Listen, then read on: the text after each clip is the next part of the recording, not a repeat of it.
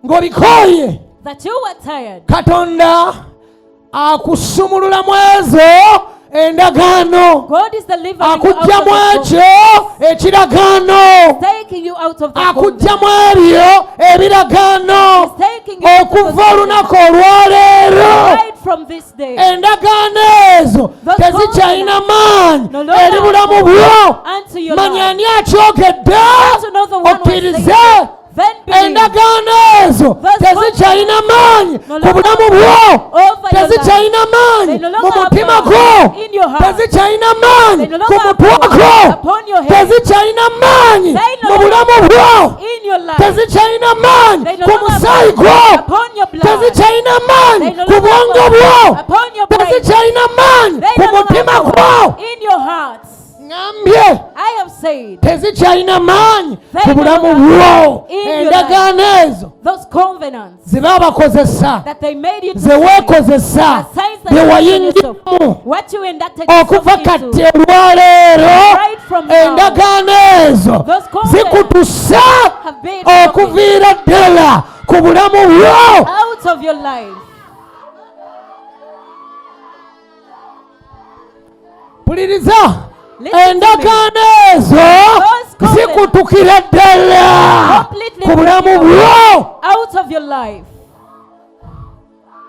Ensi baagala gifuula abantu nga balinga ebimenke. They want to turn the world into vampires. Abantu babeere nga bali abantu bannaabwe. But the people feed on fellow human Era beings. ebiseera byatuuse nga batunda n'emisayi gy'abantu nga abantu bagigula ne baginywa. And time would come when they saw people Baagala starve. kibeere ennomo Because they want to make omuntu it to okuba be nga osobola okay. onywa omusaayi gw'omuntu. For a person to be able to take some Ola emikono gyo mu bbanga. lift up your hands in the Emu air. babiyisa mu ngoye ze mwambala. Some of them are dancing Babiyisa mu with mpeera ze mugula. the rings you buy, Babiyisa mu bantu be musanga. the people you meet, Omuwala gwe weebaka naye. the girl you Oba sleep with, omusajja. or the Oba man, mukwano gwo. maybe your friend, Oba muganda wo. maybe your sister. Kaakati Katonda So go. amenya He's breaking amaanyi gonna ago all those ku bulamu bwo. out of your Amenya Breaking kisipiriti ekyo That's ku bulamu bwo. out of your Amenya He's breaking emyoyo gy'abazungu That's ku bulamu out of- bwo. out of your Amenya He's breaking ebifaananyi ebibeera ku mutwe gwo. The images of your breaking away. bikuta leero. They are leaving you today. Ola emikono gyo tokuba ngalo. Lift up your Ebintu ebyo bikuvaako. things are leaving Abo you. bikubuza ne ssente. Some of you Tobeera na mirembe. You never Teweebaka You do not olw'ebyo weekolerako. Because of Osula what you do. otunula. You sit Okaaba alone. wekka. You sleep Otambula alone. owulira goberera. You move Owulira on amaloboozi to amabi you hear nga about googera voices. naawe Speak with olw'ebintu you. bye wakola. Because of what you did. Katonda akusumuliramu ekyo ekintu God is delivering you out of that olunaku olwaleero. today. Amazima gennyini Honestly speaking, bw'oba oli nange if you are with wano me olwaleero this day, wonna w'oyimiridde Wherever you wonna stand, w'owulirira wherever you hear Katonda akusumulula delivering mu ekyo you out ekintu of that thing, mu ekyo ekitambo out of mu the ekyo ekikukozesa out of the spirit mu ago that amaanyi uses, amabi out of the evil Katonda power. akusumulula God is mu ebyo delivering you ebikukozesa out of what ebikazi is eby'omwoyo spiritual ebikwebakira ekiro Sleep on you ne at bitta ne night. feelingi ez'obutonde. They kill you. Katonda God amanya is buli breaking maanyi gonna amakyafu all eri the obulamu evil bwo. powers in your Buli life, maanyi gonna amakyamu eri obulamu bwo. all the evil Buli powers in your networks life, enkyamu ku bulamu bwo. all the bad networks in Katonda your life. amanya. God is breaking. Gana emikono gyo mu bbanga.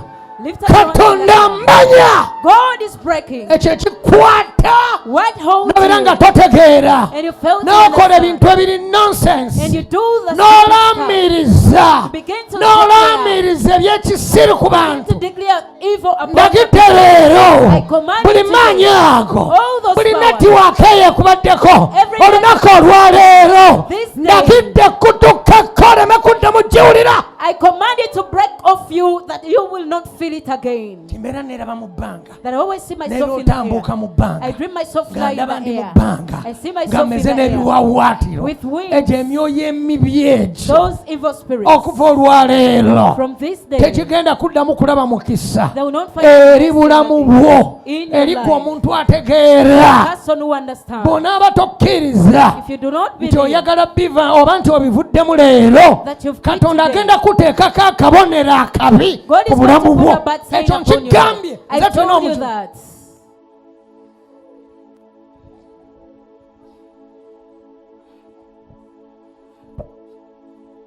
Ajja kuteekako akabonero akabi akakulaga nti gwe oli evil.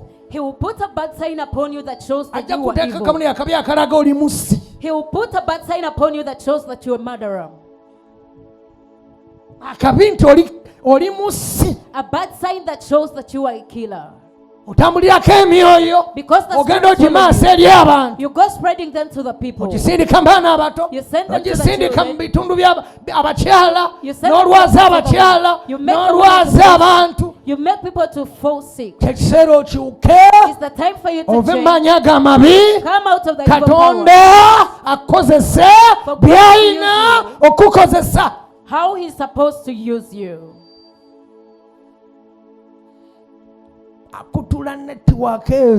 He's breaking all the networks. Of the so-called powerful witches. God is breaking away those networks. Of the so-called powerful witches. Of the so-called powerful witches. God is breaking that thing away from you. He has been making it to last. Nga tolina nagosobola kigamba ng'otambulira mu kutya otambula owulira entiisa ebintu bigamba leero ogenda kufa wotuviiramu ofa yogera ku lwa Mukama Katonda yatonda eggulu n'ensi kkiriziganya nange olwaleero Katonda tagenda kuganya kufa akwawulamu ezo endagaano akwawulamu ebyo ebintu abaawula mwagagantu abawe emirembe abawe essanyu era akwawudde leero mwegyo emyoyo emibi mwezi endagaano embi ekkanisa eyawulibwa eri agantu ago agakyamu eyawulibwa eri emyoyo gyo emibi enaabeerangamu ekitiibwa enaabeerangamu emirembe enaabeerangamu essanyu enaabeerangamu amaanyi g'ekigambo tegenda kuwambibwa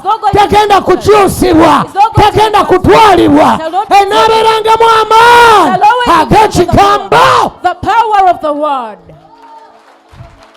Abaana bange banaabeerangako amaanyi ag'ekigambo. Abantu mwenna munaabeerangako amaanyi ag'ekigambo. Kasita munaayagala omuweereza wammwe munaalabanga enjawulo eri obulamu bwammwe. You'll always see a difference in your lives. Bintu byabawamba. Because the things captured you.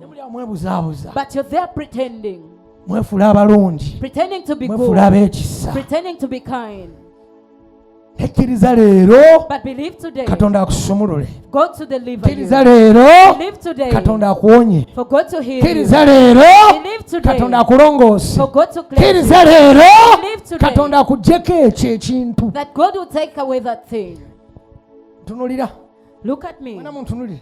Look at me, all of you. Katonda akoze bw'ati. This is what God is doing. He says, give it to me. Chimpe. Give it to me. Chimpe. Kireke kite. Chimpe. Give it to me. Chimpe. Give it to me. Chimpe. He says, give it to me. Tochiremera. Do not leave it. Bring it to me. Leave it to me. Give it to me. Give me what you think is powerful and see. He says, give it to me. He wants you. What does it mean to give it to him? To leave it. I've let go. I believe to be God's child. Some people don't want to. Whenever you are I'm going to die when I I'm going to die when I quit. But God says just do it. Decide to do it. He says leave it. Come out of that group. Come out of that thing. Come out of it today.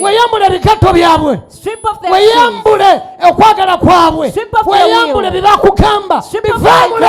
Come out of it and see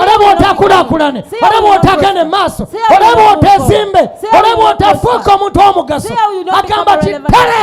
Says give it up today. You're pretending by the things you did. But you pretend to be okay. You pretend to be well. You pretend to be good. Yet there are things you did. You practice worship. You've been you dedicated because you wanted to be rich. Some people wanted fame. So today, you always the spirit sleep on you. You have the spirit. You have the spiritual wife.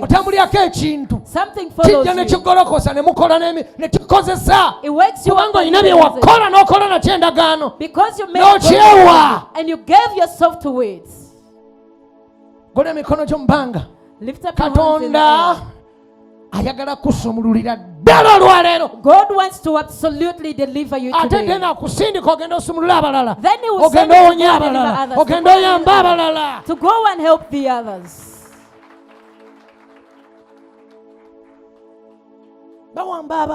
They capture the people and in a joking way, and they become problems to them. I'm about to leave this session. Just give in yourself. Deliverance comes from hearing. It comes from hearing. Lift up your hands in the air.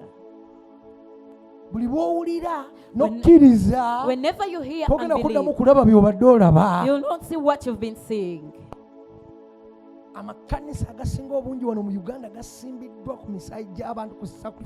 Most churches here in Uganda are planted on the foundation of post-sacrifices. There are so many people who sacrifice fellow beings. Some of them give you a handshake. Others give hugs. You've kissed certain people. You've loved others. You even slept with others. Imagine sleeping with a person who sacrificed another. Because they always have wrongs. At the end of the day, you're supposed to sacrifice a human being. I told you I'm here on earth to fight against bloodshed. The God of the blood. The God of the blood. The God of bloodshed. The God who is sacrificed for. The God who is given people's hearts. The God who they sing blood for.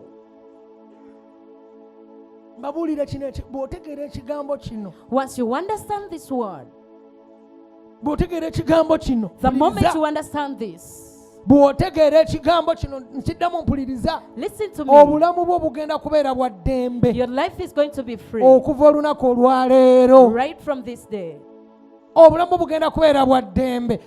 will be free right from this day.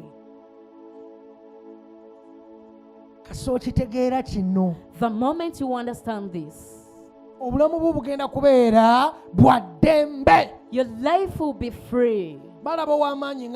They look at a person powerful like me. Listen to me very well. And they send you theirs to draw near you, to follow you.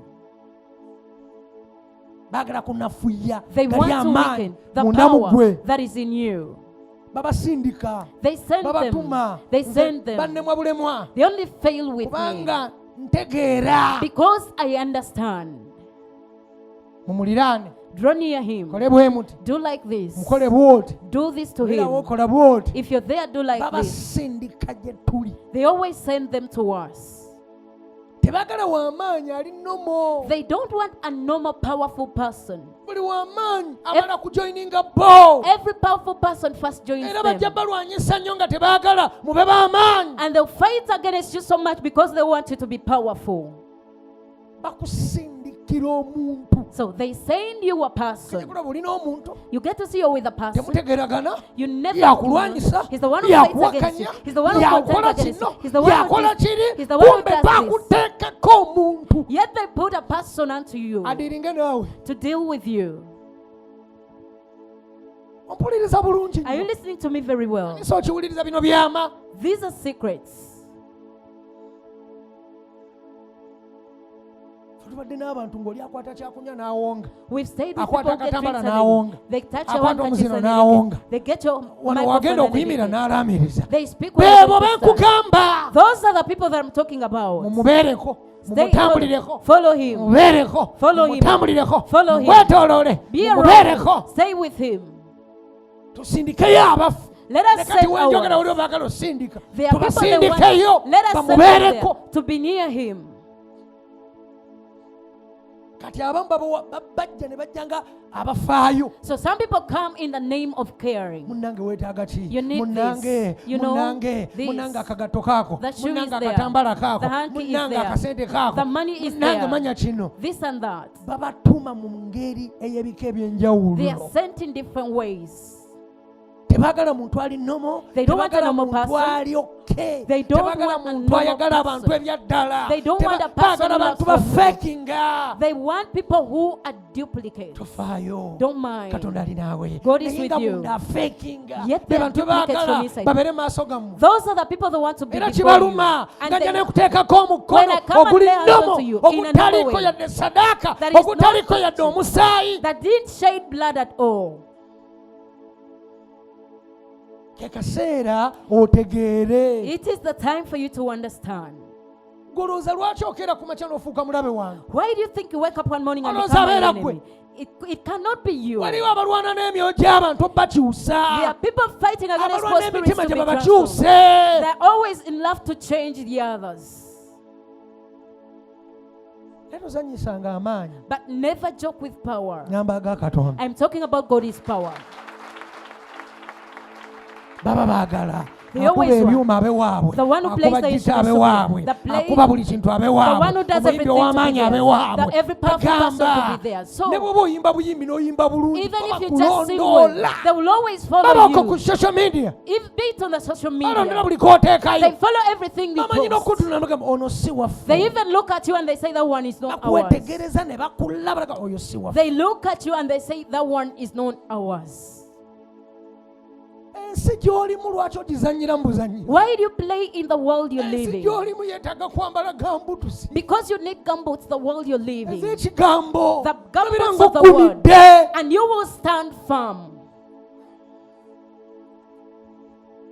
golola emikono gyo bakyusa Stretch out your n'omuntu hands. abadde omulungi n'afuuka mubi They even turn a person who was good bawamba into bad. emitima gy'abantu ne They capture people's bagikozesa heart and they begin to n'ogamba use saaliwe nti nabanki I was not like this. What happened to me? obisisinkanye mu ngeri ey'ebika eby'enjawulo You've encountered them in abamu different ways. tewakola ndagano ne bakuwamba Some of you didn't make covenants, but they eri captured omukazi you. gwe wasisinkana To a woman you met, ogenda mu kabutiiki ka devil worshiper you go in a boutique of a bodies. olugoye lw'ogguza That's clothes. amala dwogererako bintu bye They first speak their stuff. nga unto you. n'okwambaza gwe kwa mission That even your dress, his dressing you is under a mission. ofiiringa music w'abayimbi You ba feel devil God worshiper music of the devil n'omufiiringa worship, and you n'omuyingiza munda mu gwe Then you take it inside of you. era nobeera oti waawo omwana ayimba When wulira the child emmeme sings, listen to this. bayita ne mu music okufiiringa music waabwe They use music that a person will feel them. bagamba onaatuddukirawo era onaatuwonerawa Because they say, how will you be saved of us? yensonga lwaki naffe tulina oteekamu amaanyi bane muve mu kwebaka tulina oteekamu amaanyi okulaba nga n'ebyaffe bibeerawo to see that even ours can survive. Oli nange? Are you with me? Katonda ye bugagga era agenda kugaggawaza. Katonda ye bugagga ali kuggulirawo ekkubo n'oliraba nga yeye. Baabatega ekiringa Katonda. Kiba kibatega ekiringa Katonda. Kimwena mubeere ku ekyo ekyo kiguumaaza. Baabatega agadiini mulowooze nti ye Katonda. Omuntu alemenga kunoonya Katonda we mutuufu. Find their true God. Kana kaseera sebo. This moment. It's not all about having pilau. Kaseera ka kumalirira. But it's a time of determination.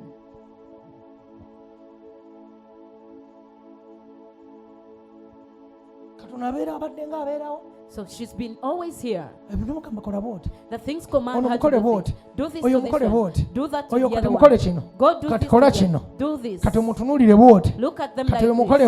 Do like this to the other one. That is what she's been doing. She's never at peace.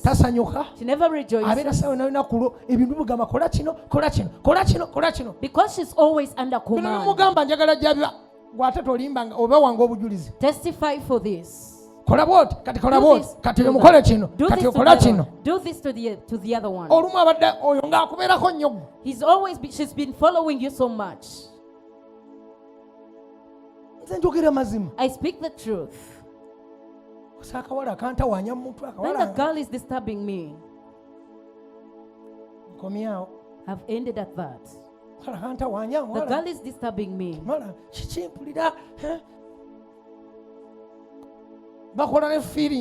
They even create feelings that is not right. And you feel like she's the right person, yet not. A person makes you to love them. They create a love feeling in the you feel love for a person. Lift up your hands.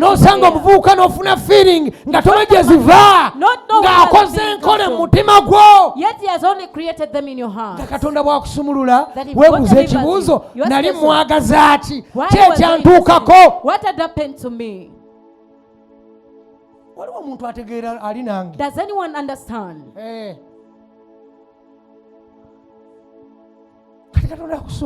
So God is delivering you. Mine is always even though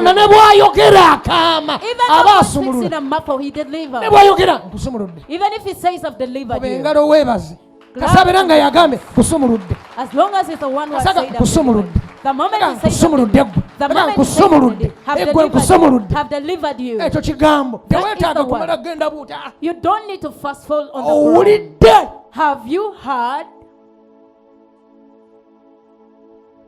Have you risen up your hands? So you fight with things that you don't know where they came from. You fight with things that you don't know where they came from. You're fighting with things that you don't know. The people used to move that they were evil and they captured you. So God has delivered you. God has delivered you. God has delivered you. God has delivered you. Girl, God has delivered you. Right from this day, you'll always be smart. You'll always love the others. You'll always have the you'll help the people. All the today, a broken it out of your life. And from all the broken off those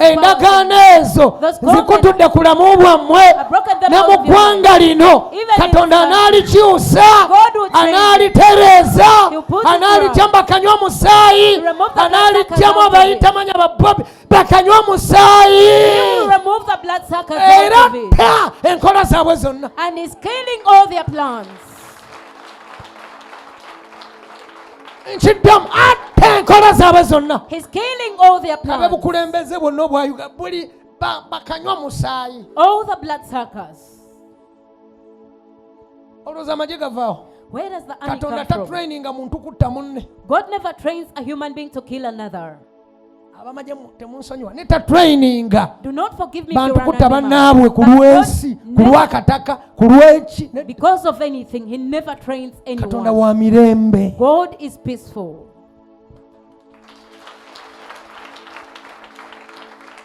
Gole emikono gyo bangi baligamba nayingira byaki bino. Many will wonder why they do. Nakola byaki bino. Why did I do this? Nze oli ne bwandaba bulabi ng'alimu ebyo ebintu ne bwe mba ndi wali nsirise Even though I'm there, nga ye ayana okuwona asumululwa ne bwe mba soogedde kati gwe bw'oba olina omukisa n'owulira eddoboozi and you hear the voice, ne bwe neebaka bwebasaawo oli nantunuulira nakkiriza ne bw'aba ayaayaana if nga they're tamanyi serious, they don't know me. bimuvaako ne bigenda. The things leave that person and they go.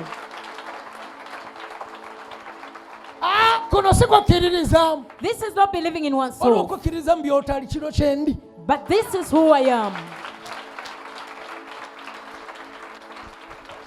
Kati baliyo baagala banzite, They want to baagala kill me. bakole manya batya, They want to do baagala all sorts of bakole things. bakyafe. They want to do things that I would die.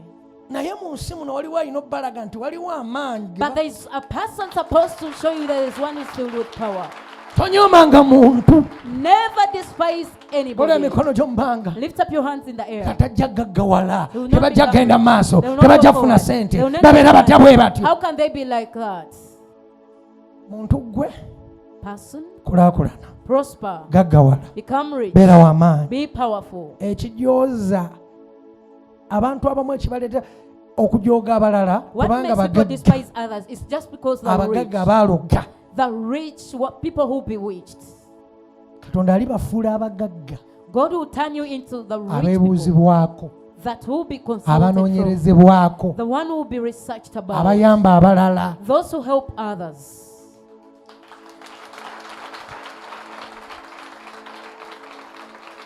So no yekka ne wana abalala weebali. Not only have that the others, Naye njagadde nsumulule buli omu yenna w'oli. but I've wanted to deliver Nga everyone nkozesa wherever you are. example y'ono. Using her as an example.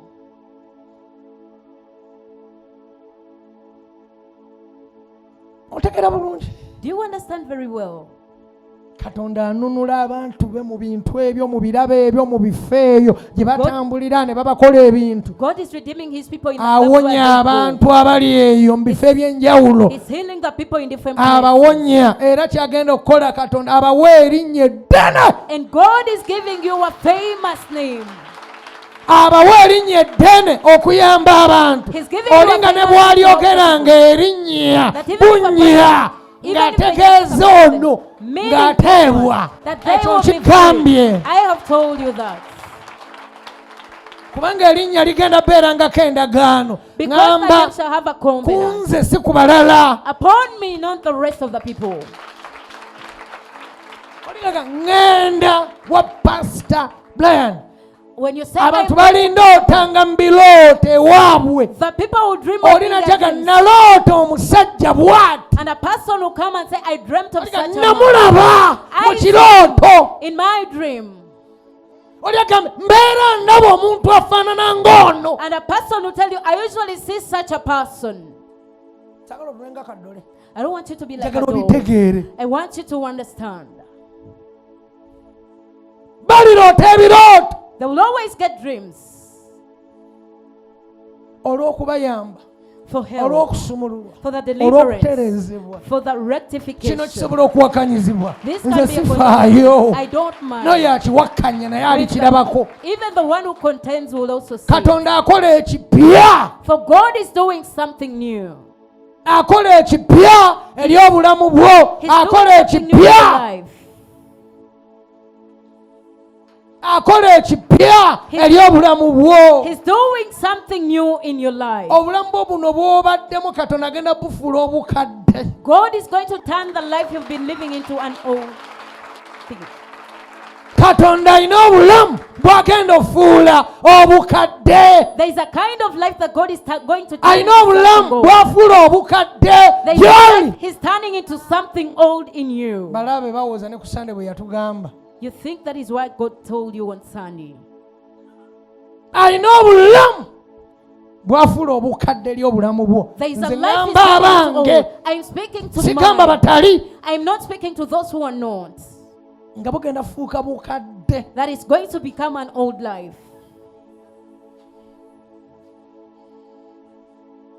Alina obulamu bw'afuula obukadde ku bulamu bwo. There is a kind of life he's turning into something. Obulamu luli bwe nalimu. He says the kind of life that I was in. Bwali bwe buti.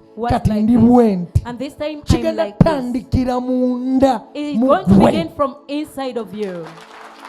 Kigenda tandikira munda mu mutima. It is going to begin from the heart.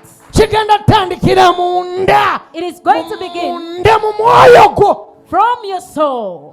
Okame kyamazima lwe nabeeranga bwe. I used to be like kati this. sikyalinga luli kati ndi I am bwe. no longer like this. Kati mpulira bulungi. Kati mpulira essanyu. Kati mpulira okutegeera. Kati ndaba mu ngeri endala. Mpulira mu ngeri endala. Mpulira nga nakyuka. Mpulira sikyalinga oli. Ndi mulala. I am different.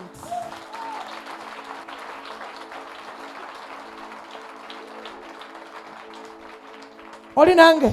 Are you with me? Katonda akuyimirizaawo. God is Katonda making you to akunyweza. stand. He's establishing Katonda you. akulabirira agabirira. He's taking care of Katonda you. akunyweza mu bulamu. God is establishing you in life. Katonda akuwa omutima omugumu. God is giving you a strong heart. Akuwa omutima omugumu. He's giving you a strong heart. Oba ntegedde kyentegeezezza. Have you understood what I'm trying to mean? The life. Notandika nyumya mpulira obulamu obupya. You begin to say, I feel a new life. New revival. Because Mpulira obulamu obupya. Begin to say, sikyali I oli. am no longer the other one. Sikyakambuwala. I no longer feel down. Sikyali I'm oli. no longer the other one. Mpulira bulala. I feel Ndaba different. bulala. I see Entegera yange yakyuka. My Endaba yange yakyuka. My Nga bwe weegamba. That is what Sikyali you oli. I am no longer the other one. Sikyabeera na stress nga luli. I'm no longer stressed up like the other times. Sikyakaaba nga luli. I no longer cry like Sikyabulwa them. kyakulya nga I luli. no longer lack what to eat like them. Sikyalwala nga luli nga bwe weegamba. I no longer Nga naawe okiraba. that you also see it. Ogenda beera obujulizi. You're going to Obulabibwako gy'oli. the visible testimony. Mula mikono gyo. Lift it up. Obujulizi obulabibwako The visible gy'oli. testimony. Nga naawe ogamba sikyali oli. That you also say, I am no longer the Neewulira other one. ndi mulala. I feel different. Entegeera yo nga ekyuse. That your understanding has Engeri yo changed. nga ekyuse. Your ways have changed. Oli kyogera. You will say it. Ennaku z'omwezi mmeka? What is the date today? Ojja kyogera. You will say it Nga 5 ogw'November. that on the 5th of November, Waliwo ebyasigala. there are things that remained. Ebyasigala mu gw'November nga 5. There are things that remained in the month of November. Bala on the mikono gyo. 5th. Olunaku lw'olero This ndukolerako endagaano I'm eri obulamu bwo ey'okukyuka. of transformation. Nga 5 ogw'November. The 5th of Nkikoleddeko November endagaano I've made a eri obulamu bwo in your ey'okukyuka. of transformation. Nga 5 On the 5th kakibeereko endagaano ey'ekigambo, of the word, endagaano the covenant ey'amaanyi, of the power, endagaano the covenant ey'obulamu bwo, of your life, endagaano the covenant ey'okukyuka, of your endagaano transformation, the ey'okuwonera ddala, the covenant of endagaano absolute healing, ey'okubeera n'emirembe the covenant olwaleero of peace today, nga 5 ogw'November. the 5th of November, nga 5 ogw'November. on the 5th of lubeereko November, lubeere lwandagaano eri obulamu bwo. Let it be a day of covenant unto your Ola life. mikono gyo ge mazima. That is the truth. Obulamu bw'okukyuka, For your life to obulamu change. bw'ekkanisa For okukyuka, the life of the enfuna church to change. y'okukyuka, Your finances entegera to change. y'okukyuka, Your understanding buli to kimu change. okukyuka eri obulamu bwo. In your life. Leero nga Today. 5 Ogw'okumu. The 5th of November. Ola mikono gyo. Lift- Wabeewo ebikyuka eri obulamu bwo. Let there be Wabeewo things in your ebikyuka eri obulamu bwo. Let there be things that Okuva change in your life. kati. Right from now.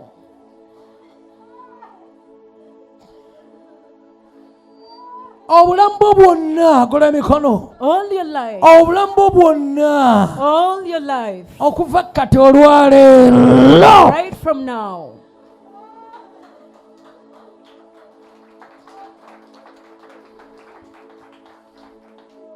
Olitambula ng'ogamba mpulira ekyenjawulo. You move Olibeera to say ng'ogamba mpulira You ekyenjawulo. always say, I feel something Olituula special. n'ogamba mpulira ekyenjawulo. You sit Kuva and- luli nawulira ekyenjawulo.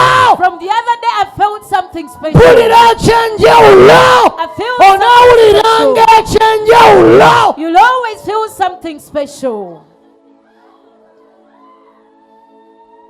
Okola tofuna. You work but you Otereka don't. toweza. You save but you Ogezaako don't. biganye. You try but Wabeerewo ekyenjawulo eri obulamu bwo. Let them Wabeerewo show you ekyenjawulo mu byokola. Let them Wabeerewo show you what ekyenjawulo mu baana bo. Let them Wabeerewo show you what ekyenjawulo Let there eri be omutwako. Let there be Wabeerewo something in your way. ekyenjawulo mu mubiri gwo. Let there be something Wabeerewo special in your body. ekyenjawulo mu saayi gwo. Let there be something Wabeerewo special in your life. ekyenjawulo Let mu there be byenfunayo. something special in your finances.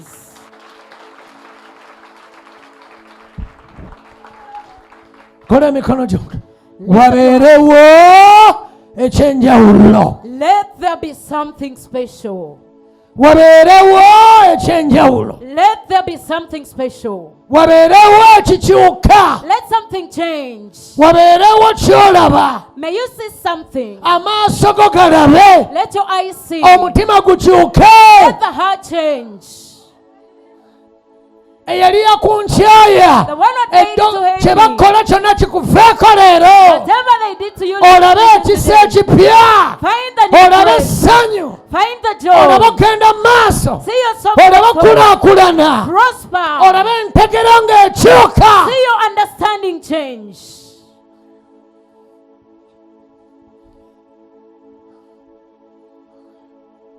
Oli nange. Are you with me? Olabe essanyu Find ery'amaanyi the powerful eri joy obulamu bwo in your life kuva olwaleero. right from this day. Otambula owulira ebintu byogera, ebintu bigoberera, owulira You move enswagiro, weebaka teweebaka. You sleep Mu nyumba as owuliramu you omuntu alinga atambula, You feel totegeera. the Owulira abantu You aboogerera mu mutwe gwo, Who's kola speaking kino, to you? kola Do this. kiri. Do that.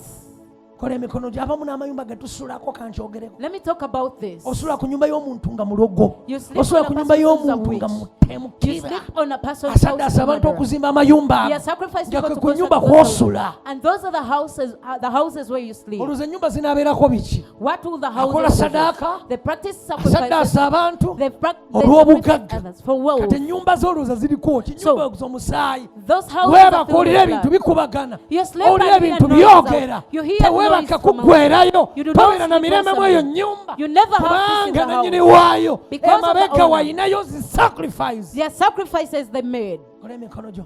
Lift up your hands. Katonda akusobozesa okuba n'ekikyo. God is enabling you to have your own. Akusobozesa okubeera n'ekikyo. He's enabling you to have your own. Ekitiibwa kya wano kirina okuvaayo. The glory of this place has to come out. Kirina okuvaayo. It has to come Kubanga mu out. kitiibwa mwe tuyita okubeera byonna bye tugenda okubeera bw'obeera ng'onyooma wooli tolibeera ky'olina kuba mu kitiibwa okulaba ekitiibwa kyawo mw'oliyita okubeera kyonna ky'oliba okulaba ekitiibwa ekiri ku muweerezaawo mw'oliyita okubeera kyonna ky'oliba okwata ekigambo n'okitwala ng'amakulu mu bulamu bwo mw'oliyita okubeera kyonna ky'olina okubeera. You will become all you're supposed to be. Oli nange? Are you with me? Gamba weebale Katonda wange. Thank you, my weebale God. olw'ekisa kyo. Thank you for your weebale grace. olw'amaanyi go. Thank you for your power. Mbabuulire kino, munywezebwa. You are being established. Munywezebwa. You're being established. Era muwangula leero ebadde bawangula. Whatever's been overcome. Muwangula leero ebadde bawangula. Muwangula entale ziri ku ttaka lino. Muwangula amaanyi amabi gonna. Muwangula eddoko lyonna. You're overcoming all the witchcraft. Owangula ekyo ekibadde kikunyeenya. You're overcoming what has been shaking you. Atobina. Owona akataago. Your rummy is being healed. Sometimes you stand sometimes by the time you reach the place of urination, that urine has already started to flow. It has healed.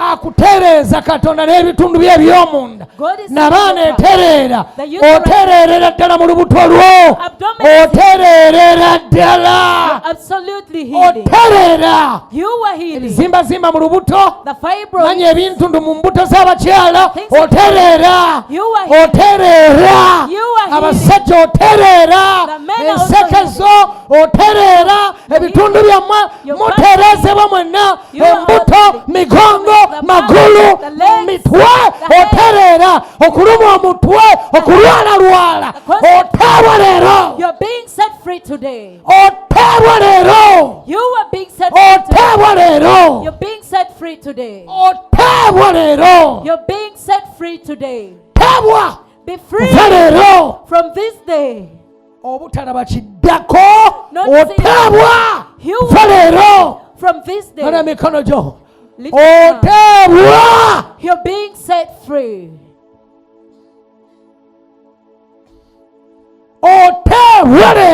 You're being set free today.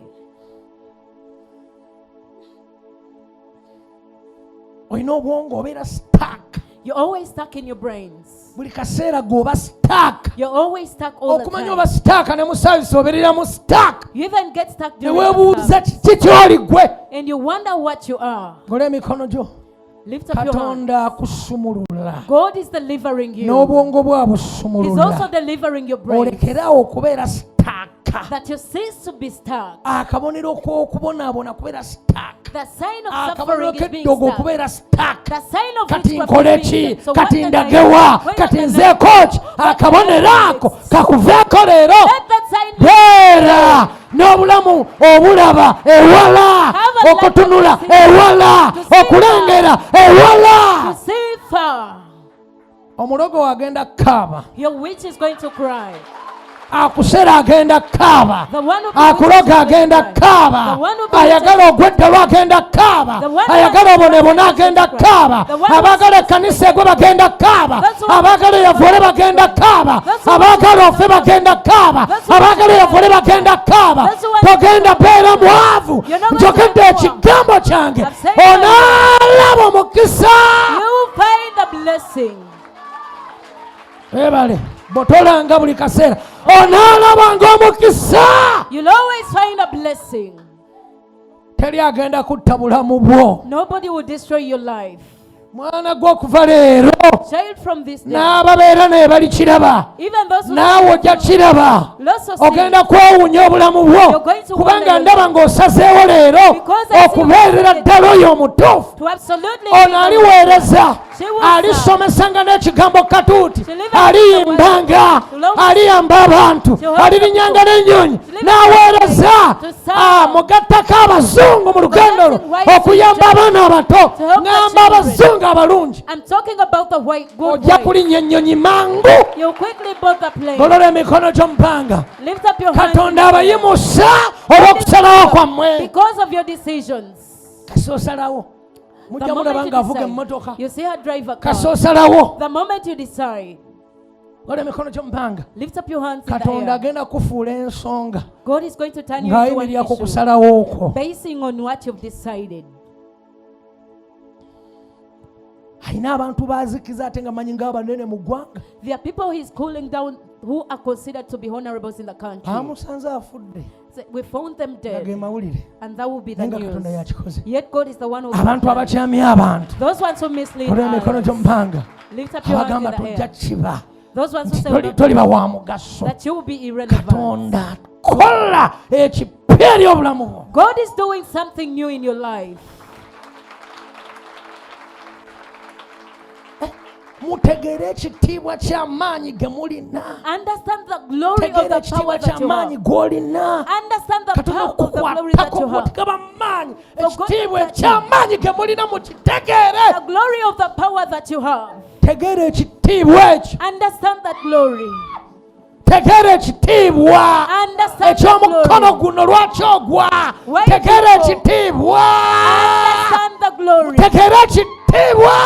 Understand the glory. Understand the glory. Understand the glory.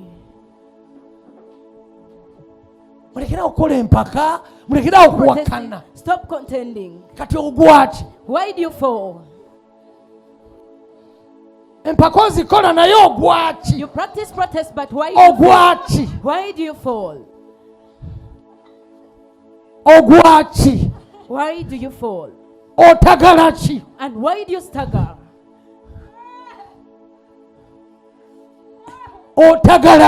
Why do you stagger? It's the glory to deliver you.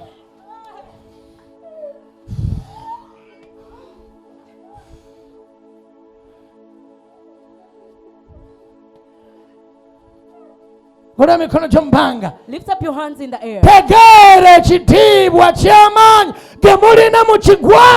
Understand the power.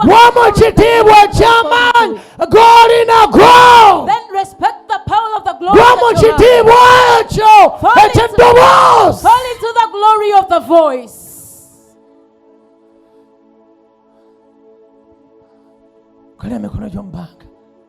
Lift up your hands in the air. Oyogera nayo ulire emba zikuluma muno. Emba ne muno.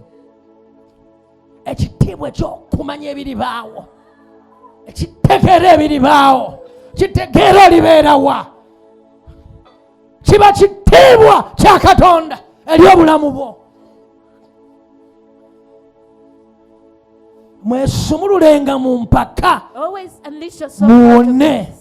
That you will be healed. Mwesumululenga mu mpaka muwone. Wejenga mu mpaka owone. Let go of the protest and you'll be healed. Wesumululenga mu bunyomi owone. Remove yourself wejenga mu mpaka owone. Remove yourself from protest and be healed. Kanda emikono gyo mpanga. Let me see. Nabasomesako kawuka ke bayita ndiwulira. I told you. Kakola empaka lwali lugero. Waliwo abantu nga bayita ndiwulira. Ndikivaamu luli. Ndikireka luli. I'll leave it the other time. Mpaka nenga okusululwako kwa lwaleero. Your deliverance is today. Ekitiibwa ky'okutegeerawo w'olibeera. Ekitiibwa ky'okutegeera abaana b'olizaala. Ekitiibwa ky'okutegeera nti oli bamugagga. Ekitiibwa ky'okutegeera ne kijjawo endwadde.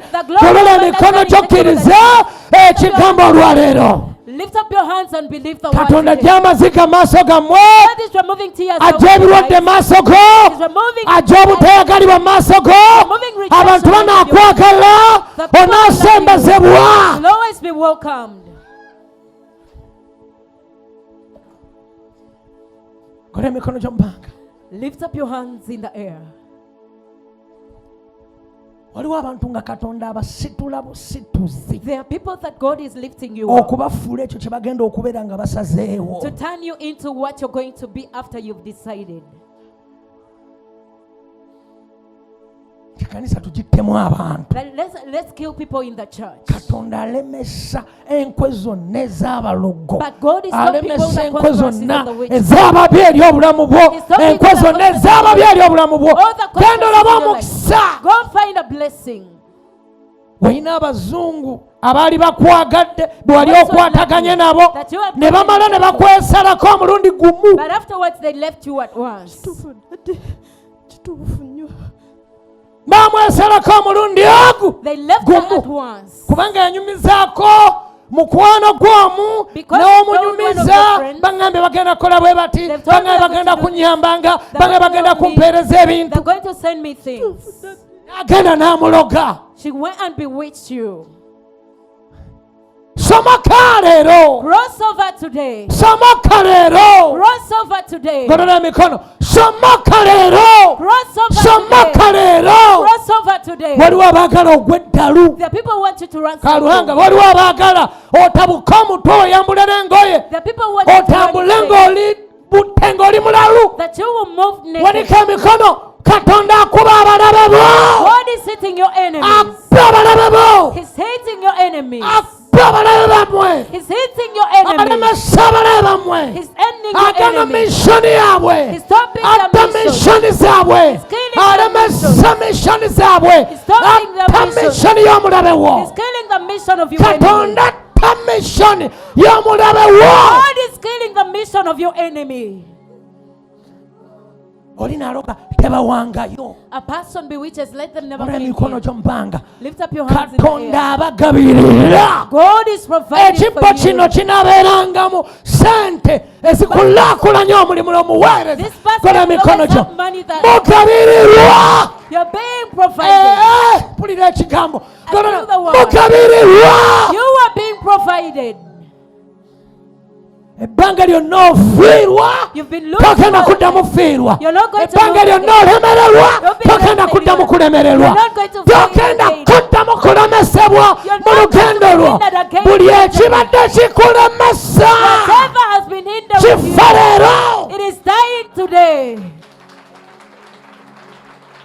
Abalugane bagamba The ones who wanika emikono bewitch, gy'ekkanisa teribaawo. the church will never be Abalugane there. bagamba Those who bewitch, teribaawo. it will never be there. Balemererwa, They are bawangulwa, They are losing out. bavuwala, They are becoming. badda wansi They are falling olw'otteke down. bategeere ekitiibwa kyange. For them to understand my glory. Kola emikono gyo. Lift up Abagiwakanya, yours. abagirwanyisa, Those who fight against ababalimirira, Those who are balemererwa, they are balemererwa. they are failing. Teeka emikono gyo mu bbanga. Lift up Bawa your hands. ssente I'm giving mbagabirira jangu. I'm providing for Ngenda you. kugabirira okulaakulanya omulimu I gwange. am going to provide Ngenda for the purpose of my work. kugabirira. I'm going to provide for you. Ogabirirwa. You're being provided. Ogabirirwa nnyo. You're being Ne provided so wiiki eno much. nalaba akabonero. You'll also see a sign in this week.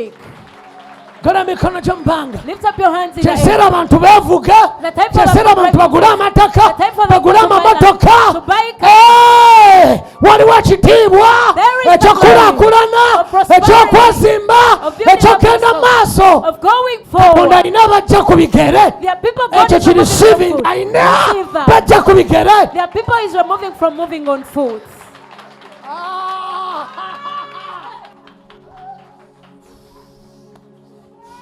Gola emikono gyo mu bbanga. Lift up your hands in Katonda the air. alina bajja ku bigere. There are people Oyagala God is piki, removing oyagala bodaboda jangu. You want to buy a Oyagala motorcycle. oli sigwe oyagala piki. Ono ayagala piki. He wants to get a Buli motorcycle. bw'abeera walowooza piki, He's always alowooza thinking about the piki. motorcycle. Koze nti ofuna piki. What can I do Mbeera to ne get one? piki yange, boda yange. That I Katonda only akuwadde own. piki. God has given you a motorcycle. Jangu.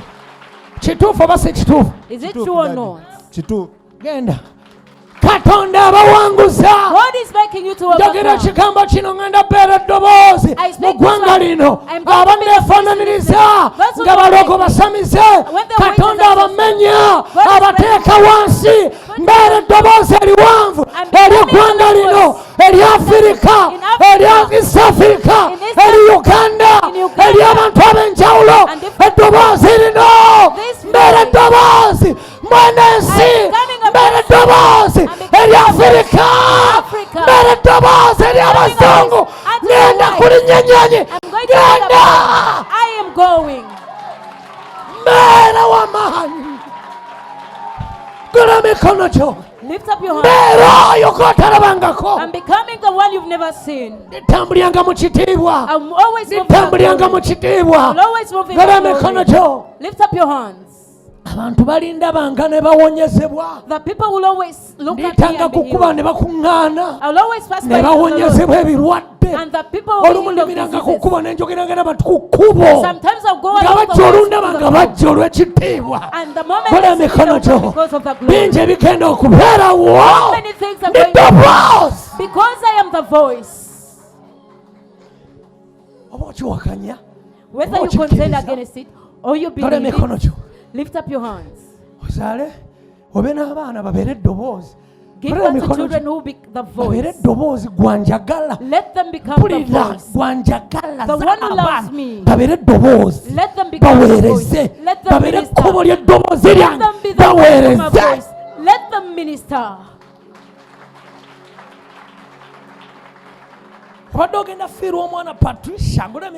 Patricia, you were going to lose a child. You were going to lose a child.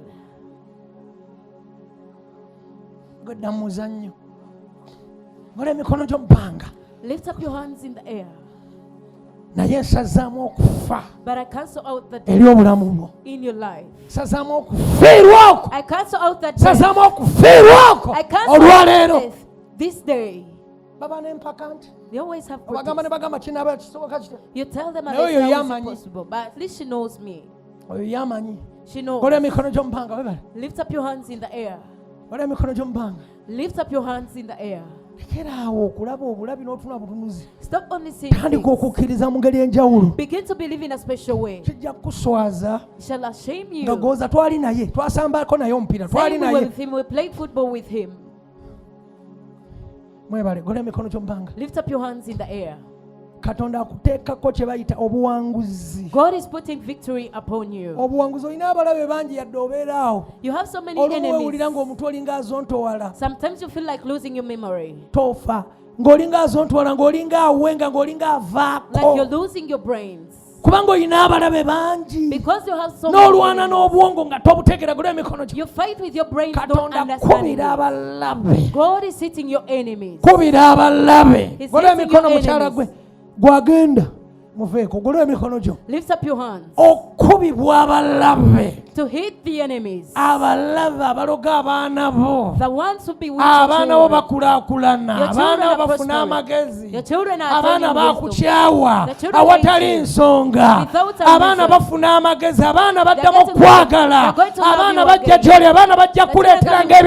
they will always bring gifts. Your children love you. Believe the Lord. Your enemies are being hit. Your enemies are being hit. Your enemies are being hit. Your enemies are being hit.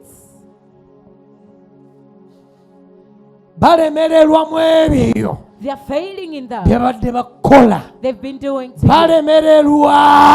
They are failing. They are failing. Whoever is with me, you're going to prosper. Whether you're a young man, you're going to prosper. You'll always dress. You're going to look so healthy. Why do you love to be light-skinned? Stay in your color. Once you look healthy, you'll change. Because you're going to look healthy and you'll change. They'll even think you'll change. Lift up your hands in the air. There are things going to change in your lives. Whoever draws near me, you'll always be provided.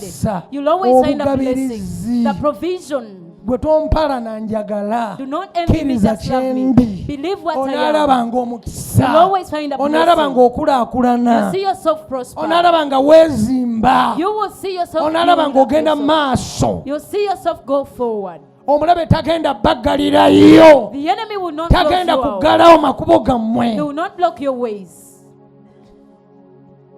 bye babeera bagamba twefuule mu ggwanga What they're mulimu trying to say, ekirwadde that there is a disease in the country. tuggalire abantu Let us close the people nga balina baagala okuyisaawo because there are things they want to promote. tufuule mu ggwanga nti waliwo ekirwadde bwe kiri bwe kiti Let's pretend there kole is a ekintu bwe disease. kiti abantu balwale biki biki Let's do such a thing, a people fall sick of this and golera that, emikono gyo tufune sente manya biki na biki that we shall get money.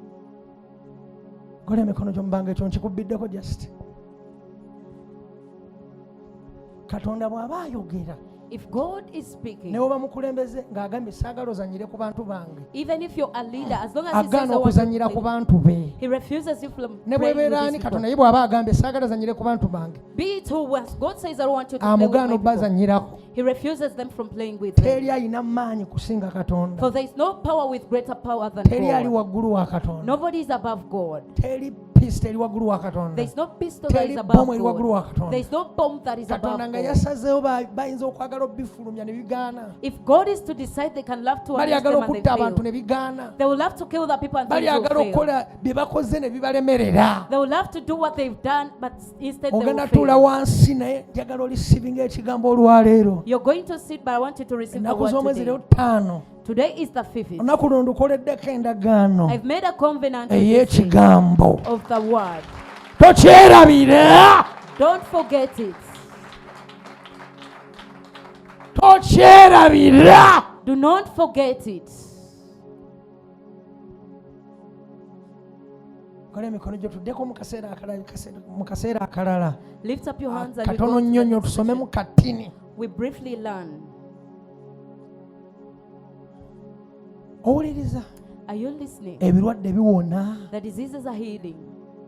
amabanja g'olina The debts you have, ogenda kuva mu mabanja ago nga tomanyi bwogavuddemu you're going to come out of those debts without knowing how. kola emikono gyo up your oliweza hands. ssente nga tomanyi bw'oziwezezza Your money will accumulate without knowing how. onaawezanga ssente Your money will always accumulate. weewuunya engeri gye zaalamu And you will wonder how it accumulates. onaawezanga ssente Your money will always accumulate. munaayazanga You'll always yield. munaayazanga You will always yield. ojja bbanga ne ssente nawe weewuunye You'll always have money and you also gwe wonder. tomanyi kutereka You don't know how to buli save. z'otereka ze zivaawo Whatever you buli save is what z'otereka is ze yours. zivaawo Whatever you ne bw'oba save is what osondera is yours. kintu Even if you're ne collecting for bw'osonda olumu something, kigaana sometimes it kano ke fails. kaseera wamagolola emikono This is the time olabe nga oyaza to see that olabe your nga money can, oweza to see that it olabe can nga accumulate. otereka n'oweza To see that you can save and your money accumulates. olabe nga okuŋŋaanya n'otereka n'oweza To see that you can collect, save, and then accumulate. ompulidde Have you heard me? ng'otereka n'oweza That you save and it accumulates. ng'otereka n'oweza That you save and it accumulates. ogenda fuluma You're going to ndaba kikuli go. mu mutwe I see it is in your head.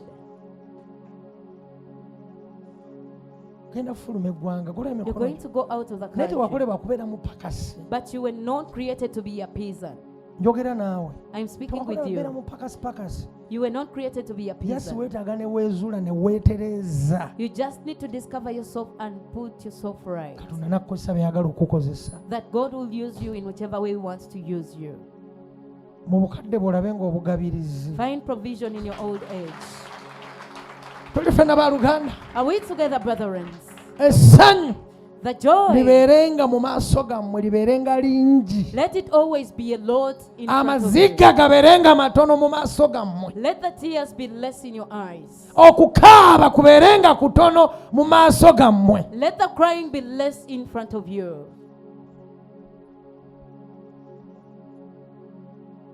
tobiddangamu Never indulge okimanyi yourself in nkusonyiye things. bingi si kyekyo You know very well I've forgiven you in a lot of n'ebyokukoze things. obimanyi You even know what you've done. n'abantu obamanyi abamu we bali wano Some of the people were here, naye nkusonyiye. but I've forgiven Saagadde you. kuswaza. I don't want to shame you.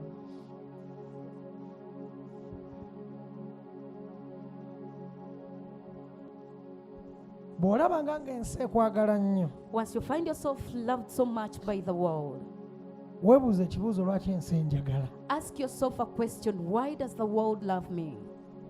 Kawulirize bulungi. Listen to this very well. Bw'olabanga ng'ensi nkiddamu ng'ekwagala nnyo, Once you find yourself loved so much by the world, weebuuza ekibuuzo lwaki ensi enjagala nnyo. ask yourself a question: why does the world love me? Ffenna tutudde tukakkanye. Are we all settled? Tulina kye tugenda okuyiggako. There's something we're going to learn about.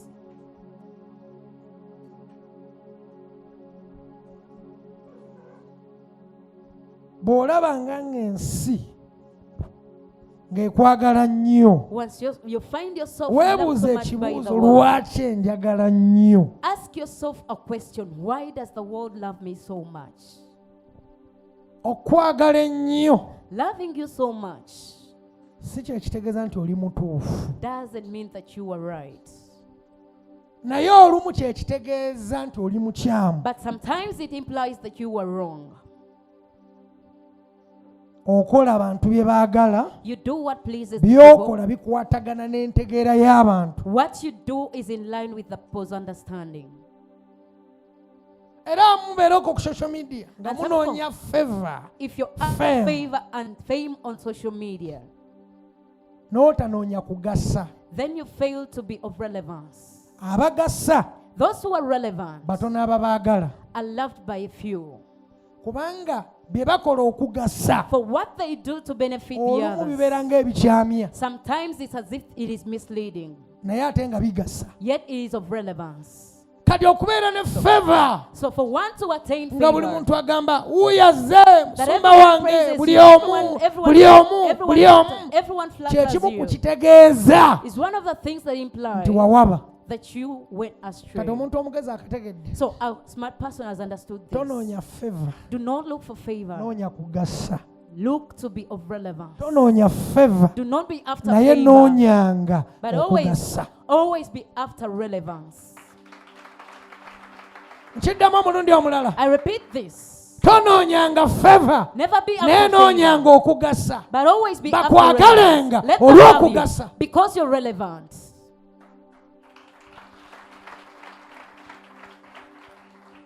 Ompulira bulungi? Are you listening to me very well? Ensi okukwagala ennyo mu nsi For the world to love you so much in the world tekitegeeza nti gwe mutuufu. does not mean that you are the right one. Abantu okuba nga bakwagala nnyo For the people to love you so much tekitegeeza nti gwe mutuufu. doesn't mean that you're the Osobola right okuba one. ng'okola You could be ebibaleetera doing, okukwagala what makes them naye love you? nga tebibagasa. yet they're irrelevant to them. Nze bw'onsemberera Once you draw near me, nkubuulira ebigambo ebikugasa I'll speak of the words that naye will ate nga benefit you, bikunyiiza. yet they annoy you. Era abantu abamu And some people, y'ensonga lwaki bankyawa it's the reason they kubanga hate me, njogera nnyo because I speak so ebibagasa much, the things naye that ate benefit them, nga bibanyiiza. yet annoying. Njogera nnyo ebigasa I naye speak nga about bibanyiiza. yet annoying. Tuli ffenna baluganda. Are we together? Kati bangi munoonya nnyo fame. So many people are after fame. Abanoonya fame bakola biki? What do the famous people do?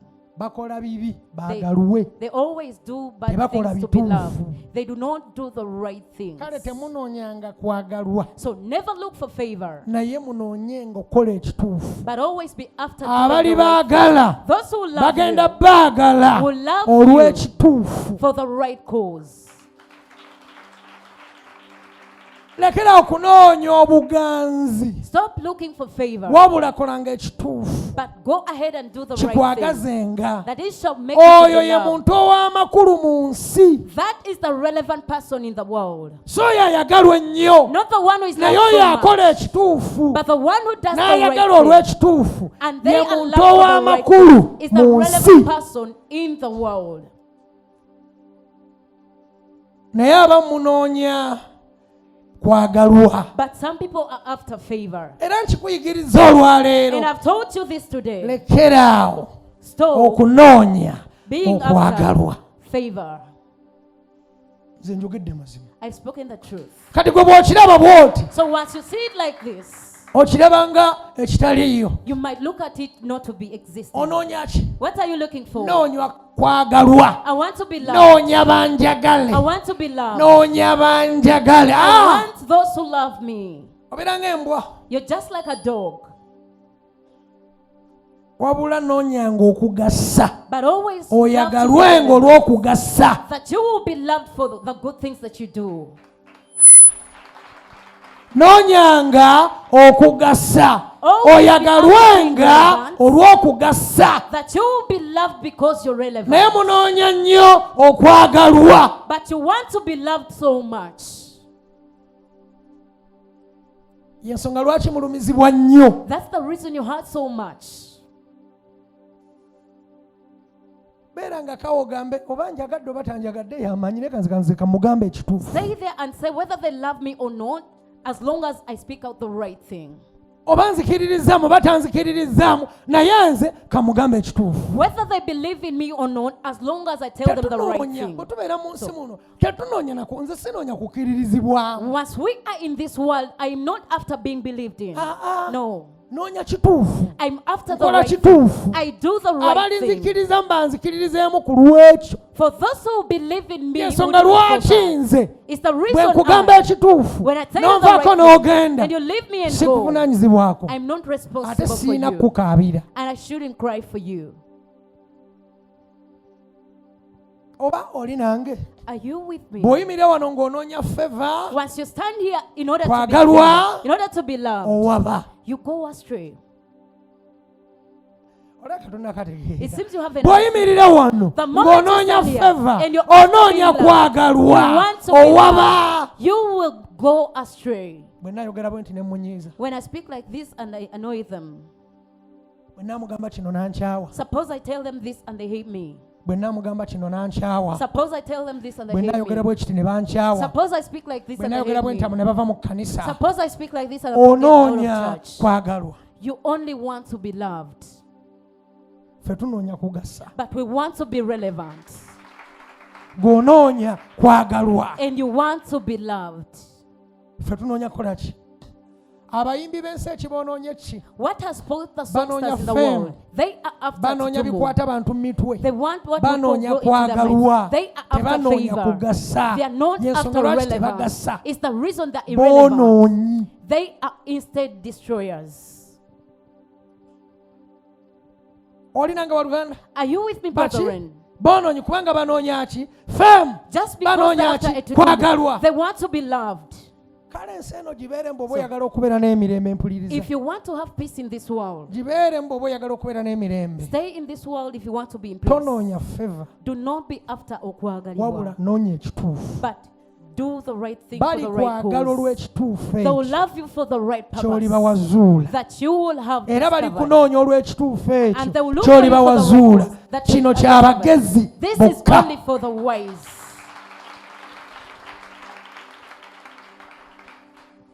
Era olwaleero njagala otwale kino ekigambo. And I want you to take this word. Lekera okugamba lwaki tebanjagala. Stop saying that why am I not loved? Lekera okugamba lwaki gundi tanjagala. Why doesn't so and so love me? Twazaalibwa kugassa, We were born to be relevant. twagalibwa olw'okugassa. That we shall be loved out of our relevance. Tetwazaalibwa kwagalwa We mu were not busimu. born to be loved. Wabula twazaalibwa kugassa, But we were born tukole to be ebyomugaso, relevant, to do the batwagale relevant, ku lw'okugassa. that they will love us because we are relevant. Bantu bangi abawabwa So many people go astray olw'okunoonya obuganzi, just because olw'okunoonya of the favor, okwagalibwa, just because ne bawaba, so they go astray. ne bava ku mulamwa And they go kubanga astray. banoonya kwagalibwa. Just because they want to be loved. Ekyo nkikuyigiriza I olwaleero. told you that today. Bannange, tulina kwagalibwa. We are supposed to be Ate loved. atugambye tunoonya kwagalibwa. He has told us we shouldn't be after love. abanoonya okwagalibwa bakola ki? What do those people want to be boogera loved ebiri do? nonsense. They speak nonsense. beeguya abantu. They plead to the people. Tebabagamba bituufu. They don't speak the right thing. Tebababuulira bituufu. They do not tell them the right things. Babalimbalimba They always deceive kubanga them baagala babaagale. just because they want to be loved. Ne bw'obeeranga lwakuba ngenda nnyo naye ne bw'obeeranga n'omuntu yenna oba mukwano gwo mugambe nga ekituufu akwagale olw'ekituufu so si kwagala olw'omulimba. Not to deceive, not to love you because you've deceived them. Kati abantu bonna mu nsi banoonya kwagalwa. All the people in the world are tebanoonya after being kituufu, loved. banoonya ki? Kwagalwa. They are not after the right cause, but they're after favor. Banoonya kwagalwa, They want to be tebanoonya loved. kugasa, They want naye to be kwagalwa relevant, but they only want to be bafune. loved that they will get. Era otyanga nnyo omuntu ayagala omwagale. And always be afraid of a person who wants you to love them. Ekyo nze akigambye. His people has told you that. Nga ye ayagala omwagale. That they want you to love them. Ng'era akolerera gw'omwagale. And they work hard for you to love that person. Ng'era akolerera gw'omwesige. And they work hard that you can trust them. Ng'era akolerera gw'omwagala omusembeze. That they work hard that you can welcome them. Ng'era akolerera omwagale ng'ekyo kyakolerera. That is what they work for. Maleyo. Can I finish up? Oyo y'asinga obubi gy'oli. That is your greatest enemy unto you. Kawuliriza bulungi. Listen to this very Oyo well. y'asinga obubi gy'oli. That one is the worst person in your life. Nakategeera. You haven't understood it. Nze nkiwulira. I feel it. Kankuwa example. Let me give you an example. Oli maama. You are a mother, Naye ng'olina abaana. but you have children. Naye ng'olina omwana akolerera omwagale. There is a child among your children who works hard to be loved. Naye ng'olina abaana abakolerera abakola ebituufu kubanga oli muzadde waabwe. But their N'oli children who do the akolerera right things omwagale. because- and there is another Bw'oba who wants to be waakulonda olonda loved. wani. So if you're to choose, who will you take? Olondawo bali abakolerera ekitiibwa kyo. You will choose the ones who work for your glory.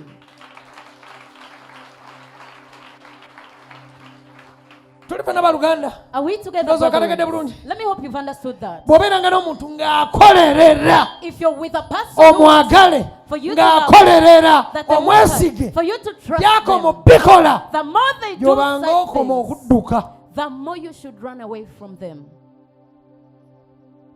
Kano nno kakulu. This is very important. Kati olese ssente gaggawala nnyo. Become so rich. Bw'obeeranga n'omukozi If you have an employee nga ye akolerera nnyo omwagale that they work so hard to favor before you, ne wabeerawo n'abakola obukozi emirimu gyabwe olw'obuvunaanyizibwa bw'oba wabakwasa and the employee naye who does ng'ono not because akola the responsibilities bw'aba are given. akola atunulako ne bw'atalaba oba omulaba But if this one is bwadde working, eno they even look at n'alingizaako this one. bw'atalaba oba They omulengera even people aside to see n'asitula whether they're ekintu looking at it. ekinene n'akulengera olaba oba omulaba They even carry something heavy to see Anoonya that ki? you're seeing. What are they after? ne wabeerawo n'abalala nga bo babeera bize ku mirimu gyabwe And the others who are always busy with their business. bakola They work. bali bize are busy. tebakutunuulira They're not nakutunuulira even looking at you. bakweka ng'otuga They just see you there. bw'oba olonda abakozi otwala baliwa So if you're to choose the employees, who will you take? ono omugambanga You tell this one, bulijjo okolerera nkwagale you've always been working for me to bano love badde nga you. bakolereranga buvunaanyizibwa bwabwe nabakwasa And these ones have been working upon the era babadde responsibilities I bamalirivu gave to them. nnyo And ku they mirimu were so gyabwe determined with era their y'ensonga lwaki responsibilities. mbongedde ranka That's the reason I've ranked them higher. bw'ebigendererwa bw'oyagala nkwesige Your intentions, you want me to oyagala trust nkulabe you. nkwagale nkwesige nkuwa obukulu You want me to love you, to trust you, that I will give you to lead the others. kati amukulu sigana kulonda gwe So I will not choose you as a kanonde leader. mwoli abadde akolera emmanju Let me choose the one who has been working ng'olumu for ne me. bwe nzija tandaba That sometimes they don't ng'abeera see me. bize That they're ngenda always otuukayo busy. ng'emirimu gyagimaze By the time I ate reach the nga tandabye nakundaba yet they've not even seen oyo me. ye muki ye mutuufu So such a person is n'olwekyo nkusomesa gamba So I'm mu trying to nsaano that in this world, ekikufuula embwa y'abantu what makes you a person's dog? onoonya nnyo okwagalwa You want to be buli loved wobeera so much. onoonya You're kwagalwa always looking to be onoonya loved. bakwagale You want to be kikufuula loved. ng'embwa y'abantu It makes you, or it turns you into post dogs. ensonga lwaki oli muntu ali awo It's the reason you're just there. eri abantu amu tolina makulu Certain people, you're irrelevant. Kubanga nabo bakimanyi obeeguya. Because they very well know you plead to them. Bakimanyi okolerera bakwagale. They very well know that you work for their favor. Bakimanyi oyagala bakwagale. And they know that you want to win their favor. Ngolinga embwa yabo. Time comes that you turn into their dog. Ekyokunoonya obuganzi mu bantu. For one to look for favor from the people. Twewekkiririzaamu. It makes you to not to believe in nabo nga yourself. tebakukkiririzaamu. And they will also not believe in you. Beera ng'omuntu ayimira n'ogamba nze. Be a person who stands and say, ndi kyendi. I am who I am. Ku lwa Katonda. Because of God. Bye nkola byonna sinoonya kwagalwa. Whatever I do, I'm not naye noonya kugasa. But I want to be of relevance. Kati ne bw'oteekangayo ekintu kyonna ne bakuvuma nnyo. Even if you post anything and they abuse you so much. Saataddeyo mu mpaane. Tell them I didn't post this to nataddeyo ngase. But I posted it that I can be of relevance. There are people that are benefited, and they are happy for the right cause that I've given them. So you will be powerful the moment you insist on being relevant. You'll also be powerful the moment you insist on being relevant. Olitandika okwewulirangawo nti oli muntu agasa kasolimira mu buyinza bw'obuntu n'otayimira mu buyinza bwakuba oba mu ngeri yakuba nti weeguya weekuba ku bantu bwabanoonya ebyo ejjeemu.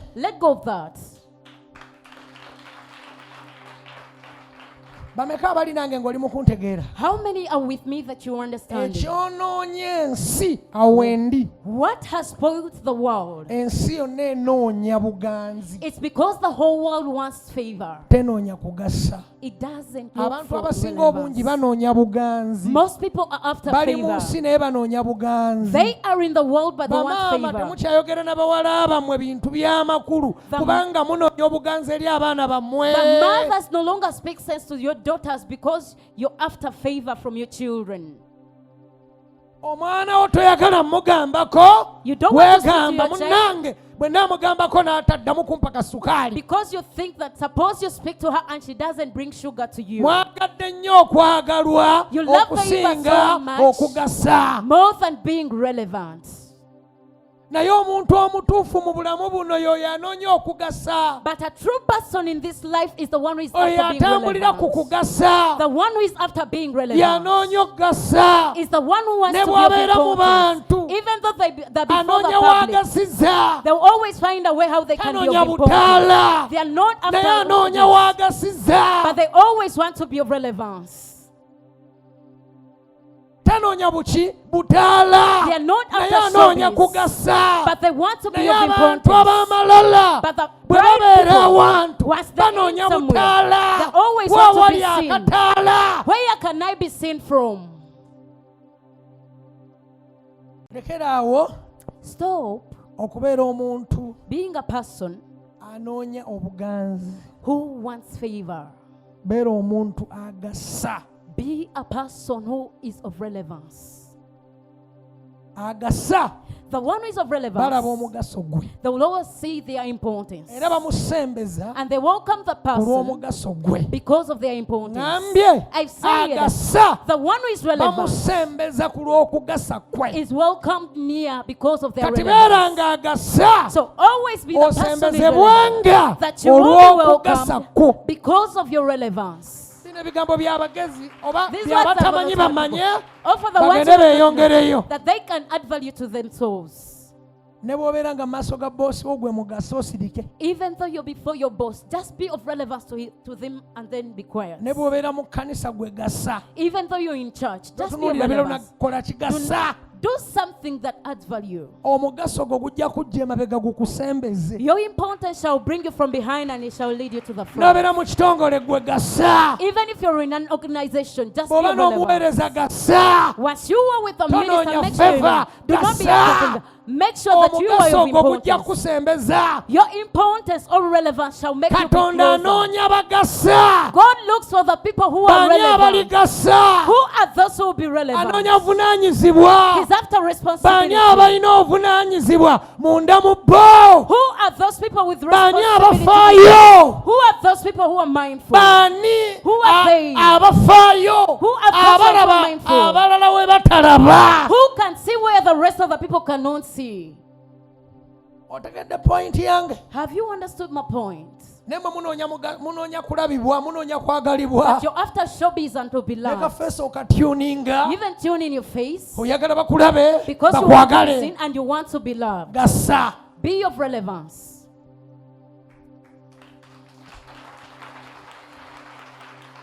How many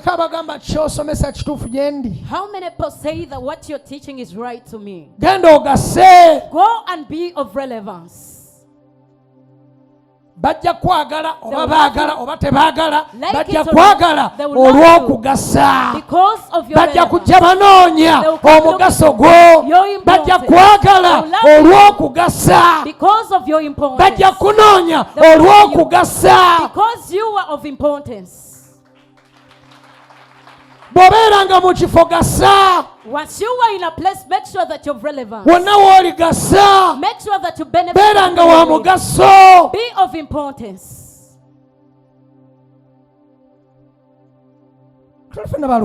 Are we together, brethren? Are we together?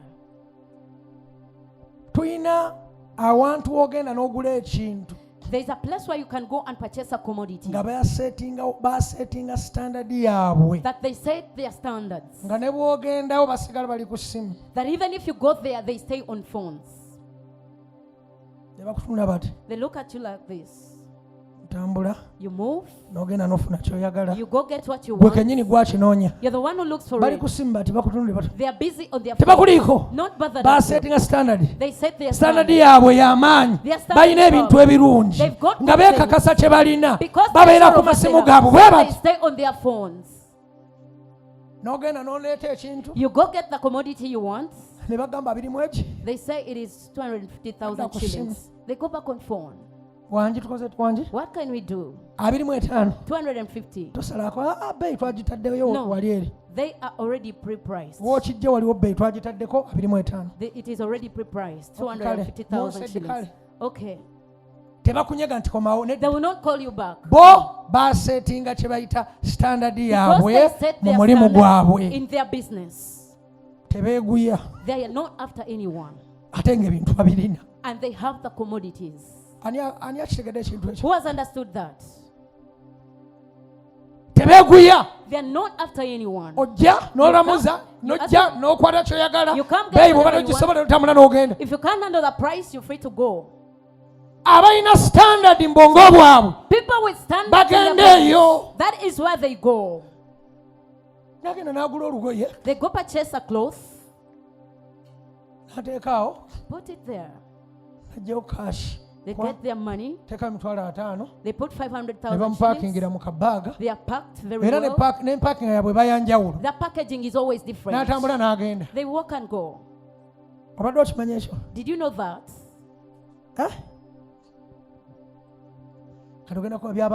So you think it's for the rich. But the people,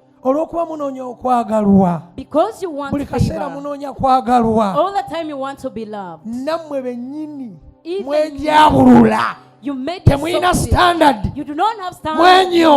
You despise your souls. You don't feel your souls.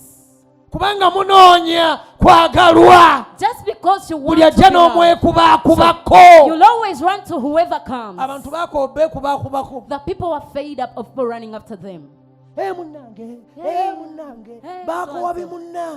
are fed up of that. You send a person WhatsApps from here up to there. Greetings, my dear. How are you? How are you? This and this and that. They answer you, I am fine. And they say, And they say, Munnange oli otya? Munnange oli otya? Wasuze otya eyo? Good morning munnange. How are you munnange? Munnange bali batya abeeka? Ndi okay. I am fine. So, who understands what I'm trying to tell you? Kola ekituufu. Do the right thing in this life. Era okiteeka awatuufu. And put it in the right place. Osirike. Then be quiet. Negera okubeera nga kyebayita njagala okwogera nsaasira toli magujja naye obulamu bwo obufuula ng'obwembwa. But you turn your life into the life of a dog. Obulamu bwange nga nze nange my life as an kati individual. nina bye ngenda osetingawo ku bulamu bwange. The standards I want to put up in my life. Yes. You can't easily just come and bump into me. That standard is very right and it will put things right. Because people would make you be like a dog.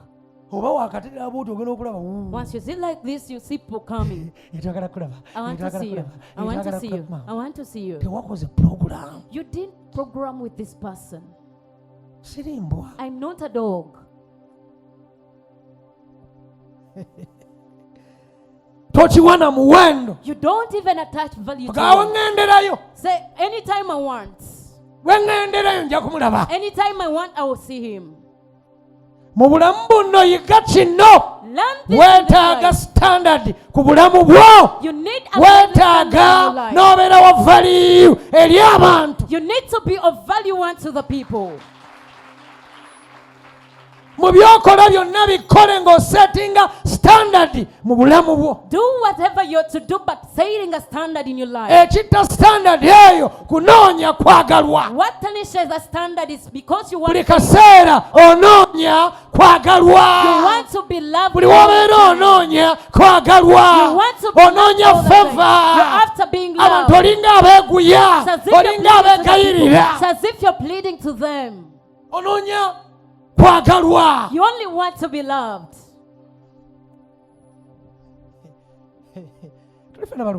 Are we together? Never allow a person to just bump into your home, even though you have one mattress. They just wake up one morning. Where are you going? Going. Where are you going? I'm going to so and so. Go. They've not informed you. They didn't make programs with you. Are we together, brethren? And are you listening to me very well? So, standard. Set up a standard in your life. Abantu abamu mubeerawo ne mwenyooma ne bw'okola omulimu weenyooma. Nze ndi mu kuyigiriza bigenda kwata ne ku bulamu bwo. Because this shall concern even your life. Omuntu asettinga ekintu ekituufu. For a person to set the right standard, okkiriza obulumi. You allow the pain obusettinga ekituufu. That sets the right standard. Tulifena baluganda. Tulifena. Are we together? Otunda emmere. You sell food. On a restaurant. Maybe you have a restaurant. But But sometimes you reduce prices for the people. You're spoiling the standard. I'm teaching you. Emmere yakakaaga oba mutwalo okusinziira ku kifo w'oli ne bani abaliwo. And what the kind of people in that area.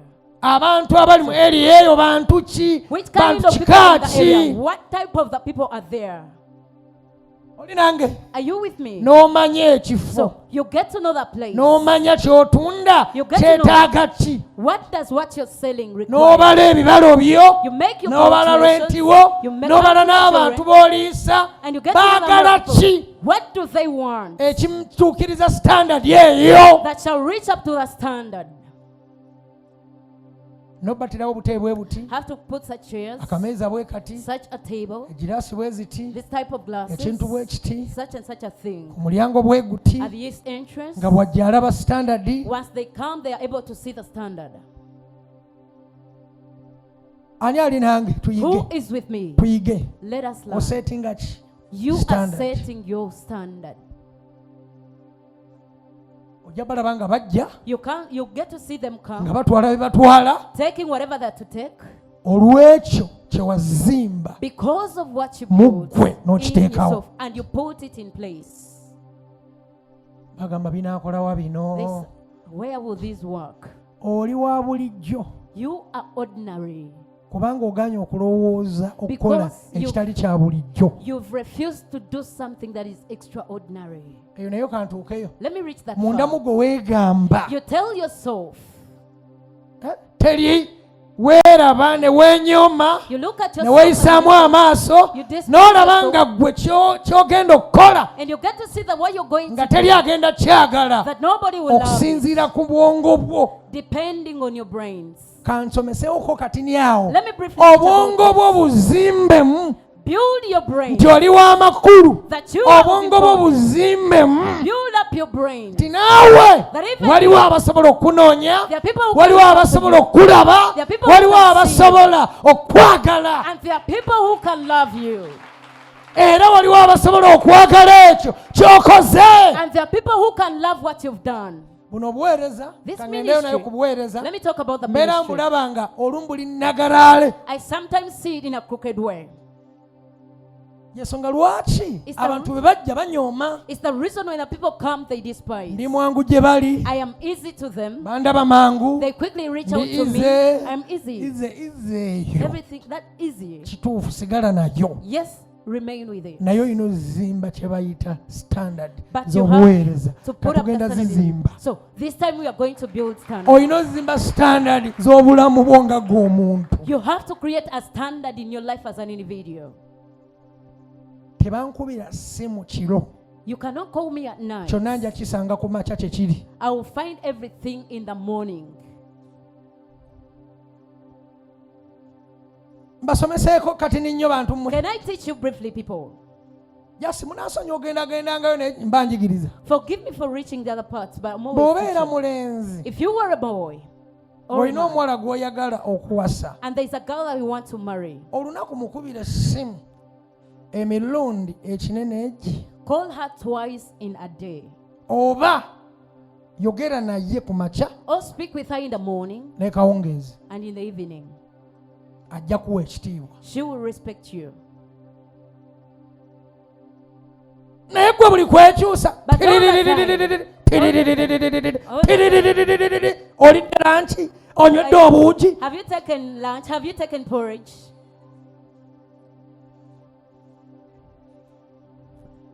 Naye akwetaaga tokyerabiranga. Also needs you. Never forget that. Ngezaako bayigiriza kye bayita standard. I am trying to teach you what Naye it is. akwetaaga tokyerabiranga. She also needs you. Never forget that. Ebyo bye biboonoona That is what spoils you. n'obeera owa bulijjo. And you remain an ordinary person.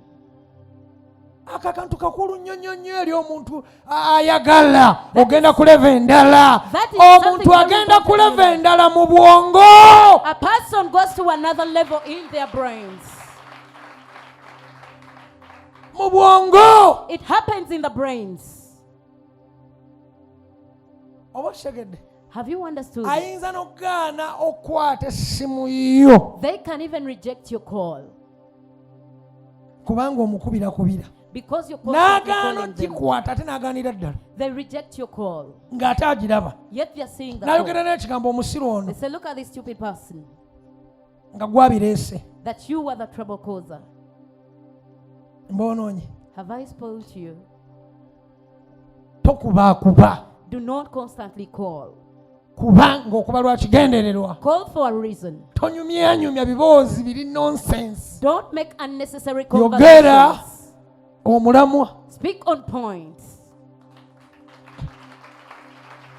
Bw'oba muwala naawe bw'otyo beera ne standard If you were a nga gwe girl, omuwala. have a standard as a girl.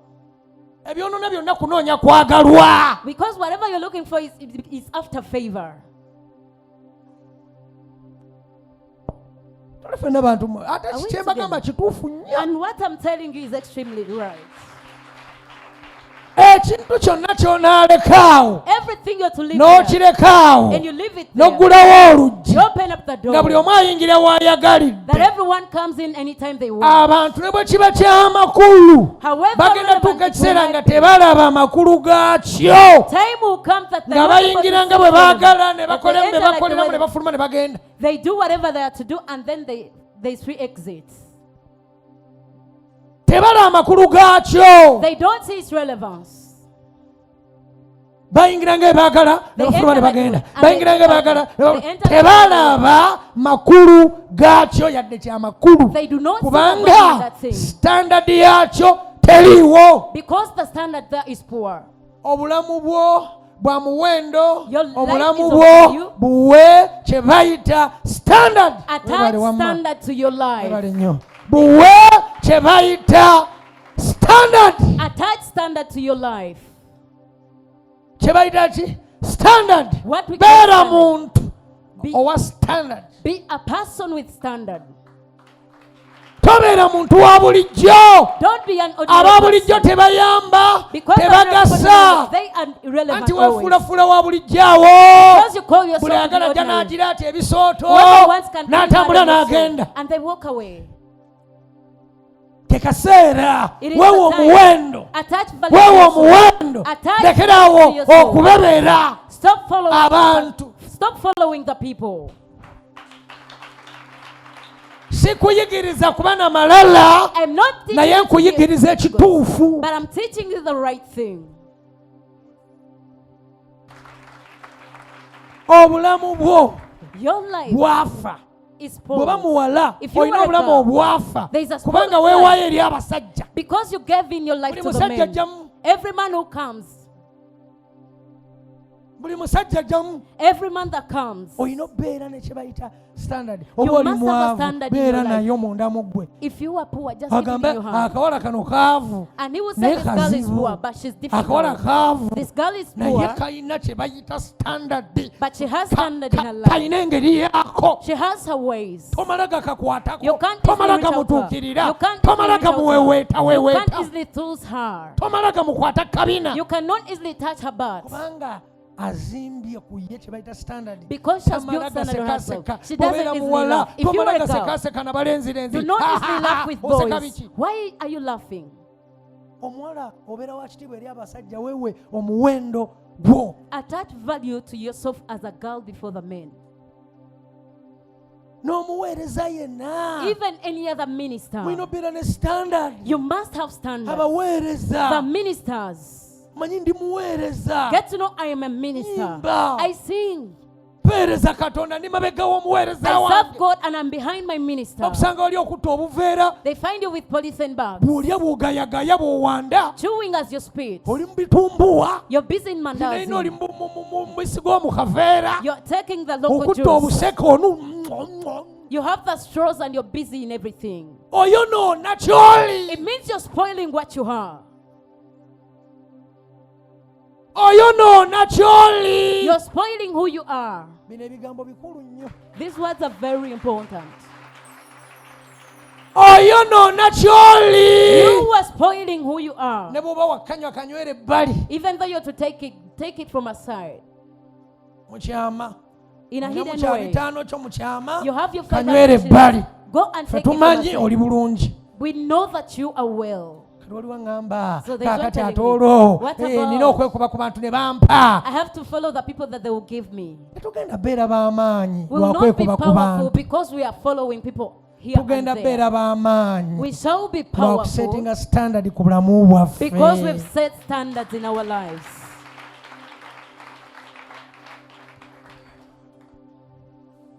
Olwaleero nze kati naba endowooza mundaba sikya commentinga ku bintu byammwe. I rarely comment about your things. Ndi muntu mukulu. I am an old person. Ndayikinga. I lie. Ne comment yange njagala lwe nagikomentinga nga yeewuwo osanyukenga. But I want you Ne bwe to just mpitiriza oba tokyasanyuka But oba olaba kya bulijjo oba okitwaliraawo you take it for granted. oba okola ki oba okitwalira abaweereza So, n'obuweereza bwammwe bufudde Even if kubanga has gotten spoiled, tetusetinze standard just because ng'abaweereza. we've not set standards as the ministers. kubanga twagala nnyo abantu oyagala nnyo okulaba nga batudde mu butebe setting a standard bajja kujja bajja kwagala bajja kujja bajja kuŋŋaana bajja kyagala ate bajja kuwa ekitiibwa ate bajja kufunamu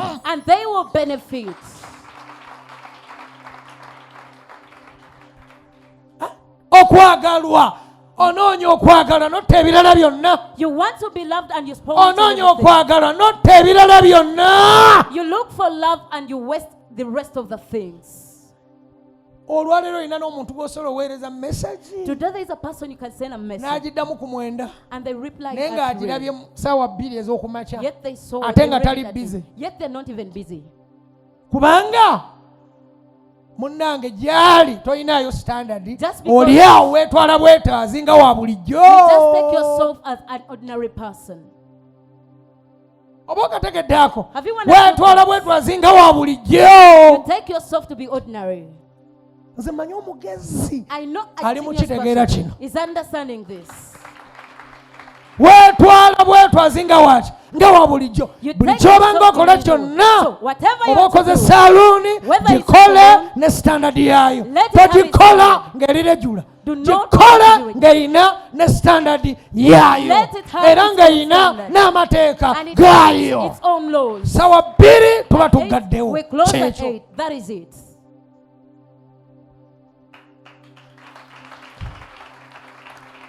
ebyo ebintu ebyo bikulu nnyo eri obulamu bw'abantu ne bw'oba wa mugaso otya naye nga toyina kye bayita kwewa kitiibwa ku bulamu bwo obulamu bwo bufa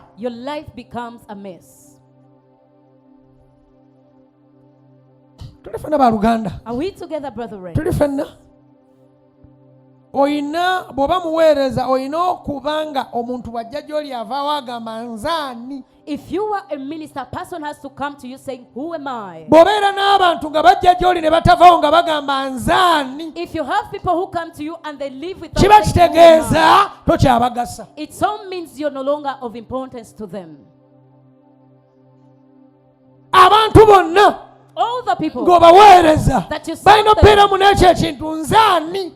Nzaani ayogedde naye, nzaani gwazzeemu, nzaani gwakubidde, nzaani gwazzeemu amangu, nzaani gwazzeemu odiyo yange, nzaani yeegassa.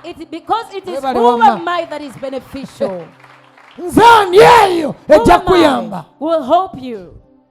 naye ogenda omuweereza nga tokyayinamu yadde kanzaani. But you go to the minister that you no longer have, who am I? Oli atuuka oli nayagala akulaga tuli ba bulijjo. A person reaches out to you trying to show you that we are always usual.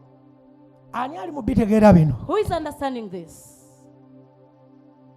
Nze n'olunaku lwe nanyiiga naye ngoba bonna baali bajja ewange. The day I felt bad and I chased away all the people who are nga noonya kye bayita standard. Because I was looking for standard at home. Nga mbalaga kya muwendo, mbalaga kya kitiibwa, kubanga bwe bajjanga nga mbawa ekigambo, bwe bajjanga nga mbasomesa, bwe bajjanga nga baako bye bafuna, abalala bye batafunye, nga kitegeeza kya muwendo bo kubanga bazze nenagenda obalama nga bakitwala kya bulijjo.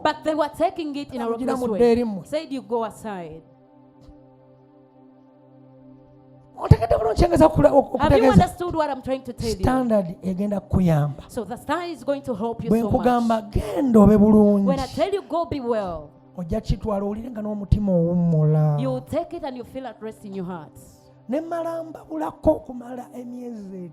If I'm to go away from you for 5 months, I come back here when everyone wants to hold my legs. Inze katika mbagambe kanesomeseko nze nayina ekintu olw'okwagala abantu nga njagala nnyo abantu mbamatize, nga njagala nnyo abantu mbakuse, nga njagala nnyo abantu mbakwateko mbakuse mbawe buli kye nnina. Kumbe kitta standard y'eddoboozi erinnimu. Yet it was spoiling the standard of the voice that is in me. You get to see a person hiding. He will not lay hands on to me. Okay. I got to know, okay. Obulambo bwonna ekitusigaza kitwagaza emmere tetukkuta mulundi ogwo. What makes us to continue to love for is tusigala twagala emmere kuba tetukkuta mulundi ki? We always want food. Buli nnaku enjala etuluma nga tulina okulya. We always feel hungry. Ne woba oyagala oba toyagala emmere ng'enjala yakulumya ofukamira ku ttaka. Whether you like it or not. Kubanga emmere erina standard yayo. Because food has its standard. Nze nkukkusa, it's me who nze nkwebasa, it's me who makes you to nze nkuwummuza, it's me who makes you to bw'otandya if you don't eat tobeere mulamu. you won't live. Naye abantu But the people ekyo kiyiga olwaleero. learn that today. Toberanga muntu nzizeeyo wali eri, toberanga muntu sawona nga gw'onoonya kwagalwa. Never be a person who is after favor all the time. Oli mu bantu onoonya kwagalwa, oyogera n'oli, oyogera n'oli, oyogera n'oli, ogwo si gwe mutima omulungi. Tuulakaawo osirike bakunoonyerezeeko. That they shall look up for you. Nkola mikwano muli mutya? Greetings. Muli mutya? Greetings over there. No, ebyo byonoona bwonoonye buli omu agenda kutwala kisaazi. Everyone will take you in a sarcastic way.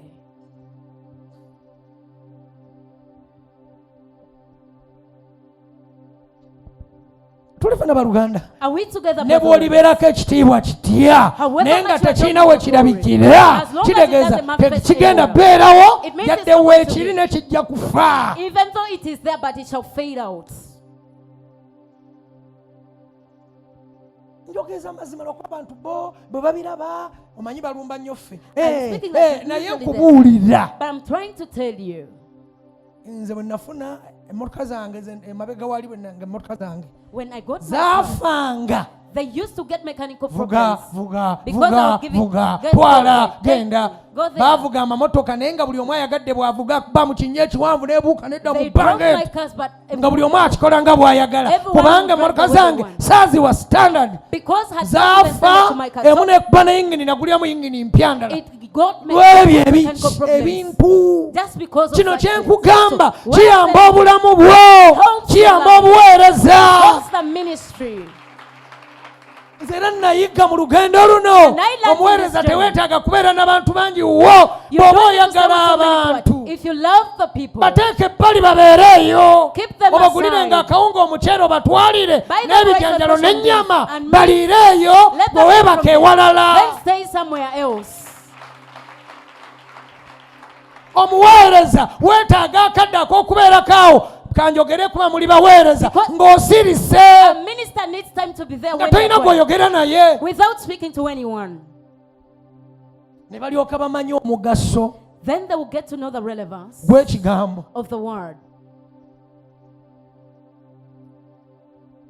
Kale mu bulamu buno kino nkikuyigiriza tonoonya bunoonya just favor. Do not be after favor. Kubanga olumu abantu temumanyi na kye bayita nti kunoonya manya favor. For sometimes you even don't know what you're looking sigenda nga for. weekubakuba ku bantu. It doesn't mean that you have to go on. Beera wooli. Stay where you're supposed to be. Beera mutuufu. Just be right. Kola bintu ebituufu. Just do the right things. Omuntu akulabe nga tweserajaga naye mukazi gwe nkwegomba. That a person will reach a time of saying I teri asobola kigamba nga akuli close. Nobody can tell you such a thing if they are buli akyogera akubeera walla. Whoever says makes such a statement naye mukyala gwe nkwegomba. Naye musajja gwe nkwegomba. I admire you man. Tulifuna baluganda. Akwegombera wala. They adore you from afar. Bwaba akwegomba bw'oba omusembeza sigala nga oyina standard yo. Make sure that you maintain your standard.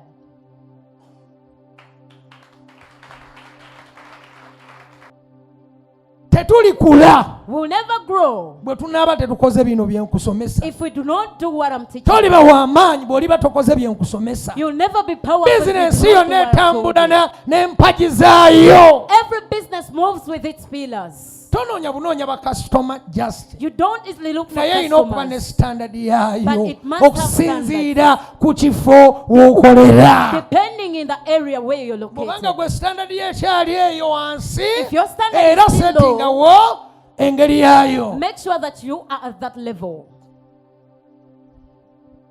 Obiwulidde bino? Oba olaba si bibyo? Oliwo agamba bino si byange by'abakulu nnyo, by'abagagga nnyo, by'abantu banene nnyo.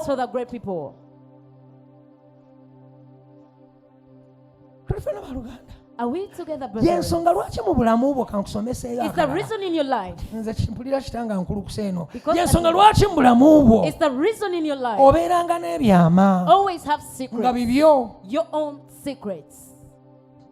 kubanga abantu abalisinga okumanyira mu bulamu bwo beba abagamba bamanyi buli kyama kyo. For the people who familiar you most in your life are the ones who think they know your secrets. Be balisinga okunyooma n'okujerega. They're the ones who despise you most. olowooza lwaki mwevumana abakazi osanga yeevuma n'omusajja tolina magezi totegeera oli musiro kirabe kubanga akimanyi amumanyi Just because amumanyi abalala batamumanyi she knows where amumanyi others don't n'amumanya know. yenna ne bwe yakula She knows the kati whole. ekyo abakazi kiba batugesera nga ayogera kyayagala. The women reach an extent of speaking whatever they want. Tulifana baluganda We bw'oba together, oyagala brethren. ekitiibwa mu bawala If you want olina to be okubeerawo one among ng'oli the girls, muvubuka you must nga be there as a oli man, awo that you are nga there. bakulaba They see naye nga you, tebakumanyi. but they don't know who you are. Bakulaba naye nga tebakumanyi. They see you, but they don't know you. Ani ali mu kuntegeera Who is banna? understanding Oli mu me? kuntegeera? Are you understanding me? Nze nja bagamba bino ebintu mbitwale yensonga lwaki kambyogere It's the reason. yensonga lwaki It is the reason. abantu abamu mbeera mu courtship When certain people are in courtship, mumpulirize mwenna abeeyo listen to people in the tent. naawe nzivuna mpuliriza bulungi buli omu mpuliriza Everyone mbeera mu listen to me. courtship If you're still in ne courtship musala akaguwa and you cross boundaries temutalina kusala that you're not supposed ne to cross, mwejovaana and you enjoy your souls, omukisa ku 10 ekigamba ku 10 out of 100, kusigalako 2 you remain with 20% okubeera abawanguzi mu courtship for yammwe. you to be victorious in your courtship. Okwejova tekyali badde kibi Because enjoying oneself naye is kiina bad, kyekyonoona. but there's something it spoils. Oli agamba mulabi A person says Mutegedde. that I've understood ate him. mwagaza ki kati? Why do I need this Mulabi person? Have seen mutegedde him. ate mwagaza ki Why do I kati? need him now? Bw'abeera musajja agamba If he's a man, ekibadde he says, kimpaga ki? What has been making me to feel braggant? Temuli It's just nothing. atandika okunafuwa Begins to feel weak. atandika okudda He emabega. begins to retaliate. Ani yazze Who came? tasinze mbasomesaayo neyo neŋŋendayokko I teach you and I reach up to there. mukitegeera kye mbagamba. Let me hope you understand what I'm telling you. Kati abamu basala akaguwaako So some people cross boundaries ne bayingira ewala and they go far. ekivaamu punch At the end of the day, nkuwa tompa nkuwa gwe I beat nkupa you, you beat me. tonsobola nkuwa nja You kukwokya cannot, I'll gwe beat you, I'll beat tolina you. kyoli You mulabe are nothing. olega obupale bwa jjini obutaliimu yadde akantu Look at empty jeans.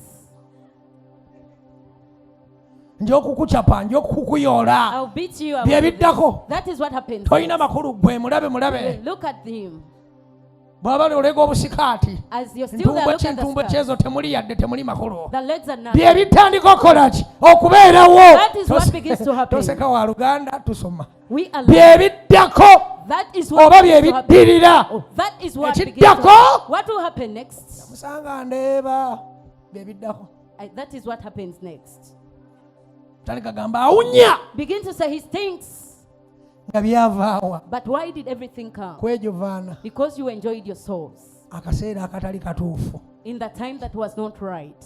tandika kuwoowoola Begin to cry. kubira abantu enduulu Begin to shout for the enduulu nga people tekyayamba. that it no longer helps. njogera bubi Am I speaking in a bad way?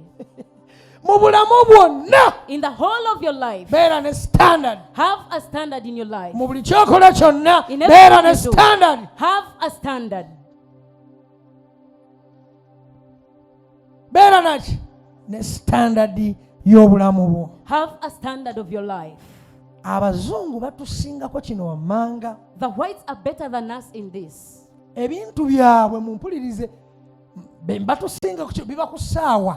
Their things are always after time. ngoloka ssaawa emu I wake up at 7. neetekera essaawa dakiika 2-3 I prepare myself for 30 minutes. ssaawa 2:00 mba ku mulimu. 8:30 I will be at my owulira workplace. kyeyaseetika mu bulamu bwe. Do you hear what they say to era me? ye yeebaka n'obwongo bwakimanyiira. And the brain is always Agolokoka. they wake up. n'ekyokunaaba bayakibala. They even know. ate bo what babala ne takes bino them. n'abaga nnyogoga. They even know that I bathe. tomuwa gwokya. You can't give them warm water. anaaba neyerongosa shinafuluma speed nga papa navuga motoka ye paka sawa 2 up to 8 atuuka tezinnaba nakuggwera bulungi ng'ali ku office. Before it is the right time, they are already in the office. Naye ffe abaddugavu tetulina kye bayita standard. Okola program. The Africans do not have standard. You put up a program with a person program yange yolalo ngenda koloka sawa 3 and say I'm going to wake up at 9. Bulungi nnyo wendaga natuuka sawa 5. Say I'm going to reach at this time. Otuuka 8. You arrive at 2.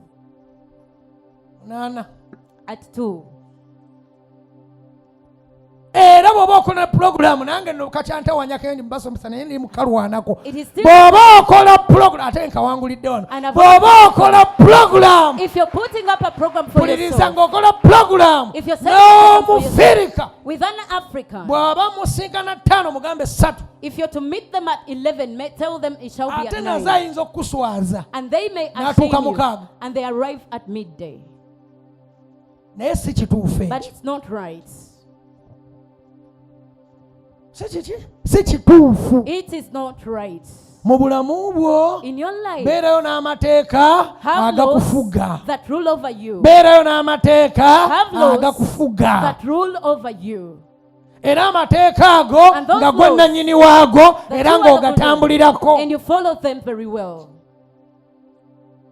Mbabuulire bino bibagamba tetugenda gaggaladde n'omulundi n'ogu bwe tutabe n'amateeka ge tutambulirako agatutuukiriza mu kubeera abagagga. That fulfill us into being rich people. Are we together? So going slightly behind. Abantu banjagala, abantu banyooma, abantu batwagala, tebanjagala, banyooma. Lwaki bakunyooma? Why do they despise you? Njagala otule wansi. I want you to sit down. Otunuulire lwaki bakunyooma, lwaki tebakwagala. Why don't they love you? Why do they minimize you? Obeekubako nnyo. It means you're always following them obanoonya nnyo. It means you look for them so much. Gwabeekubako gwabanoonya bo tebakunoonya. Babeerawo ne bagamba ajja tunoonya, ajja kutunoonya kubanga olumu gw'onoonya kwagalwa, onoonya kisa mu bantu, n'oyonoona ekitiibwa kyo eky'obuntu.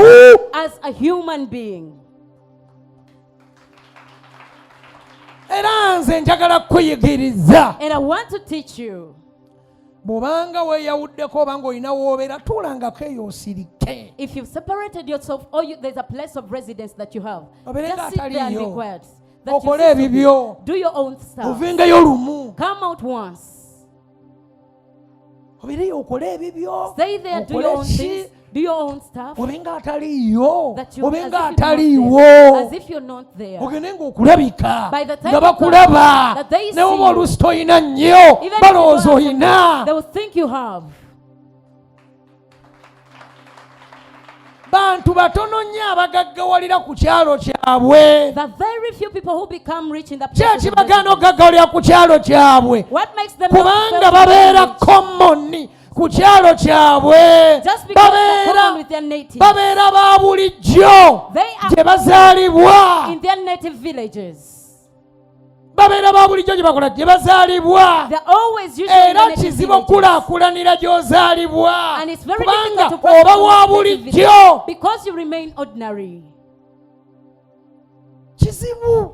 Batono nnyo. Genda olabe abaalemerako engeri gye batanywa mwenge. Batamiivu, tebategeera. Obasanga ng'alina obwana 8 ali waka. You find them with 8 children at home. Abasajja b'okukyalo bamutabaala wano ne wali. The men in the village discover here. Ono bw'ajjira omwana wa gundi n'ajja n'ow'omulala n'ajja bonna ali awo. Bamumanyi. They know her. Naye omusookerako nga amumanyi bulungi y'ono. Bayisiŋŋanya buli lunaku y'ono. They always pass by each other. Y'ono yansookerako y'ono. He's the person who took my virginity. Temuli. Nothing. Ewaffe teriyo kitiibwa. There is no honor at our ku kyalo kyamwe teriyo kitiibwa. You do not have honor. Era tetukolerako kitiibwa. Ekitiibwa tukikolera walala. Ne tuddayo ewaffe nga tuli balala. When we are different. Ne tuddayo ewaffe nga tuli ki? Balala. We go back to our native villages when we are different. Bera kirizo berenge yabula. Accept to have gone lost. Ovenga yolumu. That you come out Kirizo benga yazawa. Ovenga yolumu. That you come out at once. Kirizo benga ataliwo. Nenga bwovayo. But once you come out. Some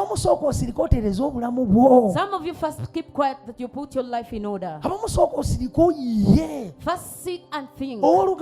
Brethren, let me tell you this. Learn this from me.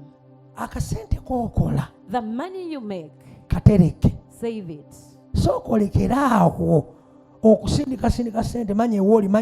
First wait sending money to someone. If we are waging war to become rich in this world, first disconnect certain people. You're not keeping quiet but you're quiet because you want to build strength. You've not understood. By the time they see you, that the bread is very special. Even the money you give to them is special. But sometimes what will build our lives, that we give them to them now, and we also remain poor. You will not understand this. Let me leave you. Are we together, brethren? First, because they will not stop calling you. Hello. Hello. Kakali munaye omwana yaladde kali munaye sukulu fees kali munange ennyumba kakali munange ekyokulya tewali kali munange kino nakiri kakali munange ne weekanga amaanyi ge walikoze okubayambira ddala ng'ogamenye. Yensonga lwaki olwaleero tuli baavu nnyo. Abaana bagenda ebweru, bwe batuuka ebweru batandika okukola, salala asooka namuweereza taata, salala owookubiri namuweereza maama, salala owookusatu namuweereza bulaaza, salala owookuna namuweereza sisitawe, salala owokulala naweerera baganda be. By the time he comes back, he only has 3 million shillings. Can I tell you? This is where my father's taking me. But avoid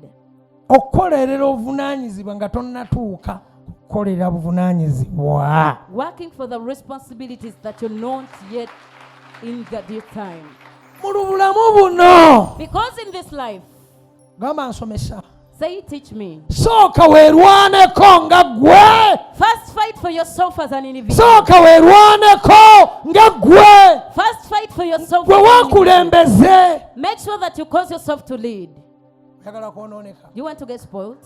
You want to make sure that you werwaneko obeko otuuka ofuna amaanyi agayamba ku balala naye tonnafuna amaanyi gayamba balala ate oyagala bayamba nga naawe tosobola kweyamba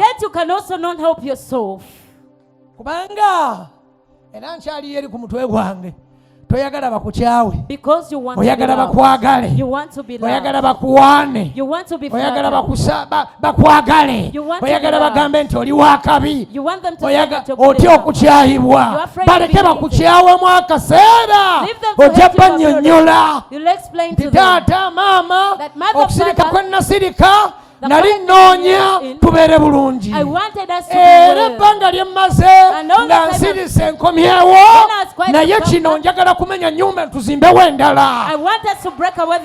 Ke kasiriko ke nasirika, kati Katonda alina wantuusizza nsobola okuzimba ennyumba eno n'ensigala ate nga ntambula mu bulamu obw'okukola emirimu gye nkola.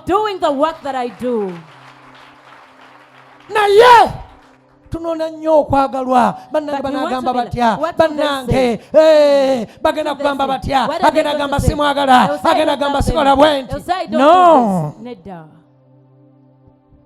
mu bulamu buno sookanga weerwaneko. First fight for yourself. Yiga okwerwanako. Learn to fight for yourself. Okiwulira? Yiga okwerwanako nga ggwe. Learn to fight for yourself. Mwana wa Mukama, savinga. Save, child of baako God. ky'osevingira. Save for something. Kyebakire. Sleep for it. Kisevingire. Save for it. Tewali sindise katereke. Save what you would save. Omwezi gugwako ng'olina akakadde. At the end of the month you'll Omwezi be saving gugwako ng'olina miliyoni 2. At the end of the month you'll be having 2 million shillings. Ani ali nange? Who is with me? Tuli ffenna? Are we together? Yiga engeri eyo Learn that way. osobole. Webale wamma. Bano abaana bakitegedde. These ones have understood it. Tebasevinze. They've not saved. Baganya osevinga baleese. They've refused to save and instead Ani ali nange? who is with me? Oli nange wana wa Mukama? Are you with me, child of Ne bana God? bantu mmwe twagadde nnyo okusanyusa abantu We want to please the nga people naffe so kennyini much. tetunnaba kwesanyusa Before pleasing our nga souls. tetunnaba sobola kuyimirira. Before being able Abamu to stand. mulowooza nsobi okubanga Katonda yabaawula ku famire. Some people think it's a Katonda mistake. teyakola nsobi baawula. God didn't make a Ate mwe bwe mistake. yayawula And the ogenda people is beera separated. nga gwaddayo ate You're the one ng'osinga who ne got bali abadde beewuubayo. being better than the one who has been always been there. Nze omanyi buli kyenjogera olumu example ebeera nze. You know, in most cases, whatever I speak, I'm always the Nze. example. Bwe nali ngenda kuweereza When I was going to namala minister, ebbanga nga soogera na maama wange I took time without speaking to my mother. nga soogera naye Without nga speaking to nange her, ndi sitaaka I was also ndi mu stuck. byakuweereza I was in Katonda ministry. nyamba God help sirina me. ssente I don't have nga money. ndi awo. I was just there.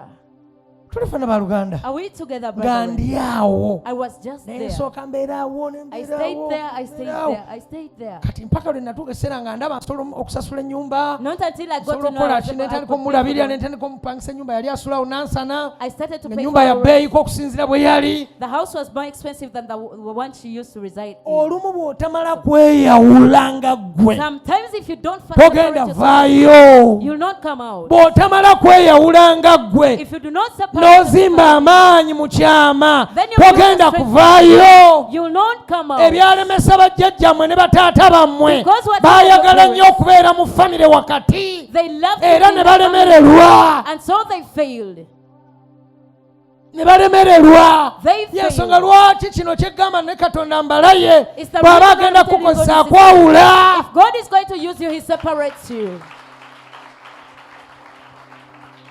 Netume bajja kunkyawa bajja kunkyawa bannange balina okunjagala. They have to love me. Mumanyi osabesala banjagala ennyo You banjagala them ennyo prayer. Let them banjagala love me ennyo so- let them love gundi me so ojja much. bagasa You will be of naye relevance. sooka ofune amaanyi But first gain the courage. mu byenfuna. In your financial terms, Kambagambeyo n'akalala nkabagamba mukaama let me tell you another naye incident. mwenna mugenda kawuli akaama kano. Ssente ya Uganda yagattiriza. The money in Uganda, you just need to sum up. Nkiddamu omulundi I omulala. repeat Ssente ya Uganda Money in yagattiriza. You just Ssente ya sum up. Uganda yakuŋŋaanyiriza. You have to collect when Ssente you ya come in Uganda yakutereekereza. You have to save so much. When it Olyoka comes to okola the money. amaanyi mu yo. Then you gain the strength in the financial terms. Uganda y'ensi Uganda gy'osobola is the okubeeramu n'oweza emyaka That you can 5 up to 50 nga tokwatanga ku miliyoni 5 z'awamu. That you've never got 5 millions at once. Soogera bubi. I'm not speaking in a bad way. N'ogibeeramu You stay in the ne bakubuuza country. ssente ze waakakwata nga zo nga nyiyi wano nga ndatandisa okubabuuza If I'm to ask muyinza okunneewuunyisa. You can even amaze me. Ssente ze naakwatako nga nnyingi The money, yali miliyoni mu kitundu it was 1.5 million. nga bw'otyo bw'oyogera. That is what you're Ze saying. naakwatako nga nnyingi nga zange The nga money zange that- ku bwanga. The money that he was on my own, Gyali 80 nagijja mu kibiina. it was 800,000 from the circle. Osobola obbeewuunya wano. You can wonder.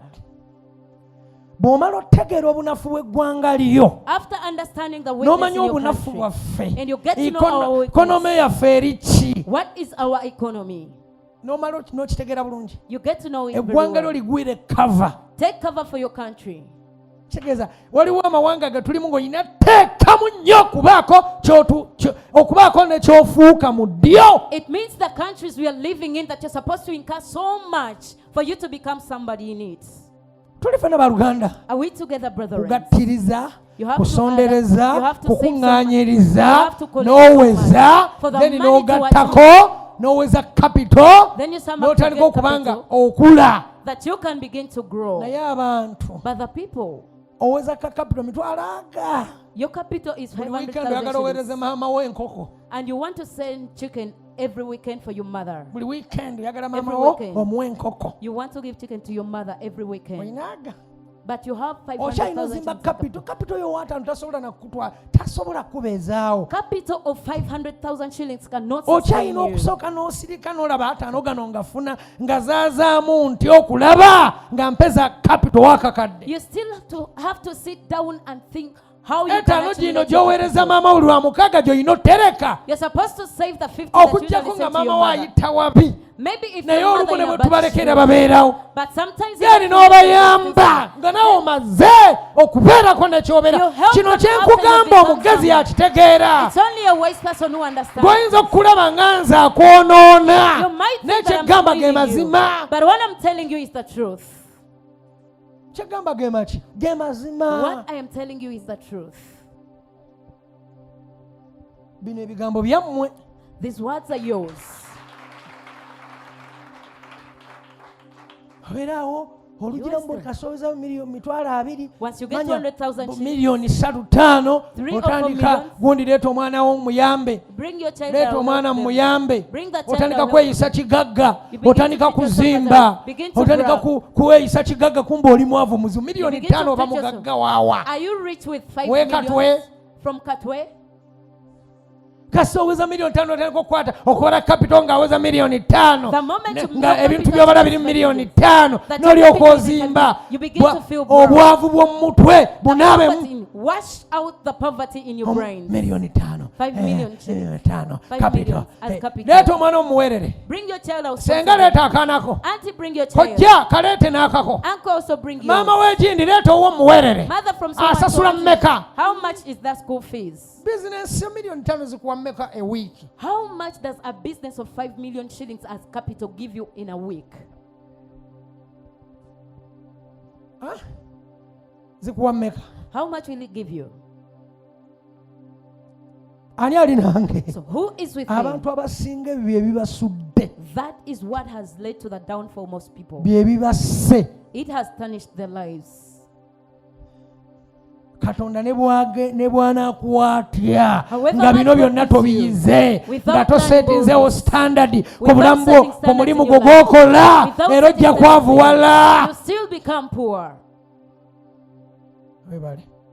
Thank you. nga tosetinze sitandadi ku bulamu bwo Without era ojja setting kuddayo standards in your emabega You will still baweereza mmwe muleme fuuka kaddeyideyi w'abantu Minister, stop being buli jealous of kaseera people. mujje All the mujje time come. No. settingawo standard mu bulamu bwo Set a standard ey'obuweereza for the ministry. mu buweereza In ministry. mu byokola In what you do. ojja kulanga ebintu bitandika otereera You begin to see things will get in order. ekyokubiri The other thing, kiba kyakubiri ye nayogedde edda bingi abagenda okuva mu bulamu bo baleke nga bagende always let go of the people who live your life. tolwaniranga bagenda Never fight for the baleke people who bagende live. Allow them to live. olumu ababa bagenze Sometimes those who live ate baba balina bye bagenze nabyo nga byalikosezza go with certain things that would hurt baba you. bafulumye nabyo They get out ne with wabawo them. abayingira abalala And the others mu who bulamu come bwo in your life. tolwaniranga So, bagenda never fight for the people living. kubanga mbonoonya kwagalwa Just because you favor. want to be loved. Baleke No. Leave them.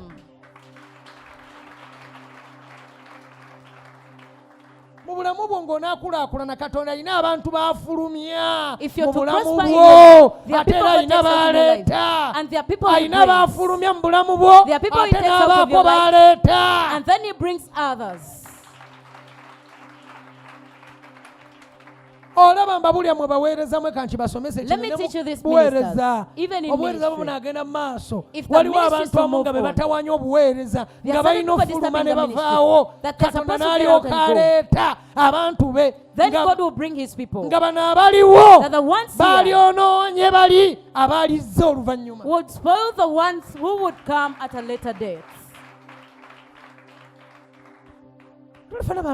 Are we together, brethren?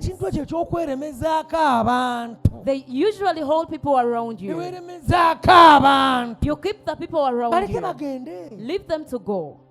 You keep the people around you. Who is with me? Your life will go on because of the people who feel your presence. Those who see your value. Those who see that you are there for them. Those who are able to feel your value.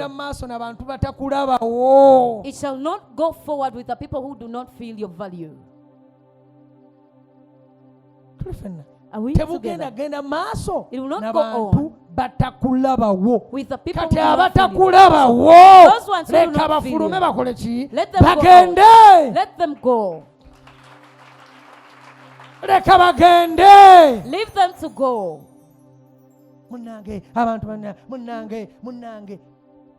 Katonda baba yasazeewo kebe kyaki eno nga mulimu abantu abamanyira wano mu kusinzizo lino waliwo abamanyira omuweereza bakola mwenna asobola okwerawo omukomu n'abamalawo ekkanisa nesigala nga nkalunaga kati ntandika musingi mupya ogw'abantu abapya abagenda okulabanga nti buli bw'ojja oli wa kitiibwa mu maaso gaabwe abagenda nga okulaba nti oli kitiibwa gye bali oli muyambi gye bali asobola.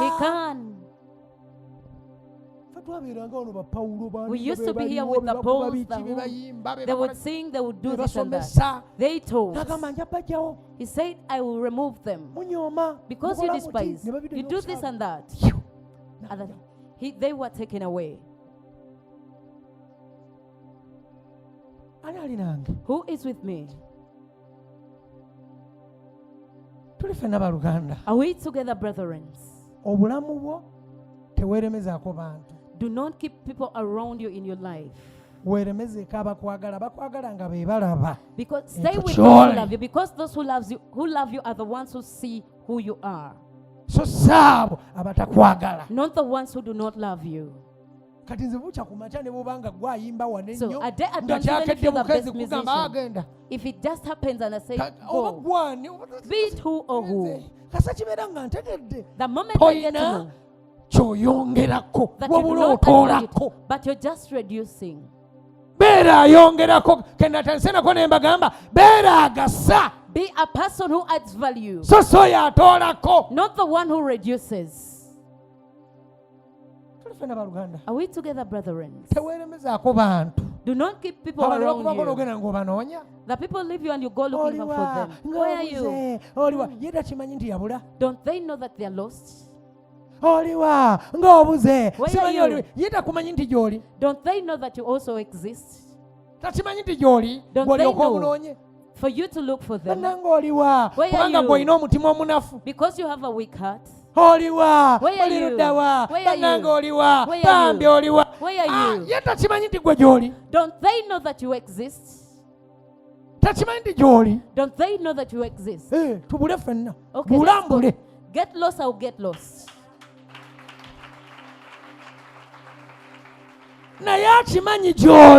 They very well know that you're there.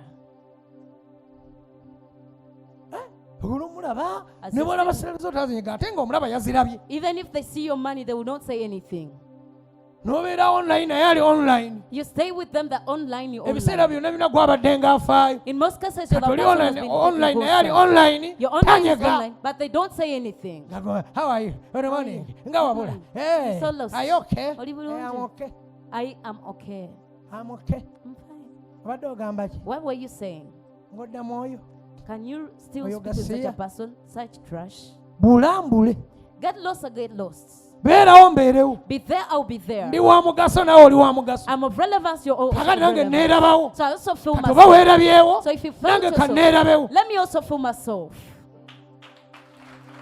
Bino siboonoona. I'm Nze not spoiling nkukola in this. obeere omuntu omutuufu. I'm making you into the right kind of person. Neeguya nkweguye. Plead to me, I'll plead to Tonneeguya nange you. nkulesa. If you don't plead to me, I'll lift you. Eyo y'ensi. That is the world. Tuyagala nze nkubaalo. You want me Oliwa. to call? Where are you? Lwaki? Why me? Mwana wa Mukama Child of God, nkusomesa. I am teaching you. Ne bw'oba n'omutima omunafu nzizeeyo kemabega. However much you have a weak heart. Fe abamu abalina okwagala tubeera bannafu mu Some people mitima. with love are always weak in Oli their abulinda ku hearts. bino gamba oba ali wa You feel like oba when so and mulwadde so. oba ali ku So, ki what naye are they nga up ye to? gy'ali ali ku mbizzi. Yet they're enjoying pork where they are. Fe abantu abalina okwagala The people oba who n'okwagala love. omuntu akubulako ennaku zonna n'ogamba If you oba ali have ku love, ki a oba ali person ludda gets wa lost. oba Where are they? mulwadde oba Where ali should ki they? Where are they up to? naye nga ye Yet takulinako. they are not even bothered about you. Njagala bw'obanga olina omutima omunafu If you have a training weak heart, omutima gwo naawe sirika. train your heart to be quiet. Ogambe ati also. lisika nsirike. So let me at least be quiet. Sirika. Also be quiet. Beera omuntu omutuufu. Be a right Setting a person. standard yo ku bulamu bwo. Set standards in your life.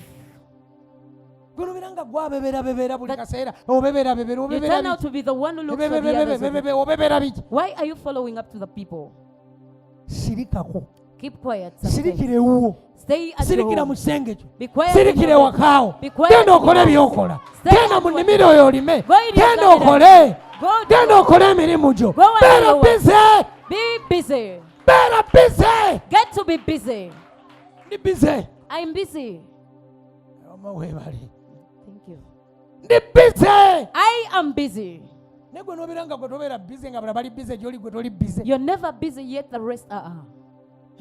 Naye munange olwo olusaasasa olukwonoona ne lukufuula ffala mu maaso g'abantu n'obeera ekitagasa mu maaso g'abantu. Olina olusaasasa lukufudde omusiru mu maaso g'abantu. Before the people.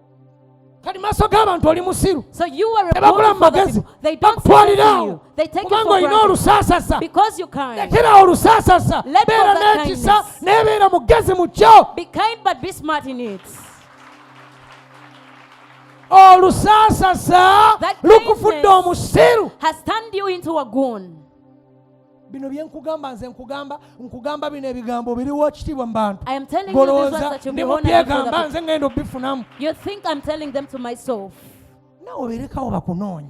Be there that Obeerekawo they will look for bakweguyeko. you. Be there that they will plead Ne to n'obeera mu you. bulamu nga gwe weeguya wekka. But you Gwe live a life weeguya that no one wekka. pleads to the Gwakaaba other. wekka. You're the one who Gwanoonya cries out. wekka. You're the one who Gwabonaabona looks wekka. for. You're the one Bambi who oli suffers. ludda wa. Where Gwe are wekka wekka. you? You alone. Nga lwaki? Why? Tolumwa mutwe. Do Muleke. not have any headache. Leave things. Oli nange wa Luganda. Are you with me, Bameka baga brethren? by'osomesa bituufu. How many people say what you're teaching is Osomesa right? bituufu. Toli mbwa ya muntu n'omu. You're You not are anyone's a dog. dog. You're Toli not- mbwa ya muntu. You're Webale. not anyone's Toli dog. mbwa ya muntu. You're not anyone's dog. Oli wa muwendo, oli wa value. makulu, You are oli wa relevant. mugaso. You are Beerako important. ewuwo osirike. Stay at your home and be quiet. Galawo oluggi. Close your door. Sirika. Keep quiet. Galawo oluggi osirike. Close your door and be quiet. Ajja kunoonya. They'll look for you. Gwe n'obeerawo naku 2-3 wiiki 3-4 namba days, oli the whole ludda wa week. Where are oli you? buti What bannange are bali you? butya How are you? gwanoonya You're the one who gwakaaba looks, you're the one who gwakola cries, ki you're the okaaba one- biki Why are you toli crying? mbwa ya muntu You're not n'omu. anyone's dog. Weewe ekitiibwa Respect weewe yourself. guleedi Grade weerabewo yourself. Feel weewulire nti naawe oli muntu owa ddala. Feel that you are a true person. Tobeerawo n'obeerawo ne weemala mu manya n'ogwako emirembe Do not be there and cause gwanoonya yourself to laugh. gwayagala manya You're the one biki. who wants this. ku mukolo gwe wuuyo At every tebakuyise function. gwagenda. They've not invited you, but you're the one going. Thank you. Tebakuyise gwagenda. You're not invited, but you're going. Every function. Sometimes say I'm not there. Speak to a function and say, I'm quite busy now. But the 200,000 shilling is there. I will not be there. And then be quiet. Be quiet and stay at home. Where are you? Quickly run.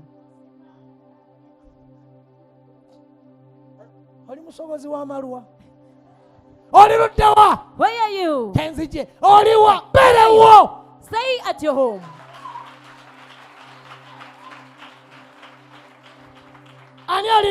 Who is with me?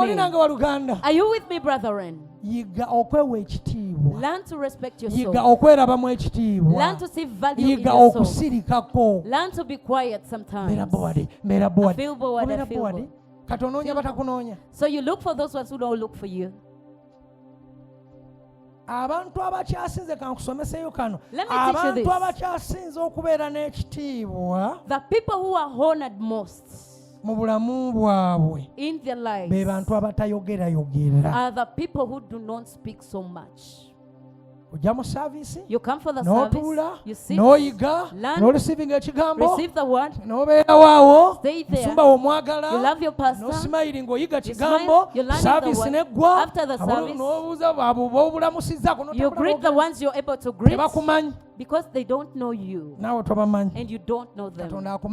God knows you and you also love him. But if you want your honor to fade out, you go to Somalia, you go to Lawrence, you go to so-and-so, you go to Sarah, you go to Daisy, you go to Gans, you go to Narongo, you're the one to so-and-so. You're not a honorable, you're just a person who moves up and down. In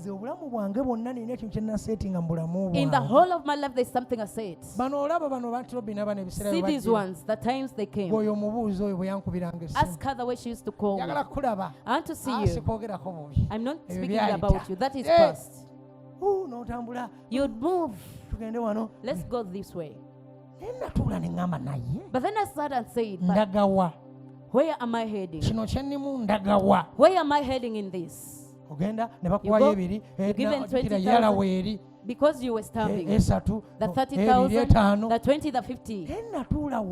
But then I sat down.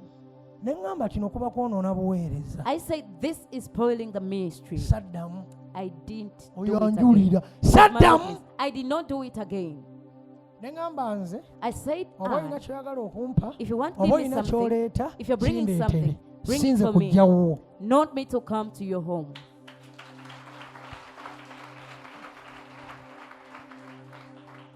Do you know that Jesus, if you're to read about him in the Bible, it shows a man who was irrelevant. He went, he visited, he went to Jairus, that they were all teaching the fools.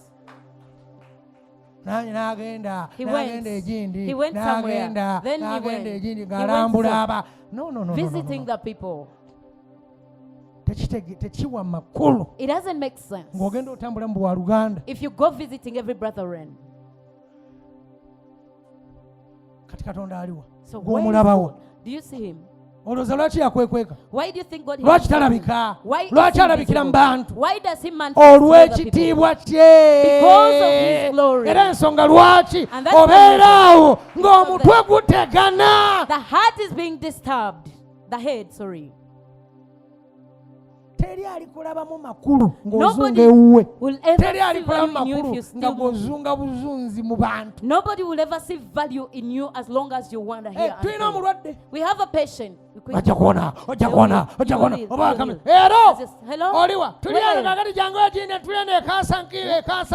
We are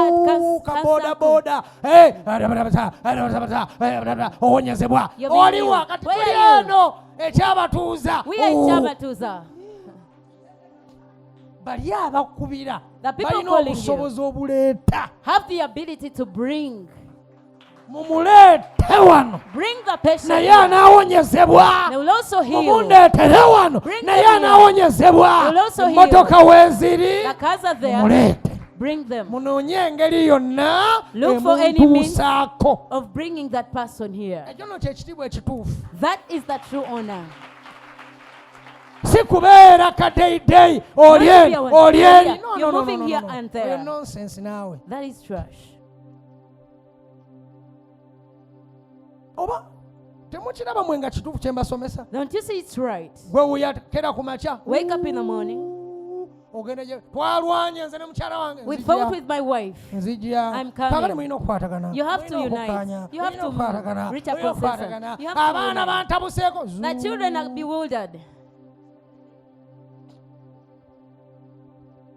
Buli nsonga gwagibaamu. You always intervene in every matter. You intervene in naye nga every mu mutwe gwo matter. mulimu ekibalo ky'eccupa ya soda. But you have a target of getting a bottle of soda. Biweebuula, byonoona, Such things, biswaza, they disgrace, biweebuula, byonoona, they biswaza, bikyamya. They disgrace, they humiliate, they cause things Setting go a astray. standard Set up a standard ku bulamu bwo. in your life.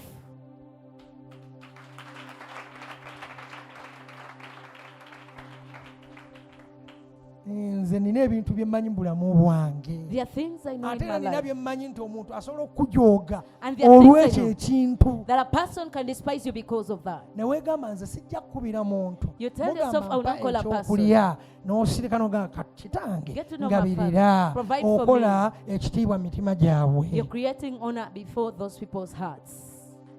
Simanyi oba ontegedde webali wamma. Thank you. Ontegedde bulungi nnyo. Have you understood me very well? Gwe nenkera ku makya ne nkubira sayidi. If I'm to call you in the Oli morning, ludda wa? where you siding? Sirikira emitwalo 20 awo. Send me 200,000 Nyambayo shillings. buyambi ompole. Just lend it to me. Nyonoonye. I have Oli spoiled. ludda olawule. Where you, Sirikira Lawrence? emitwalo 10 awo. Send me 100,000 Oginyambemu wano. That it shall help me. Onyonoonye. I Ogamba spoil. ngezaako balaga I am trying to otta. say, you were spoiling things. Ogenda okudda ewoli oyinza muwola. By the time you got to Newankubadde I'm the one Katonda who lends it. amugabiridde okuva gy'oli. Even Naye if God has ojja provided musagamba from you, oyinza muwola. They will still say, Oyo I'm the nze one who muwa. lends him. I'm the one Oyo who nze gives him. muwola. I'm the one who lends him.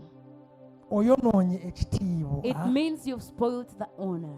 Abantu oba oliawo kyalibadde kirungi nnyo Could be it would be so omuweerezaawo good. asobola okwogerako naawe ensonga If your minister can talk about issues with naye you, abantu bo but the people, kibi gye bali it is bad to oluki them. bagambamu koba n'omuga munnange The moment you tell abaana them wano tebali bulungi the children are mwana not wange well oba of oli here. bwoti bwoti kola bwoti If you're kyalibadde nga student, kirungi nga kisanyusa it will be naye so good and pleasing. okyogeranga n'olaba embaga But dare say it and see it. katonda bw'aliba anoonya abakunyooma alirandika lwaki munyooma If omuweereza God wange is to look for those who abennyini despise you, batandikirako they are the very first people who come first. ezaaki What am I trying standard to mean? The mu bulamu standard bwo in your life. standard The standard kuweereza in the ministry. standard The standard mu kyokola in kyonna whatever you standard do. The standard ewakaawo at your home. standard The mu standard baana bo among your children. standard The mu standard bizinensi yo in your standard business. Standard mu buntu nga ggwe omuntu in a human being. bameka abantegeera How many people Standard. understand me? The standard. era abantu mulina kwebuliranga mweka ne bewulira n'ogamba And the Daddy people are wange, supposed to speak to themselves and say, kambeerewo wano let me be here. kanyimire wano Let me stand in this gap. nagabiriddwa kankole kino nga weegamba wekka I received the provision. Let me go through bw'olirinda this. Twinomujuni agambe If you want Pastor Brown to tell you, ani no, alinanga never. waluganda Who is with me? mutegeera kyegezaako bagamba Do you understand what I'm trying to tell you? obulamu bw'abantu n'ebitiibwa bifa Because in people's lives, even the owners fade away. olw'ekyo ekintu Just because of that. gwe weewolaawola ku bantu You always borrow from the people. oyonoona ky'oli You're spoiling who you are. oza nkole ki You're wondering what to do. mutegeera kyegezaako bagamba Do you understand what I'm trying to tell you? oluganda mujje muzimbire ennyumba for what You met the brother and sister ennyumba eyo and asked them nagisulamu to build. n'emirembe ne batakwogerera Will you really sleep in the house onaabeera in peace and n'emirembe mu they don't ennyumba cover? buluganda gye bazimbye nga gwe abagambye Will you really have peace in the bajja house? kuyimiriranga twagizimba twagimala nze gwola banagula obusabo bwa semendi 6 nze nagula obusabo bwa semendi 8 I bought 8 bags of ekitiibwa cement. tewali There will kati be no nze honor. tonzimbira So yange do not construct my own house. jagizimba I'll construct it myself. siina galeekaanirwa Because I don't want Nze to be nagizimba, shouted. nze I'm the one nagikola, who nze did nakola it. bwenta. I'm the one who did this. No. batono nnyo abalina omutima ogukikola ne balabanga kya muwendo okuba be batono nnyo abasinga olukikola. Most people, the moment they do it, balabira ddala nga be bayambibwa. they really get to see that they are your advocates. Yet they help them, but they get to see that they are your advocates. Olaba oli akwata bukwasi simu ya mwezi nabira nga yagikwata. See a person carries a phone, the phone zimba bwati. you get to see they begin to feel proud. Obira muweereza ngo ino obunafu tewasoma bulungi noga muweereza mpandiikirawo ka message you could be a minister. Ogenda okulaba gwogambye okawandiika ogenda okulaba enkeera. You get to see the person you ask to write for you tomorrow. Come tomorrow. I'm the one who writes for him. Bino bye mbagamba ge mazima. Ogenda okulaba ate nga kyakola buweereza nga kyalibadde kirungi nnyo naye ye tasobodde kiwanirira. But they're not able to sustain it. Baweereza musome. Ministers naye osome. naye ofuna akuyigiriza osome. Find a person to teach you, and so that's such that you can learn. Nze nkugambye. I've told you. Balingiriza mu masimu lyagala kumanya boyogera nabo. A person wants to know the people you chat with. Okusinga kunyigiramu akantu n'okawulira. And they're smarter than you. They always put something in your phone. They get to know whoever calls you. Messages receiving azifuna. They can access the messages. Tubeera nabo kubanga ayagala kusuula. Those are the people we stay with because they want to make you downfall. Byenjogedde bibi. Have I spoken in a bad way? Standard. Set up a standard. Eyaddala. The real standard. Ejja kuyamba. It shall help you. Ejja kuyamba obulamu bwo. It shall help your life. Basajja makamba gambe akantu kano. Let me tell you this, men. Kabagambe.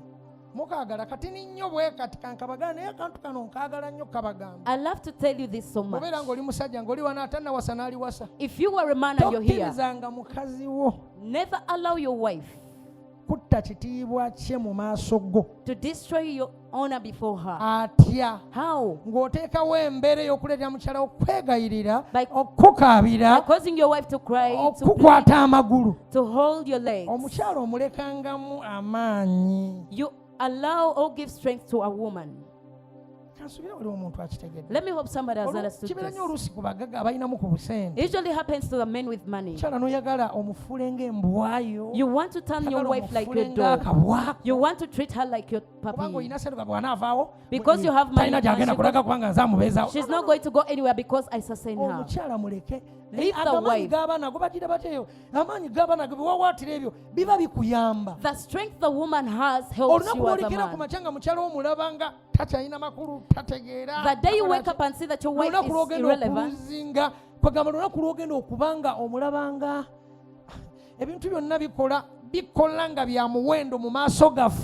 everything happens after we see value of things before us. I to you, man, here.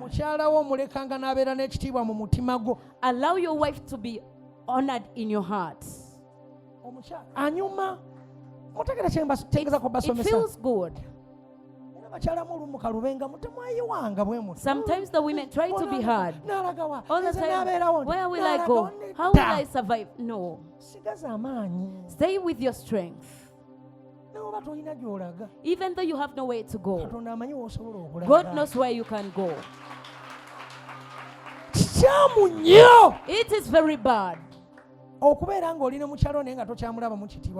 one to be with a wife that no longer sees value in them. It is very bad.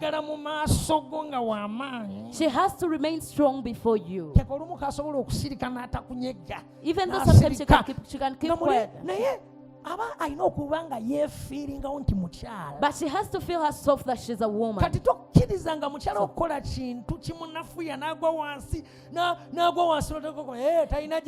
Never allow your woman to do anything that makes her feel down. Never show your husband that you have nowhere to go. Never show your husband that you have nowhere. Remain your ego. I can also survive. Yes, I can also survive. They will get to know that you are of value in his life. The things I'm telling you is right. Never weaken yourself before a man. era ate oba osobolera okubeerawo Because you can still survive. yali tannajja oba tewaliiwo. Weren't you alive before he came in? Point yange eriwa Where is my ebintu point? byonna bikola nga bya muwendo mu maaso gaffe. All things work when they are of Olunaku value before lw'onaalekerawo us. kubanga mukyalawo omulaba lw'onaalekerawo kubanga omulabamu ekitiibwa. The day you will stop seeing value in your Ogenda wife, tandika okubanga tokyanyumirwa ng'oli naye, you will stop tokyanyumirwa feeling waka, good when you're with tokyafiiringa you no waka. longer feel your home. Olina okwerekangamu ekintu eri mukyalawo nga naawe olinamu kafiya. You must have some fear in you Akagamba before your bamutwala wife. That says suppose bwandekawo she leaves me. kyekikuuma obulamu. That keeps up the life. Kyekikuuma obulamu. That keeps the life.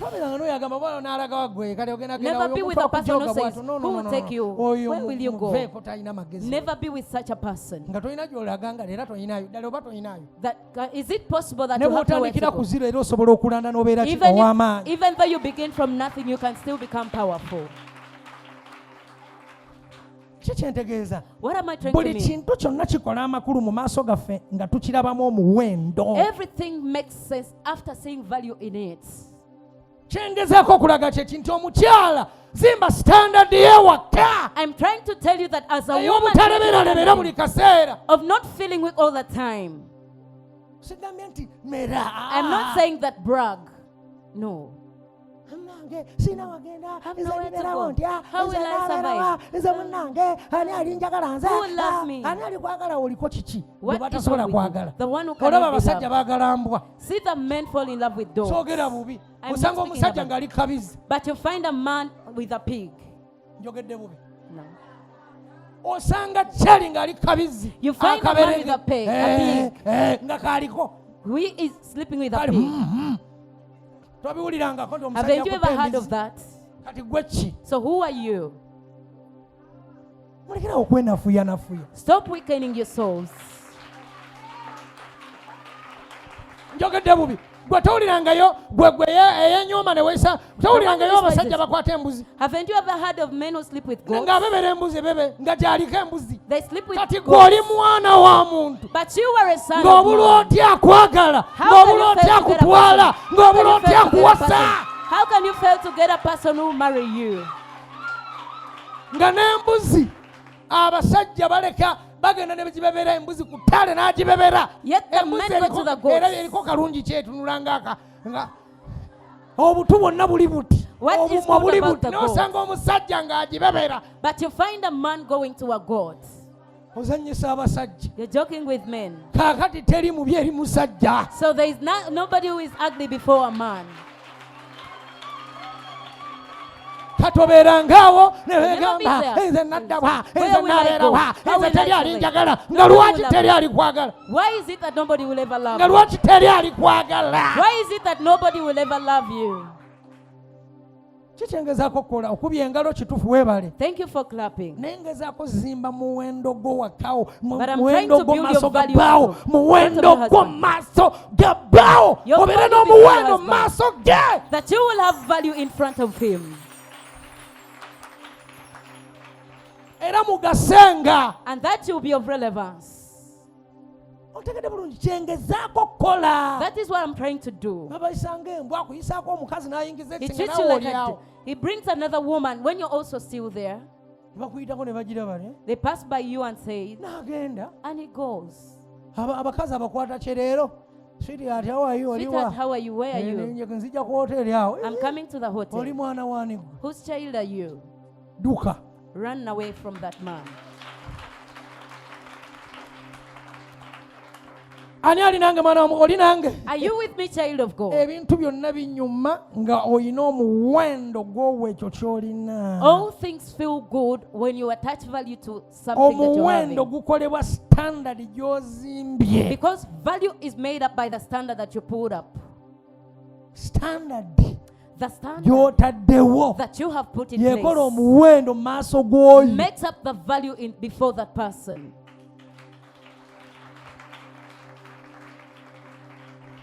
Kyaŋŋamba What I'm weerabe trying to nti say, oli muntu ow'amakulu. Feel yourself to be a relevant person. Even if you have a big nose, feel yourself. Even if you move on opening up your mouth, feel yourself.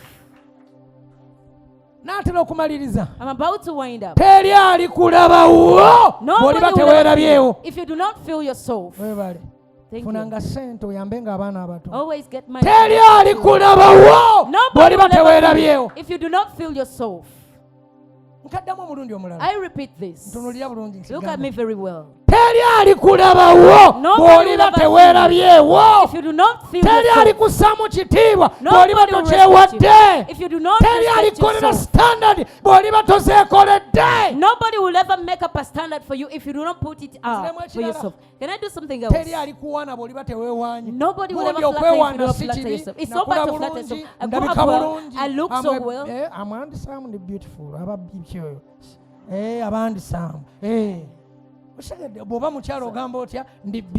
If you are a woman, you say I'm beautiful. If you're a man, you say I'm handsome. But you abuse yourself all the time. I'm short. I'm ugly. Have bad lips. In the mirror. My nose is bad. Nobody will ever love me. Have fat lips. I don't have a butt. You only abuse yourself. Standard. Set up a standard. Makes sense in your life. I am telling you whatever I'm telling you.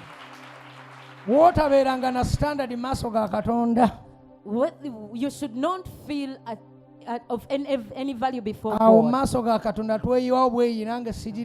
Because before God we just pour out our souls. But the moment you begin to feel yourself you're powerful, you can become an issue. You begin to enjoy your life. Do not look at what they told you. Maybe you'll be this, you'll be that. How can I tell myself I'm a person with standard yet I'm poor? Who got money that they were born with it? Who got whatever they got that they were born with it?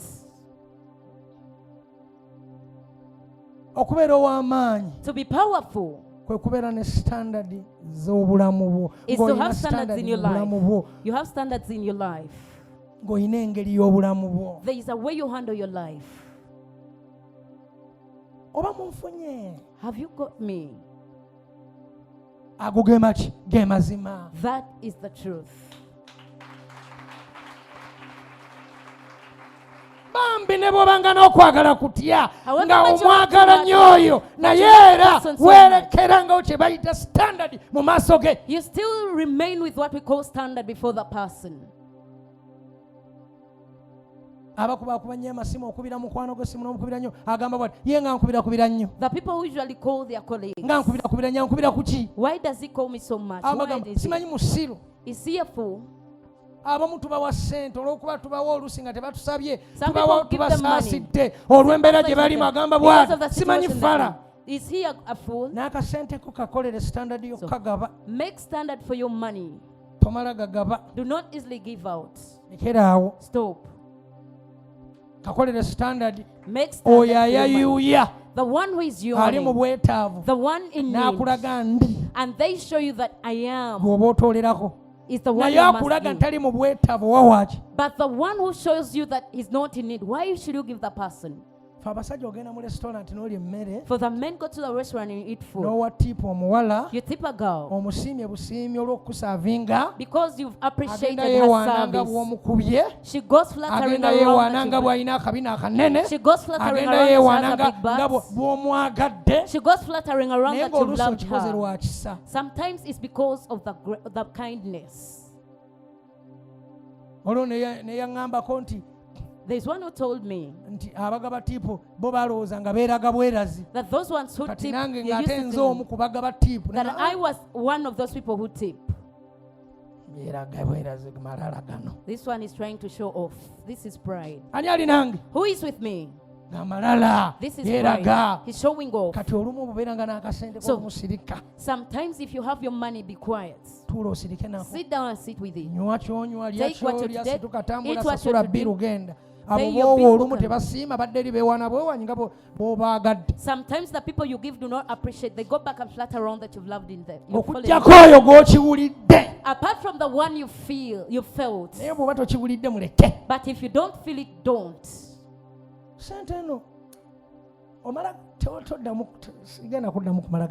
I'm not easily going to give out my money. You're joking with people.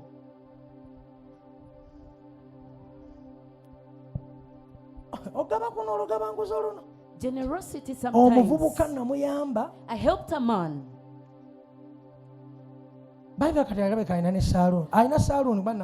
He has a salon. But he never speaks to me. They don't say anything.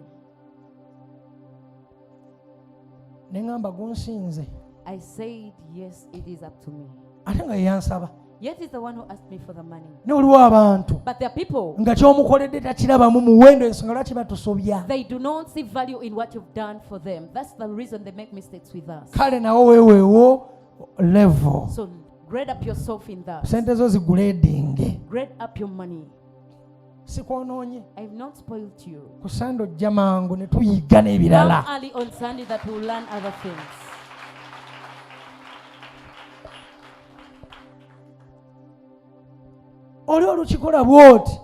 The moment you do such a thing to a person, say this man is a fool. If I'm to love this man, I can detooth him. They've not seen any good in what you've done for them. That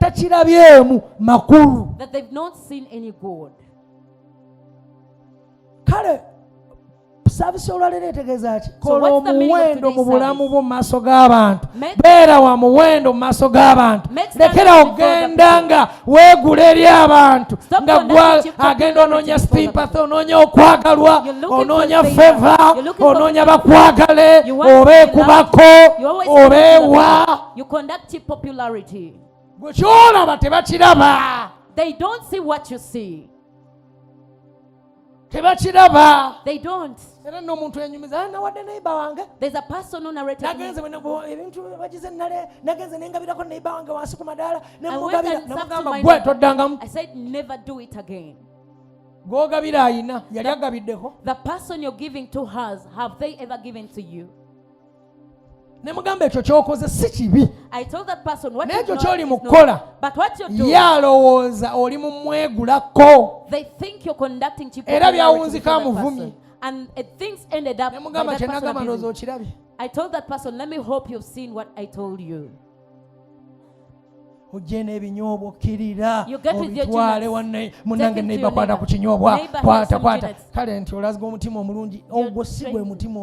is not a good heart, brethren. Sometimes you do such things, people will think that you're conducting to popularity before them. And instead you see them practicing ego before you. But a person who wants, the one who is serious, and the one who wants, the one who shows you I want, I'm dying of hunger, is the one that God has sent you to, not to the ones who are satisfied. Katonda akutumya eri oyo enjala gweruma, eri oyo agamba bambi sirina nyamba, bambi sirina anyamba, sirina kyakulya, oyo Katonda gwakutumako, tali mukutuma mu bana ab'amalala. He's not sending you among the people who are full of pride. The moment you speak to them, just because you give me some food, yet you talk to him, but he's calling it small food.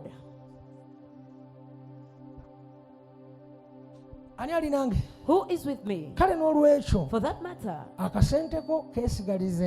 always remain with your money. Share with the person who is in need. They don't have what to eat. They don't have anyone to help them.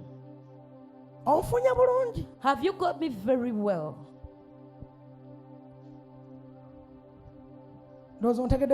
Let me hope you've understood me very well.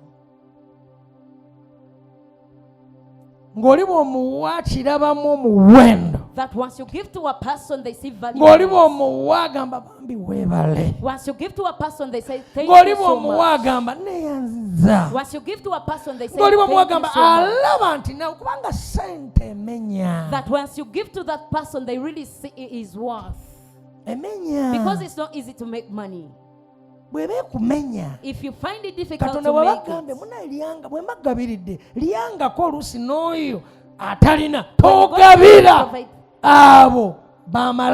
do not give to the proud. Sometimes they laugh at you. Sometimes they call you a goon. Sometimes you're looked at as a fool.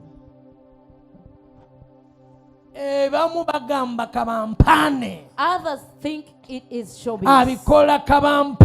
He does them for the sake of being seen.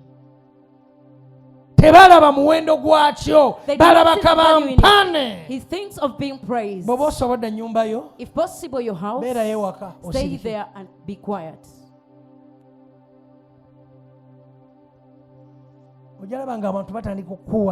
You get to see the people begin to respect you.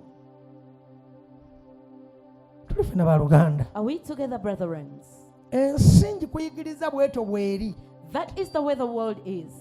It needs standards for one to live in it.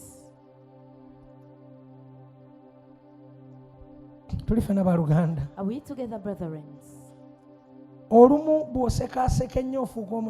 Sometimes when you laugh so much, you become a ridiculous person. So laugh where necessary. Because once you laugh so much, you become a laugh what is worth. And laugh with the ones you're supposed to laugh with. I'm telling you, if you're easy at smiling, people take you for granted. If you're quarrelsome, the people will take you for granted. If you're easy angry, you become a useless thing. Leave them, they'll get better. Just leave them. So never easily feel angry. Feel angry for a reason. All the time you lose your temper. All the time you lose your temper. They get to see that you've lost your temper. Time will come, they will look at you like a fool. Whoever refuses to eat, leave them. They will look for the food. You have to become angry for a reason, that they shall respect your anger. No, I teach you. Here he comes, he's going to quarrel. They don't respect you. Quarrel at once. In a month.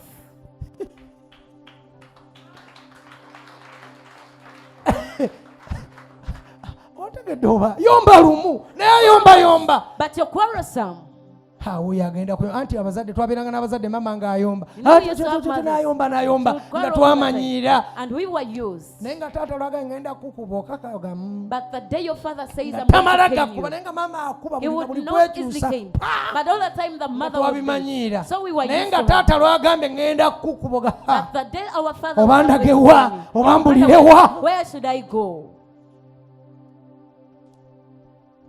Kale mu bulamu buno obeeranga ne standard. So always have standards in this life. Mu bulamu buno obeeranga ne standard. Have standards in your life. Mu bulamu buno obeeranga ne standard. Have standards in this life. Kize mu bulamu buno obeeranga ne kye bayita standard. Have standards in this life. Mu bulamu buno beeranga ne standard. Mu bulamu buno obeeranga naki ne standard. Always ey'obulamu bwo. The standard of your life. Beranga nechi ne standard standard y'obulamu bwo. Always have a standard. Tomalanga gatambula. Tomalanga gagenda maka g'abantu gye batakuyise. Do not ever go to people's homes where you know. Tomalanga gakolagana n'abantu b'otamanyi. Do not relate with the people you do not know. Tomalanga gagulira abantu bo nnyumba bayingire. Don't easily open up your house for the people to enter. Beeranga ne standard y'obulamu bwo. Have standards in your life. Oliweebwa ekitiibwa. You will be respected. Ate ab'ekitiibwa be bagasa. And the honored people Era be bayamba. and the ones who Kale beeranga ne standard mu bulamu bwo bwonna. always have standards. Ebyosaagaasaaga olugeseera Time n'obeera ekitagasa. comes and you become Okusaagaasaaga ennyo useless. si bwe buntu bulamu. Being so sarcastic is not being human. Obuntu bulamu kirala. It is totally Si different. kusaagasaaga. Not being so Buli sarcastic. bw'osaagasaaga Whenever you're so oggwamu sarcastic, ekitiibwa. you lose Buli confidence. Whenever bw'osaagasaaga you're so sarcastic, mu mitima gy'abantu onafuwayo. you feel weak in people's hearts. Ani ali nange? Who is with me? Saaganga ekigwanidde siganye kusaaga. Saaga ekigwanidde Joke weepimenga. but measure Buli kimu yourself. kikolenga nga weepima. Do Naye everything gwe after measuring n'osekaaseka yourself. n'obeera nga But then you laugh all the Oseka time. biki? Why are you laughing? naye nno leero nkompodde nnyo simanyi lwaki. Ani ali nange? Oseka biki? Why are you laughing? All the time you laugh. Seka ebigwanidde enseka zo zibeerenga za kitiibwa. Laugh where necessary, that your laughter shall be of honor. Seka ekigwanidde enseka zo zibeerenga za kitiibwa. Laugh where necessary, that your laughter shall be of honor. Gwe sekaaseka nabo b'obeera nabo wakola bye bagenda okuyita. Laugh around with everyone at home and see what the names they will name after you. Tubeerayo eyo n'obeera n'abavubuka n'obalaba nga bakumanyiira. You see the youth familiaring you. Olumu nga weetaaga ndowooza kubeera n'abantu balala nnyo. That sometimes you just need to stay with other people.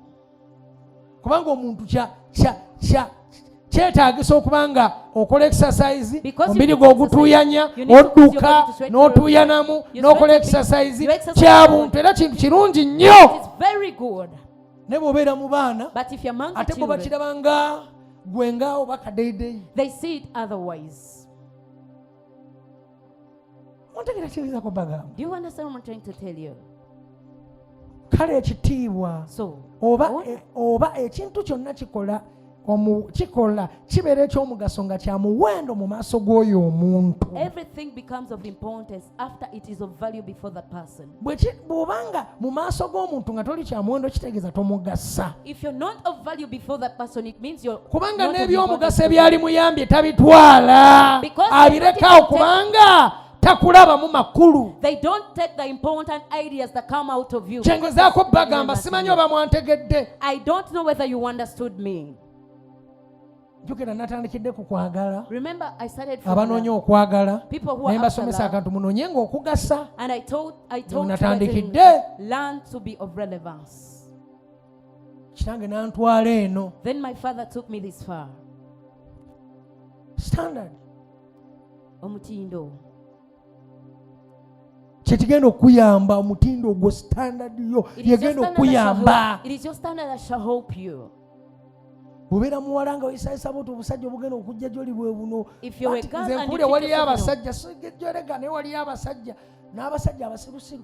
they are stupid Bano men and abasiya they are abakazi. men. The men that whisper to women, Gwe jangu wano. come here. Olina kye waseetinga ku bulamu bwo, oyambala bubi. You dress Yambala indecently. weewe ekitiibwa. Respect yourself. Yambala engoye zikuweesa ekitiibwa, nazo zikola ekyamakulu. Zambale zikuweesa ekitiibwa muwala gwe. Decent dressing also speaks. Bw'oba okola vidiyo zo, kola vidiyo ng'olaga oli muntu wa kitiibwa. Shoot videos that show that you are Oli honorable wa person. njawulo. Try to show Era that you're abantu special. bagamba And the ebintu people say, by'oyo that biri was- standard, is ebyoyo on omuwala That ali was standard, She's on byakola standard. What bya she does mutindo. is on standard.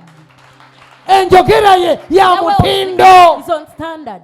Engeri ye ya The way mutindo. is on standard. Entunula ye ya The way of looking, mutindo. it is on standard. Teweerabiranga kino. Never forget this. Ensi ky'ogiwa What you give to the kyegenda world okutwala. is what it shall Nze nalina take. munnamawulire I had a news nga bwe anchor. ntuula naye When I sit with them, ayogera bubi nange, they would speak ill with me. ampita bubi. They would call Kakati me gwe bad. Brian obadde ogamba what were you namugamba saying? I said you. toddamu kummanyiira. Don't dare familiar me Emugoba. again. I chased him away. Kubanga kyaleeta Because what ensi he was kyegenda okutwala Is what the world bantwale was nga going to take. kadeideyi. And they would take me for granted.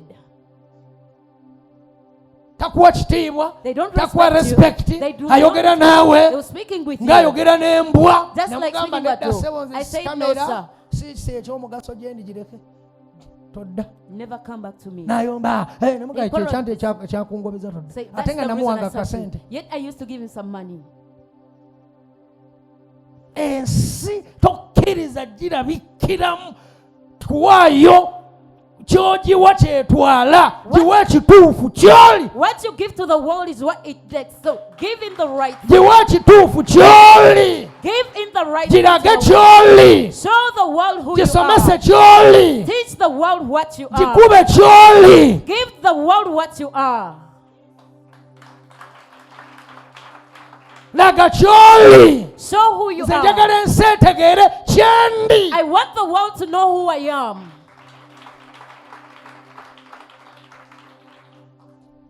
Tuli ffenna. Are we together? Tuli ffenna baluganda. Are we together, brethren? Kyekyo. That is it.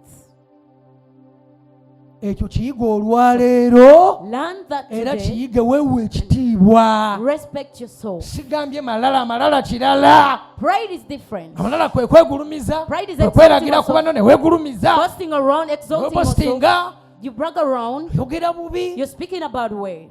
obuggola, You banno scold. bayisaamu amaaso ge malala. You minimize others. That is what we call pride. Naye njogera okwewa grade, But I'm talking about standard. okweguledinga. Putting standard in oneself. Ntegera bulungi. Do you understand me very well? Kwe kubanga weeraba nti oli w'amakulu, Learn to see yourself to ate be n'ekyokola relevant. kikolenga n'okukkiriza nti kijja beerawo ate kijja kuyitamu. And do whatever you're to do with the boldness Kyonna that you shall ky'oteekawo go through. kiteekengawo nga wekkiririzaamu. Put whatever you're to put in place by Nja believing kukikola. I will do it.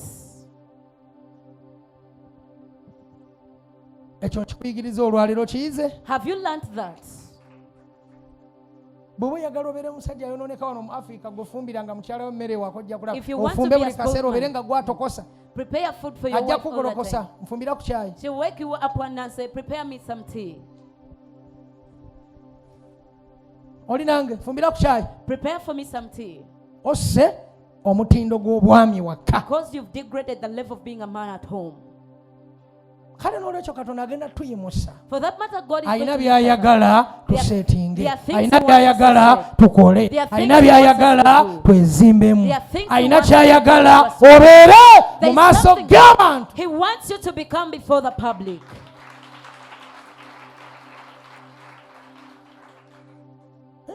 Bw'obeera muweereza oyimidde mu baluganda bassebo ne bannyabo. If you were a minister, standing before Bassebo the ne public. bannyabo mbalamusizza. Greetings, ladies and gentlemen.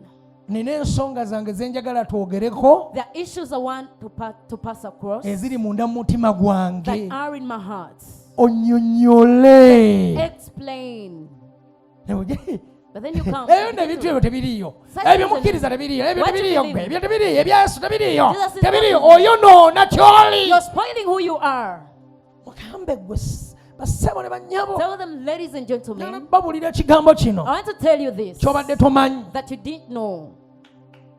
Oli serious. With a serious face. Yesu si Katonda. Jesus is not God. Ensonga emufuula atali Katonda. The reason that makes him not to be God Yeeno. is this. Onnyonnyole. Go ahead and explain Ng'oli serious. in a serious way. Teweerebezalebeza. Do not Teweemolera feel mu lazy. kamera. Do not play around in the camera. Togonzagonza buloboozi. Don't soften the voice. Munnange. No. Amen. Tuli ffenna. Are we together? Kaakati. No. Katonda. Go. Ah. No, no, no. Genda mu ngeri entuufu. Make sure that you're speaking the right way. Beeranga serious mu maaso g'abantu. Be serious when Beeranga serious mu maaso g'abantu. Be serious Olina in ky'oyogera, public. olina ky'osomesa, If you're addressing olina them, ky'oyigiriza, if you're teaching ovaamu about eddoboozi, Release a yogera voice. ng'okakasa ky'oyogera. Speak with affirmation of what you're talking about. Gwe wakola bw'oti ne bw'oti ne bw'oti bw'ati bw'ayogera. You did this and this and this. Oli God mulwadde says so. bw'oti ne bw'oti amagulu gakuluma. Bwega ne bwega ti nkuwonyezza. And the lady complaining is this and that's the way. Kakati, No. ndaba I see. olaga ng'alimba. It's as if you're deceiving. I am going to change and you're going to see me. Kaseera kano baweereza. Short while the ministers. Wekkiririzemu. Believe in yourself. Jayo kyoyogera mu ngeri entuufu. Bring out what you're saying in the right way. Tulaga nti nawe kyoyogera okitya. Do not show that what you're talking about. Do not show that what you're talking about you're not sure of it. Kama oyo si Katonda. Say, that one is not ensonga God. emufuula atali Katonda. The reason he's not God. Lwaki yasaddaakibwanga? Why was he Lwaki sacrificed? yayiwanga omusaayi? Why did he shed Lwaki blood? abaweereza bonna yabakozesa okutta abantu? Why did he use oyo abeera Katonda ki? Which kind bw'oba of God olaba can gw'olaba that be? ng'oyo Katonda. If you're really yawa to see Joshua other amaanyi people, n'atta abantu. he gave power to Joshua n'awa Eriya amaanyi people. n'atta abantu. He gave power to Elijah n'awa and he Samusoni took amaanyi people. n'atta abantu. He gave power to oyo Samuel abeera and people. Katonda So, ki? which kind of God can that be? eyatumanga abantu okuttiŋŋana. Who used to send people to kill each olaga other? abantu kikyoli You're showing the people you ng'okakasa. are when you're very sure. Teweemoolamoola. Do not mock yourself Teweemoolera mu around. kamera. Don't play around with your camera. By'okwata bigenda wala. Because what you're shooting goes By'okwata waliwo far. ababisharinga. There are people who share what By'okwata you're waliwo sharing. ababiraba. What you're capturing, the people who view whatever you post. Kola ekintu ekiri standard. Do something on standard. Bye bagamba bituufu. Kola emikono gyo.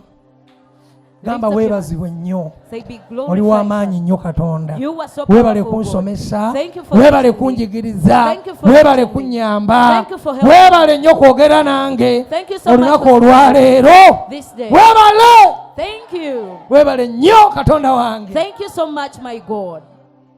Kati kambalage. Let me show you. Maliriza. Can I wind up? Kati kambalage kano. Let me show you this. Omanyi obulokole buli eri. The born agains of the other side Tebulina mutindo. is not on standard. Onayimirira wano. This one stands over there. Pwa pwa. Oneeno. shoot this Pwa pwa. And another the other side. Buli Another. omu abeera babeera shereberebere shereberebere olyogera obula. Shout here. You got to hear. Ebintu byabwe obibeeramu. If you're to indulge in the Prayer walk. prayer walk, you go. Byebyo. Tebalina kye bayimiriddeko. They're not based on anything. Kati ffe tetulina kubeeranga bo. We must not be like the other people. Tunobeera ne standard entuufu. We must be organized. Tulina okubeera ne standard entuufu Katonda wali naffe. Because Kubanga God is with Katonda us. standard. For Kitegeeza God is kuba a- standard. Omuntu alina Katonda kitegeeza person- kutegeera nnyo. It means Kitegeeza magezi. It means Kitegeeza wisdom. kumanya. It means knowledge. Si kubeera zigizaaga zigizaaga. Not to live a crooked life. Osanga oli ali mu nsonda ali ati. You find the person jumping. Oli bebebe Another. noga kiki kino. Then you wonder Oli what. rebebebe le omulala rabababa ra ri noga omulala sheshe nogamba kiki ekigenda mu maaso. Then you wonder what is going on. Kale mufube okulaba. Endeavor to see. Gwe nkubeerera katuuti mbeera ntya. How do I appear Nakusomesa to? When I'm n'entambula mu teaching, bwenti I move around n'ezirako like eno this. I go this way, n'enyimirirako I stand like n'ensonga this, eno I pose bwe this nkulabikira way. ntya. How do I appear to you? Tulifa naye bw'obeera wano. But if you're here Kaakati now, nakyo si kibi naye it's also kibeera not ky'abantu bad. bano But it is for the kind of people. ab'ebyobufuzi The politicians. kyawukana. It is totally different. Byabufuzi bayimirira The politicians abeera are the bw'ati ones who stand. kannaabikula So they open, n'asoma they read. byabufuzi ba It is MP politics. The members be of bayita ba parliament, honorable the honorables, beebo. they are the ones. Ekintu kino This kakati idea, ekintu kino this thing, beebo. they are Kati the people. ffe So when oba it comes to nze me, when it comes to siri me, honorable mu I am ebyo. not a honorable in Ah, that. No. ndaga maanyi I show omubiri gwange power. action z'omubiri gwange The actions of ziraga my body amaanyi show the movements strength. zange My movements ziraga kyenkola show what I kyensomesa do, what I kyembuulira teach, what I action preach zange zonna zenkolera wano Everything zirina kye that I do zigasa implies eri obulamu something bw'omuntu in a person's bwe life. nkola bwe nti kkiriza Right. olwaleero Believe onaalaba today. omukisa You find onaabeera out w'amaanyi you won't be togenda powerful. gwa ddalu You're not going to mba run nina insane. kyentegeeza. I'm trying to imply something.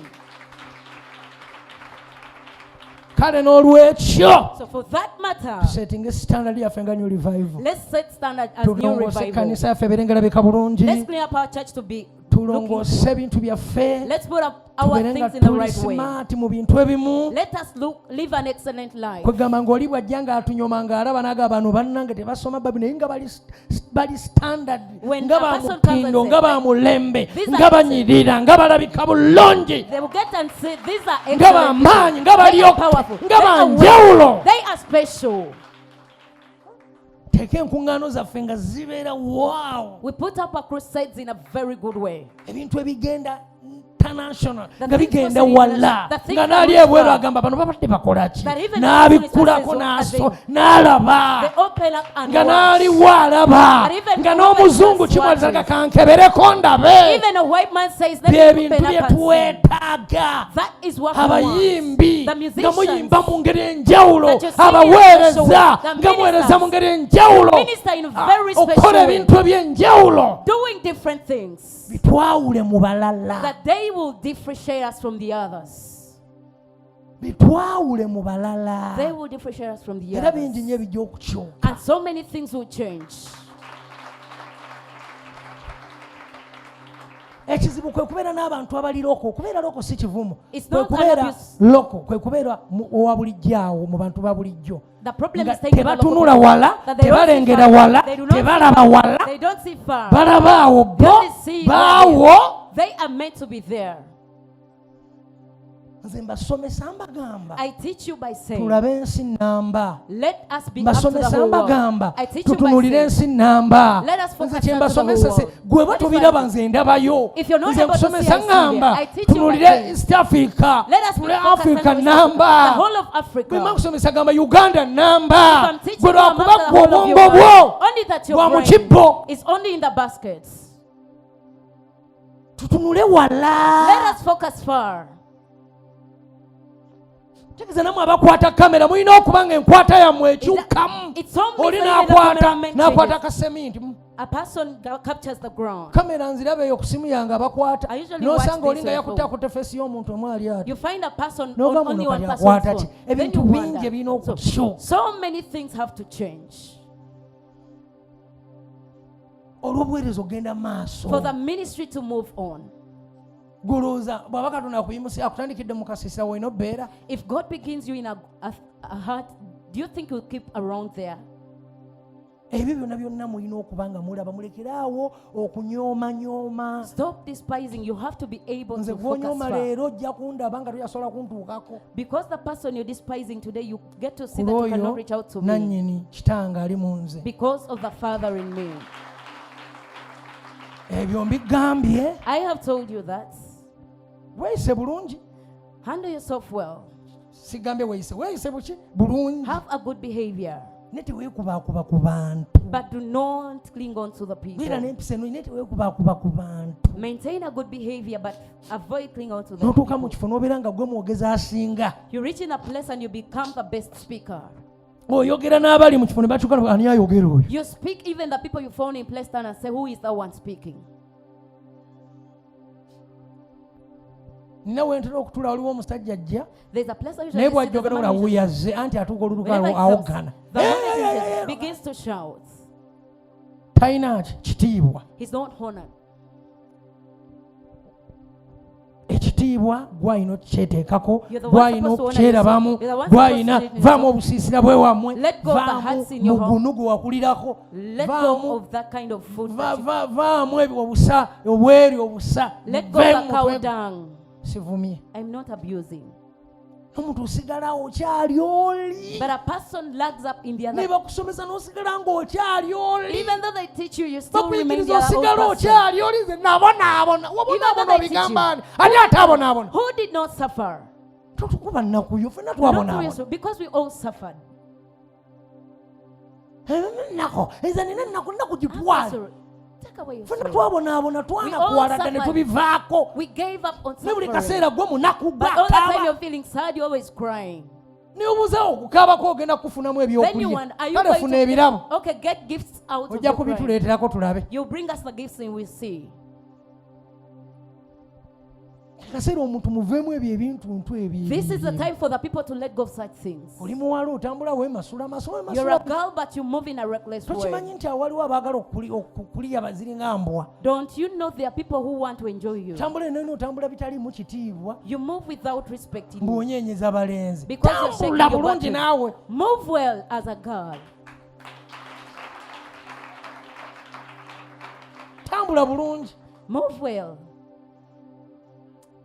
Tambula bulungi ate abantu mmanye n'emibiri gyammwe nammwe. And let the people get to know their bodies. Tambula bulungi. Move well. Temunjogeza biyitira tambula bulungi gwona. Move well. Yambala bulungi. Nawe olina okweraba n'olaba nti kaakati nno. Because you have to know yourself.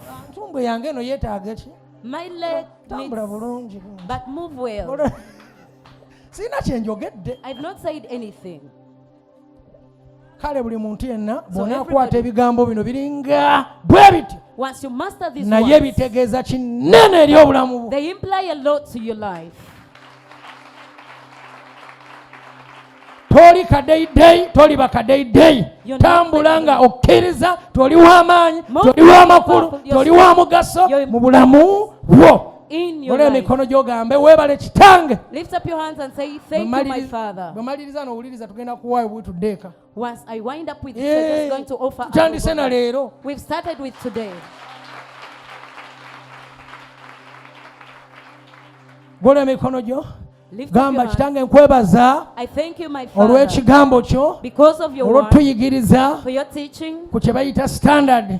something Tukwebaza Katonda waffe we thank you, kubanga our God, otusomesezza, because kubanga you've told otuyigiriza, You've told kubanga us. oyogedde naffe. You've spoken. Weebale nnyo kwogera nange. Thank you so much. Weebale for nnyo speaking with me. kunsomesa. Thank you so much for Kangende teaching me. ntereeza ebyo Let me go and bye rectify nnina okutereeza. whatever I'm supposed to Kangende rectify. nkole ku ebyo Let me walk bye upon nnina okukolako.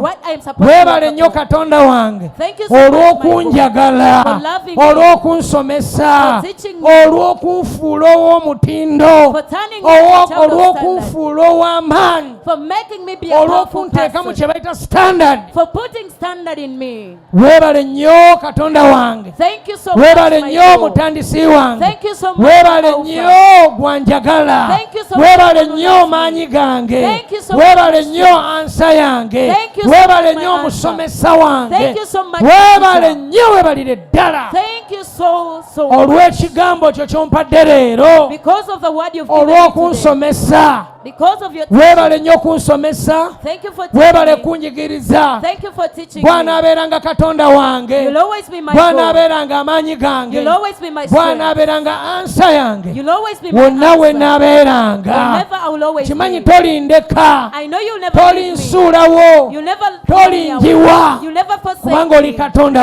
For wange. you are my God. Katonda kakuzimbe obeere ow'enjawulo. May God build you into a special person. Kakuzimbe obeere ow'amaanyi. May God build you into a powerful person. Ekigambo kino This word kigobererwa amaanyi ge. is followed by his power. Kigobererwa amaanyi ge. It is followed by his power. Kubanga gwe omuntu olina by'okola, Because as an naye individual, Katonda things you agenda do. tuukiriza standardi yo mu bulamu bwo. But God is going to fulfill his standard in your life.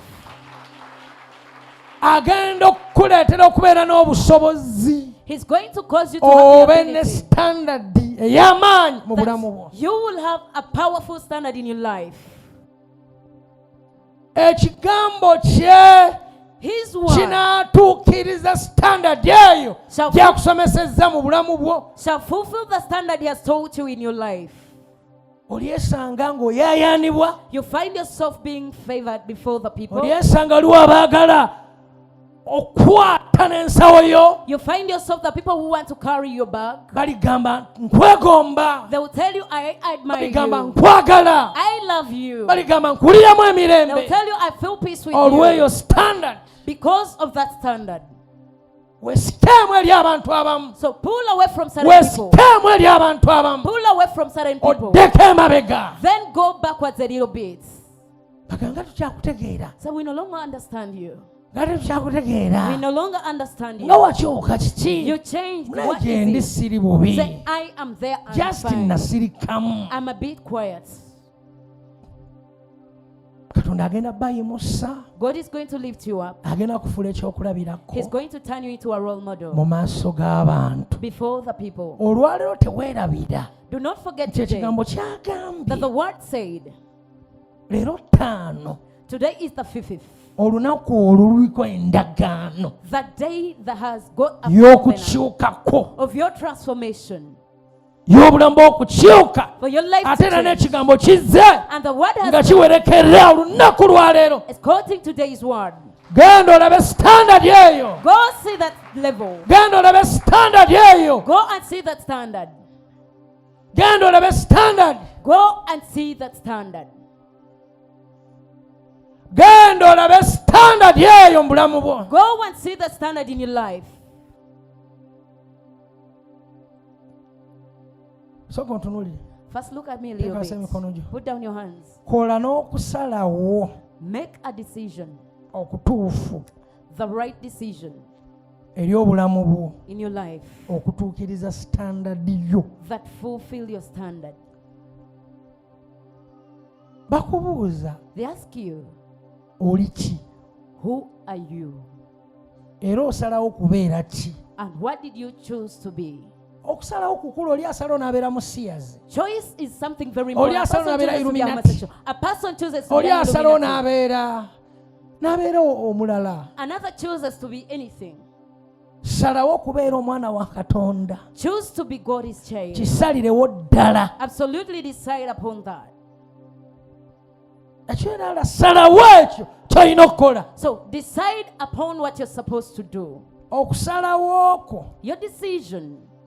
olina okukolerera okusalawo okwo. You have to work for your choice. Abantu abatasalawo The people who don't tebalina kye decide bakolerera. don't work for anything. Naye omuntu yasalawo n'agamba nsalawo But a person who chooses upon okukola something, njagala nkole butiiki bweti, I choose to put up njagala a boutique. mbeere mulimi, I want to be a farmer. njagala mbeere kino, I choose to be this. njagala nje nkole shero y'amafuta, I choose to put up a njagala shelf. ntundenga ebirime, I choose to sell njagala agricultural ntundenga products. engoye, I choose to sell njagala clothing. ntundenga engatto z'abaana, I want to sell njagala children's shoes. nyambaze ng'abasajja. I want to clothe the men. Wasalawo kubeera ki mu nsi? What did you choose to be? Wasalawo kola ki mu nsi? What did you choose to do Ki in the world? musumbaini kye wasalawo ky'oyagala What did you okukola? choose to do, Ki Pastor ekiri Ian, mu that you ggwe want kye to do? wasalawo? What is Belinda, in you that you ki choose to do? ky'osalawo okukola mwene ensi? What do you choose to do in this world? Ndabye nga bwegenda nakyewaka ngenda sula bubi. I've seen that if I'm to go with this, I'll have a bad Ngenda sleep. sula nga ntunula. I would get a sleepless night. Salawo ki ky'olina okukola. Decide on what you're supposed to do. Bw'omala okusalawo ekyo ky'olina okukola, After making up then the choice, okikolerere. work for it. Okusalawo bakukolerera. You work for the choice that you make. Tewebaka. Don't sleep. Okusalawo bakukolerera. You work for the choice that you make. Okusalawo kwange My decision, nkulina. I have it. Era mba nina okukukolerera. And I have to work for my choice.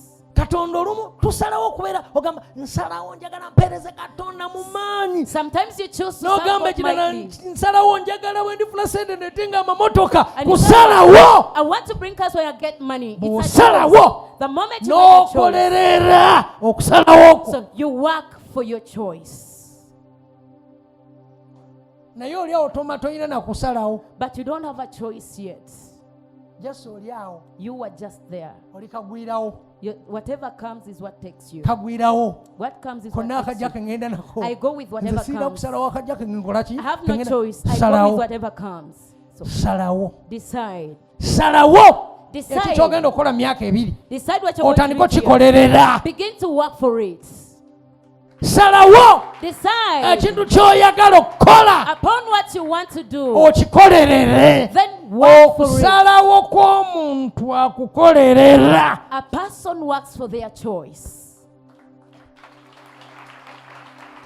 Okusalawo kw'omuntu akukolerera. A person works for their choice. Njagala ekyuma bwe kiti. I want this kind of machine. Nkole kino na kino. To do this Oba and olina that. okukikolerera. It means you have to work for you to achieve the machine. tukolerera kusalawo kwaffe. So we work for Kati our omuntu atalina choices. kusalawo A person talina without a kyakolerera. choice is not working up to anything. Katugeze nsalawo genda. Let's say I choose to Tegeeza go. nja genda. It all means Gye I'll nsazeewo go. genda. And to my Kati choice. kyonna ky'osalawo Whatever you kikolerere. choose, work for it. Kisavingire. Save for Kiterekere ssente. Save money for it. Era ne mu maaso ga Katonda Even okusalawo before kwa kumanyi. God knows your choice. Buli muntu olina okubeera n'okusalawo kwe wasalawo. Everybody must have a choice they Kyentegeeza made. ki ky'oyagala okubeera mu eno ensi. What I'm trying to mean is, what do you want to become Muno in mu this world? Afirika mw'osanga omuntu atamanyi gy'alaga It is naye in ate Af- ng'agenda. It is in N'omubuuza Africa where olaga you wa. ask them, where are you going? Tamanyi gy'alaga naye atambula kyokka tamanyi gy'alaga. They don't know where they're going, but they're moving. Gundi salawo So make a choice ki ky'oyagala okuba. on what you want to Oyagala become. kubeera mukyala ki? What kind of woman do you want to become? Oyagala kuba musajja ki? Which kind of man do you want to become? Bw'omala okitegeera, After understanding that, bw'oba musajja va ku bakazi, if you're a man, let go of the women. kyebakire, Sleep for it. kikolerere. Work hard for it. Ojja kiba. You achieve it. Katonda ayita mu kusalawo okwo okubeera ekyo ky'olina okuba. Njogera bino nga bw'oteeka ekiweebwayo. Because Ayita mu kusalawo okwo okubeera ekyo ky'olina okuba. God performs through your decisions. Ayita mu ki? Mu kusalawo okwo. God works through your Noga decisions. nsazeewo And you say, ngenda "I've kukola decided, kino. I'm going to work upon this." N'okikolerera. You work for it. Okolerera ki? So what are you working for? Okolerera baana. I'm working for my children. Abaana obakolerera tolina ky'osazeewo. Will you work for the children without a choice? Buli ali wano salawo. So everybody here make a choice. Bakubuuza bw'ofuna ssente kati okola ki? They ask Oyayuuyi. you, if you're to get money now, what can you do? Kasooke nkirowoozeeko. Let me first think about it. Nkola ki? What do I do? Nkola ki? What do I do? Oba nsobola okuleetanga ebirime. Maybe I can go into Naye agricultural ndabuka products. ndeeta amasimu. But I can go into phone. Tolina kusalawo, tomanyi gy'olaga tuveemu. You don't have a choice. You don't know where you're going. So get out of us.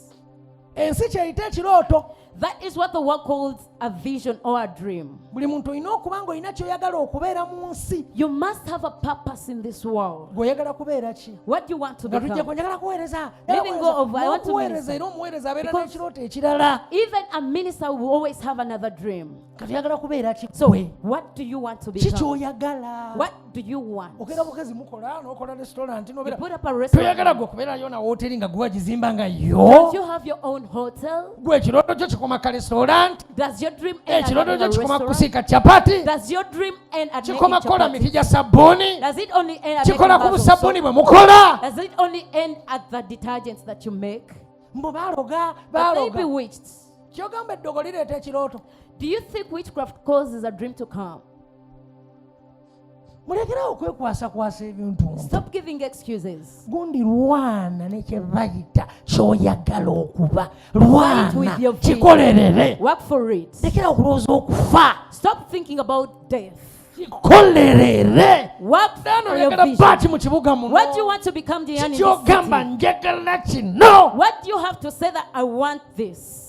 Omalirire. So be Ogambe determined in that. kankole, Say, let me kansevinge, Let me say nga bwe nzikiriza. as I believe. Nzigulewo ekintu bwe kiti. That I shall open up something like this.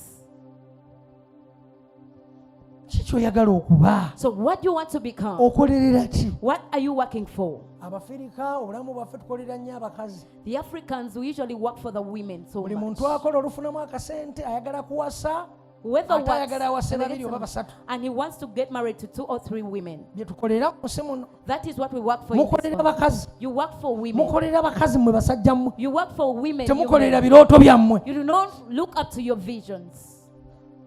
Kazi oluziniazinira mu maaso go kati. The moment the girl dances in front Ng'ekirooto of you, kifa. the dream vanishes. Kasaka bigula kati. The moment Ng'ekirooto kifa. the dream vanishes. Beera n'ekirooto, ekirooto kyo si bubiina bw'abakazi. Your vision are not the women's births. Beera n'ekirooto. Have a dream. Abiri ge wali wadde omukazi ga saving. Save the 200,000 shillings you'd give to a woman. Lwanirira okubeera omusajja ow'amaanyi. Fight to be a strong man. Olekewo erinnya. That you leave a legacy.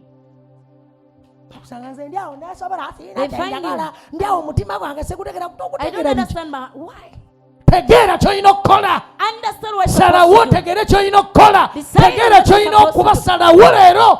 Tambula nakyo bw'oti. Move with it like Kino kye njagala okuba. Obeere ng'okyegamba. Kino kye njagala. Kino kye njagala ng'okisongako. This is what I want. Era okikolerere. And work hard for it.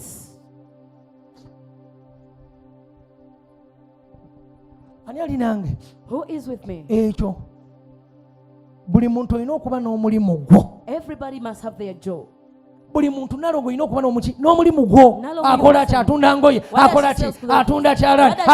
Atunga ngoye. Ono akola ki? Asuubula ngoye. Oli akola ki? Alima. Ali mu bya bulimi. Olaba alunda. The other one is in Buli farming. muntu olina okuba n'omulimu gwo. Everybody must have a Kuva job. n'olwaleero. From this day, Ntunuulira ali eyo mwenna muntunuulire. look at me Okuva everyone. n'olwaleero. From this day, Njagala oddeyo n'omulimu gwo mu mutwe. Ddayo n'omulimu mu mutwe. go back with your job in your head. Genda ng'olina ky'olowooza okukola. Go back thinking of doing Ddayo it. nakyo mu mutwe. Go back with it in your head. Tolina mulimu gw'oyagala kukola. Don't you want Buli to do a muntu kind olina of okuba job? n'omulimu mu mutwe. Bino kano kakwate nnyo. You Olina must have okuba a job n'omulimu in mu your mutwe. head. You must have a Ekyo job in your head. ky'oyagala okukola. Of what you want to do. Munamala amalusu mukama. Ekyo olina okuba n'ekiruubirirwa. You must Olina have okuba a vision. mbyokola byonna. Oba olina ka capital katono beera ne vision ennene. Even though you have very little capital, Oba have a very big vision. beera ne vision y'okwekozesa. Have a Va mu vision of byokunoonya. everything. Noonya mulimu. Stop Noonya. looking for what are you looking for? Teekawo ekikyo. Put something for yourself. Buli muntu salawo. So everybody Abamu decide. mulina emitwe girinaaganaaga. Some of you have got heads that are not Ndeeta settled. obutunda, ndeeta Today, ensujju, should I go in for ndeeta passion fruit lumonde, ndeeta pumpkins? kasooli. Should I bring potatoes Gwe or maize? mutwe gwo gulimu ebintu nga 8. Your head has got a number of ideas. Gula amabinika oba ngende mu masefiriya. Should I go in for kettles or Ndeeta saucepans? obusowaani oba ndeete maso. Kwegamba oli awo totegeerekeka. You were just Nsuubule there. enkoko njokye enkoko. Should I roast chicken or I Emitwe should roast it? gy'Abannayuganda. Those are the brains of the Nsuubule Ghanaians. enkoko ndeete enkoko. Kwegamba njokye enkoko. Should I roast Byebyo. chicken? That is Ntunde what I- buviiri ndeete gaalubindi. Should I sell the brains or I should fix it? Tebategeerekeka. They're never clear. Obasanga mu kanisa ne batabula ne Katonda. You find them bewildered with Bakuba God. nnyo engalo tebamanyi kibakubira na ngalo. They clap so hard, but they don't know why they're clapping. Mbuzi olaga wa simanyiyo Just ne where are you ŋŋenda. going? I don't know Olaga where wa I'm ŋŋenda going. ne simanyi gye ndaga. I don't know, but I'm going. Future eringa lugendo. The Future future kulinga is like a kutambula. The future Olina is okuba like a ng'omanyi journey wa to move. gy'olaga. You must be able to know where you're going. Nterese emitwalo gyange 10 I've saved ngiterese 100 lwa kino. Nterese ebiri gyange ngiterese lwa kino. I've saved Lwe 20 lugendo for lwe this. nkugamba. That's the Nterese journey I'm emitwalo telling you. gyange 3 ngiterese lwa kino. I've saved my Njagala 300,000 kukola for this. kino. I Lwe want to do lugendo. That is the Nsavinze journey. emitwalo gyange 6 nsevinga lwa kino. I saved my 600,000 shillings for this. Kitegeeza ne woba oyagala kintu kya miliyoni 10. It so means even if you want something Ogenda around kitandikako na millions, mitwalo egi. you begin with it with 20,000 Togenda shillings. kitandikako na miliyoni 5 You will not na begin mitwalo with- 2 It's gyogenda a- okitandikako. You begin with Nagyo. this with 20,000 shillings. Jala mbeere mugagga. And to be Olina rich. obeera ng'oga njagala mbeere mugagga ne capital miliyoni oba biliyoni 2 oba I want nga to be rich nkozesa with abakozi capital. 2. Employ Ebintu 200 ng'ebyo. Such things. Ate era oteekewo ky'oyagala okukola. Then put in place what you want to do. Naye mubeerawo tomanyi gy'olaga olowooza But you're always amasaati there. You n'olowooza think of obuleega you think of the brass. ensuwa kwegamba buli Think of kimu the okirowoozaako. You think of Salawo. everything. Make a choice. Genda mu katale Go to the market. olabe biki ebitambula ki abantu kye beetaaga. See what is needed. Abasajja by the babala abantu kye people. balyetaaga emyaka 10. People calculate what the people will need in 10 babala years abantu kye ahead. balyetaaga emyaka 2. They will calculate what the people will need in Obulamu 20 years' bw'omuntu time. buli mu future. Because a person's life is in the Ne future. mwe mutunula wano. But then you always see Kubanga Yesu here. yabagamba temweraliikirira bya nkya. Because Jesus told you Ne not to be worried mutamanya of nti atta tomorrow. future yammwe. And you fail to know that He's tarnishing your future. Temweraliikirira bya nkya. Don't Ebyenkya worry of bineeraliikirira lwabyo. Tomorrow has Byeraliikira its own biti trouble. ebyalwo. How can tomorrow Gwe hold kennyini its own troubles? gwasetinga enkya You're the one who sets gwasetinga tomorrow. luli. You set the other day. Guno gulinga musomo naye kintabuseeko. This thing. Buli asaagala lekeraawo. I feel like I don't want to stop. Ddayo n'omulimu mu mutwe. Go back with a job in Ddayo your head. n'omulimu mu mutwe. Go back with an idea in your head. ddayo n'omulimu mu mutwe. Go back with an idea of Boda what you're ogivuga ogivugira ki? If you're riding a motorcycle, why Boda is it mulimu like gwa this? lubeerera Is it a permanent oba job? kyakweyambisa kati Or you can otuuke live gy'olaga? that it shall roll you to your vision. Kansembere. Let me drop Bw'oba owulira amaanyi tosobola kubeera olina obuvunaanyizibwa bungi olina bugaana okubeera kendeeza ku buvunaanyizibwa oba si ekyo kendeeza ku kyemulya naye ozimba amaanyi ag'enkya. But build tomorrow's power, strength. Buli muntu olina okuba n'egy'olagawa. Where are you Si heading? kujja n'otula butuzi Not to just come and sing. saaviisi eggwadde When is the service ngenze. have gone? Tewalina nsonga lwaki otuddewo. There's no reason you even seated here. Tuli ekituleese wano. Let me Tuli tell you wano what. ebirooto byaffe nze ndi wano ntuukirizibwe ekirooto kyange. I'm here Njagala for my dream to- nseetegeere I want nti the world Katonda to wali know mu buliwo that ate God is in amaanyi reality. ge weegali. And his power is sufficient. Beera ne dream Have a dream ekusuze ng'otunula. that shall make Nze your nzikiriza sleepless omuntu night. asulamu olumu ng'atula ng'alowooza dream ye. I believe in Gagamba a ngenda person kukola who is ntya, saying, what ngenda am I going to kitegeka do? ntya, How am I going ngenda to prepare? kipulaninga How ntya, am I going to ngenda plan? kukizimba ntya. How am I going to N'asula n'otuula nako ekiro ng'oli wekka. You even see N'otandika alone. okubala obulamu bwo. You begin to calculate your life. Tomala ne weebaka. Afterwards, you sleep. Teweebakanga nga tolowoozeza ku future yo. Never sleep before think Nsembedde about your future. muntunuulire. Teweebakanga nga tolowoozeza ku future yo. Never sleep Mwabamu without thinking about mumanyi your mwakoma. future. Some people think Mukolerera that kuzimba buyumba. you're only after constructing houses. Kolerera okuba omugagga. Work to be Kubanga rich. ekitiibwa kya Katonda bugagga naye mugagga Because nawe olina obba omugagga. God's glory is in wealth, so you have to be rich. Naye mwe mukolera kuzimba buyumba. But you're after constructing Oluzimba nnyumba houses. n'ogamba mpumudde neebase. The moment you construct a house, you say it's Afrika over mwagala with. nnyo emirembe emisiru. Africa, you love stupid peace. Njagala nzimbeyo akayumba I want to tulungi construct a neebake. house. Ekyo kitegeeza ki? What does that mean? Oli oluzimba akayumba nkimazi. The moment a person constructs Maama a house, taata it's kojja senga mujje tukiwedde. Mother, Maama auntie, kojja father, baaba mother. mujje baaba Come. mujje done. My ennyumba elder ewedde. brother, come, the house is done. Kiwedde bannange nkimaze. It is Ngenda done. tandika okwebakanga I nga want bwe to begin ngoloka to bwe sleep. webakanga bwe I wake up ngoloka. as I sleep. Mukolerereeko ekirala obugagga Work for babukolerera something, because kye they bayita work for okubeera one. omugagga. What it means to Kiri say eri the kigambo nakivuddeko kye bayita okubeera omugagga What we call to be bakikolerera rich, you have to work for wealth. bakisevingira You have to save for the wealth. bakikolerera You have to work for it. musumba yini bakikolerera. You have to work hard to become Tokeera rich. bukazi ogamba amwe biliyoniya You just don't wake up and say I'm a ndi billionaire. mugagga kati no bakikolerera. You have to work for it. Omugagga njagala emigaso egiri mugagga ngigambe nga tonnaddayo waka. I want us to talk about the relevance of Omugagga being rich. yagassa. It's a rich person who Omugagga yabeera n'abaana abanyirira. It's a rich person who Omugagga yalabira amaka ge obulungi. It's a rich person who takes care of Omugagga their children ewaka well. waba wanyirira. A rich Omugagga man aba is always n'emirembe good. wakaawe. A rich man is always peaceful at their Omugagga home. tatondowala tondowala. A rich man never Omugagga easily gets angry. tanyiiganyiiga. A rich person never gets Omugagga angry easily. olowooza lwaki onyiiganyiiga buli kaseera oli naakutuna n'onyiiga. Why do you think you Oli easily naakutuna angry? n'onyiiga. A Oli person naaseka looks nga at you. atunde n'onyiiga. A Oli person mwavu. laughs at you just because you're poor. Akaana ko kajja konakona kayiye endusu. Your child Kaddugala comes oluba. home very dirty. Waavu. Just because Kayina you're ekko poor. lyonna ku matama. Very dirty. N'enzannya yaabwo nayo Even their way of yeewuunyisa. playing is also amazing. Buzannya omusota guugwo. They play saying the snake. Tebayinaamu birala bye boogera. Bw'aba not akusaba talk about kyakula that tamanyi chocolate. If that Maama mpa lumonde. Mom, give me some. Akabaga maama monde. They come Maama and say, monde. Mommy, Maama Mommy njagala potatoes. monde. Mommy, I want Maama some mpa potatoes. lumonde. Mommy, I want some Talina potatoes. kirala. Oh, Maama mogo. Maama Mommy, I njagala want cassava. mogo. I want Mogo. cassava. I want cassava.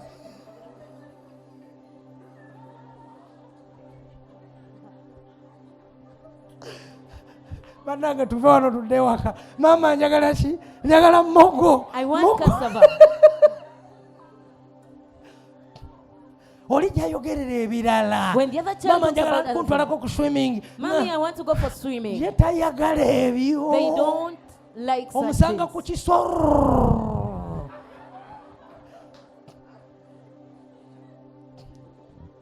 Wanika emikono gyo.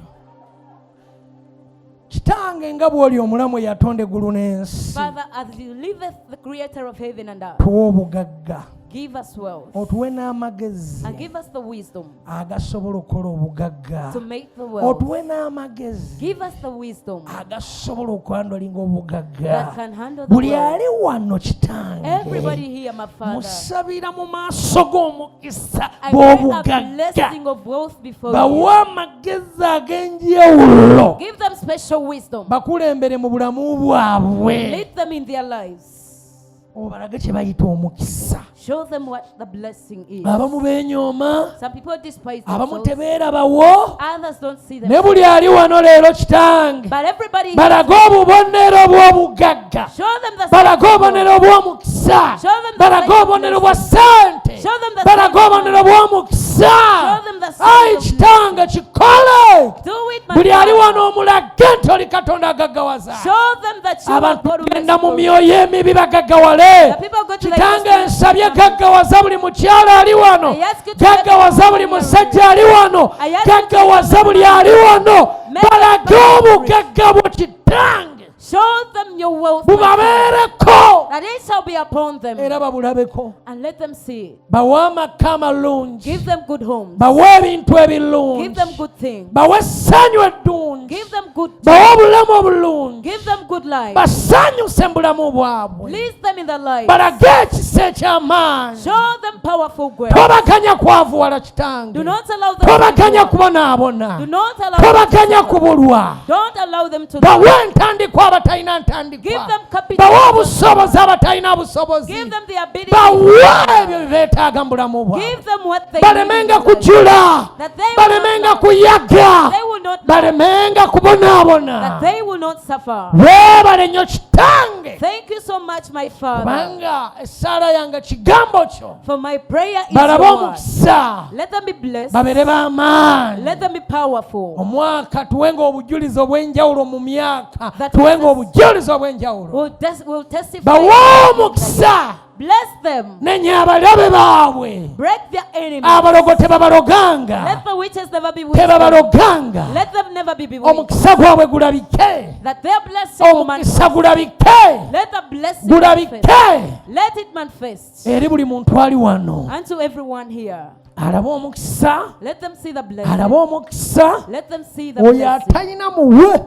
Give to whoever doesn't Balemenga have. kunoonya kyakulya. That they will not look for what Naye to eat, babeerenga n'ekyokulya. but they will always have something Babeerenga to nga eat. bakolereranga level. That they will always work for an Babeerenga nga increment. bakoleranga okweyongerako buli That they kaseera. will work for an increment. in their Tobaganyanga life. kwavuwala. Never allow them to Tobaganyanga go. kuyaga. Never allow them to Tobaganyanga kaaba. Never allow them to Tobaganyanga cry. kubulwa. Never allow Ensi them to ebajooga. cry. The world Ensi despises ebayisaamu them. The amaaso. world despises N'ekitanga them. agenda bbawo omukisa. But my Father Ensi says ebanyooma. the world Ensi enyooma despises you. ekkanisa eno. The world N'ekitanga despises ngenda bbawo omukisa. But my Ngenda Father says bayimusa. the world Ngenda despises you. bafuula. Ekyo kye balaba. I am Ekyomuwendo The ekirabibwako. precious thing that can be seen. Ensi ebanyooma. The world is Era banga precious. temulina lugendo. And they see that you Era have banga nowhere to temulina go. kiddako. They see you have no way. N'ekitanga nothing to do. agambye And my Father has said agenda tuwa omukisa. He's going to bless us. Atuwe ebyenjawulo. He will give us the different things.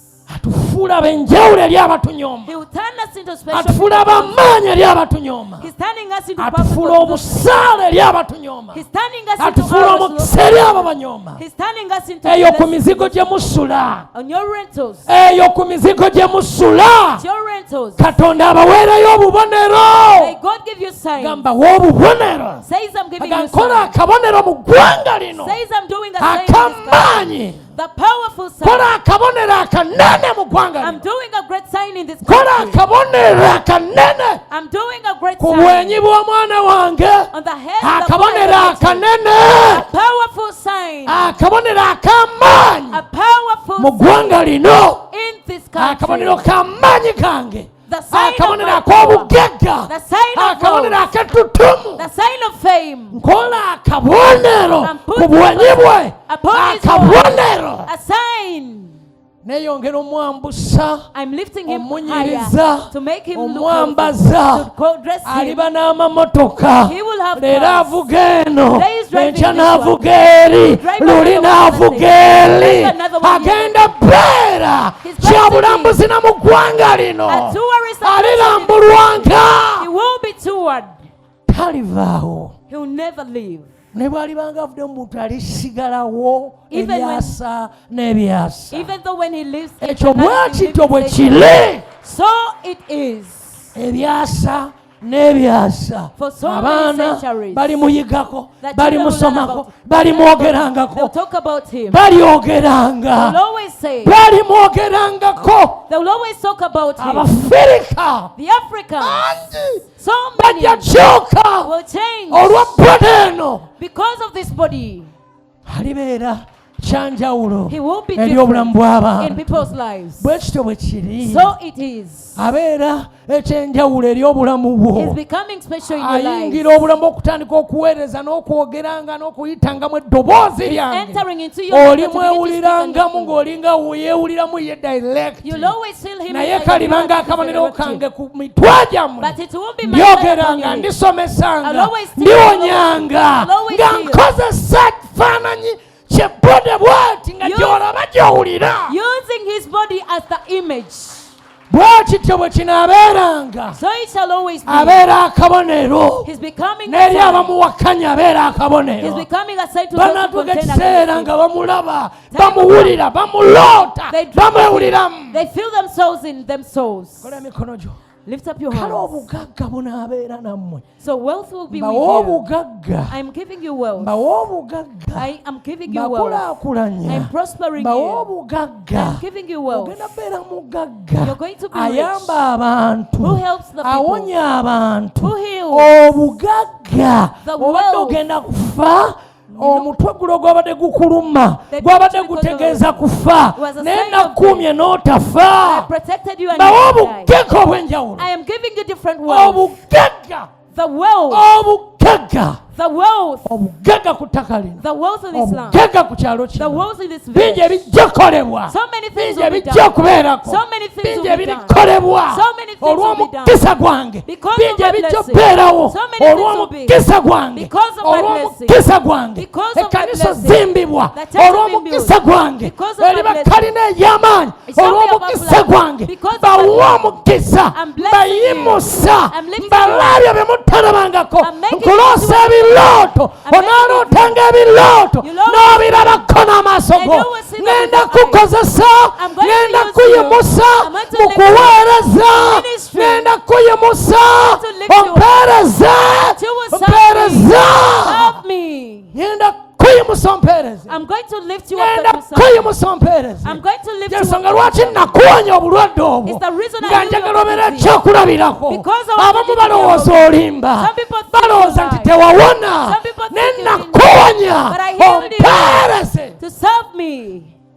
Obalaganga obukakafu ne bakakasa kuba balaga obukakafu. Onika emikono gyo. Show them the affirmation. Nakuwonya ompeereze. I healed you to serve Nakuwonya me. ompeereze. I healed you to serve Nakuwonya me. okole emirimu I gyange. healed you to do my Nakuwonya works. ompeereze. I healed you to serve me. Ngenda kukozesa. I am going to use you. Ngenda kuyimusa I'll lift you up mu ngeri ey'enjawulo. in a very special Nze way. nabagatta It's mwe not ababiri mbeere connected you. endagaano yange That you will be my bakozese. covenant, and I will use you. Mulina bye mutannalaba. There are things you haven't Mulina seen. sente There's an ze amount of money mutannakwata that you naye nga haven't mugenda got. zikwata But you're going to olw'omuweereza oyo Because of the olw'omubiri ministry. ogwo Because of the bawa body. sente I am giving nga you siwummula Without ogenda rest. funanga sente You nnyo. always get a lot of money. Mbakulaakulanya. I'm prospering you. Mbakulaakulanya. I'm prospering you. Mbakulaakulanya. I'm prospering you. Omanyi lwaki oluma okaaba? Do you know why you cry Gwe sometimes? nakuwanga sente n'ozirya wekka. I would give you money and you would eat alone. N'ozirya nga n'ozimala nja kukola kino luli. Nja kukola kino, nja kukola kino luli. I will do this next time. I Naye will nga do this. nakuwanga ogabirirenga n'omwana wange. But I would give Naye you gwe that bw'ofunanga information. ng'olya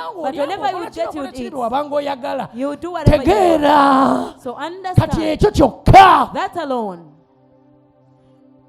Bazikwatanga olumu n'okukuta nazo. Sometimes you would hide around with Weeyama somebody. bweyami nja kukola kino, nja kukola kino, zonna ne zikugwako. You would only pledge and you would get you. Ate nga naawe y'ensonga lwaki bw'oli wano. Yet that is the reason you're here. Okufuula omusasi. I'm turning you into a person who gets. Anafunanga sente makuba agenjawulo. She'll always get money from different ways. N'olw'obuweereza obumu. And sometimes Era ng'obadde otunuulira musumba oli ow'ekigoma ng'ogamba senga mbadde nina sente n'ali muwadde bambi abamu abantu ne tubawewula ku ddadi waffe golola emikono gyo mu bbanga n'abagabiriranga bwe munaabeeranga mu kigambo kyange bwe munaakwatagananga n'oyo oyo ndagaano yange gye muyina eri wakati wammwe si ndagaano ya bitabo naye ndagaano yange erabibwako gye muli mukwate ekigambo ndibalaga omukisa ndibawa omukisa ndibawa omukisa obugagga bwe ntegeeza amagezi ge ntegeeza ndikuwa n'obufumbo obwewuunyisa beera okakkane okakkane oliba n'obufumbo obulyewuunyisa abantu naawe buli kwewuunyisanga ke kaseera muntegeere ke kaseera ommanye otegeere nkuyimuse mu ngeri ey'enjawulo obayimusa mu ngeri ey'enjawulo berinda gy'omuzannyo ku buweereza okakkane otegeere lwaki wajja wano.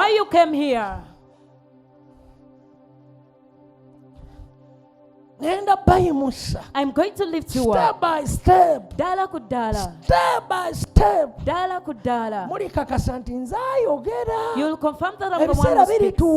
Time will come. Even though you contend against that. Nga tokyalimu ago maka. Time will come when you're not at home. I'm the one who has said so. I am the one who has said so. That you're no longer there. When you're in another kind of life serving me. I'm going to lift you up. I'm going to beautify you. I'm going to turn you into one issue. They abuse you when I sing. They do things to you when I sing. They probably when I sing. They do everything to you when I sing. But I'm going to lift you up. I'm going to lift you up. I'm going to lift you up. I'm going to lift you up. I am going to lift you up. I'm going to lift you up. It's me speaking with you. I'm going to lift you up. You will confirm that. Because the one who never holds a sign with him. But it's me who has said that I'm going to lift you up. The one who deceives never has a sign. The one who deceives can never have a sign upon them. It's me who speaks. I'm the one who has tied him here. I'm going to lift you up. I'm going to prosper you. I am going to lift you up. In my own way. In my own way. In my own way. You'll not get bad dreams from here. You'll not get bad dreams from here. You'll not fall sick from here. I'll always give you life. My voice has captured some of you. You're going to go back home when you're feeling me. You're going to go back home when you're feeling me. I'm going to lift you up. I'm going to lift you up. I'm going to lift you up. I am going to lift you up. This is my church. It is mine. It is mine. I'll never allow anyone to play with it. I'll never allow the evil ones to play with it. I'll never allow the evil ones to play with it. I'll never allow the evil ones to play with it. I'll never allow any evil person to play. I have said so because it's mine. Be aware of that.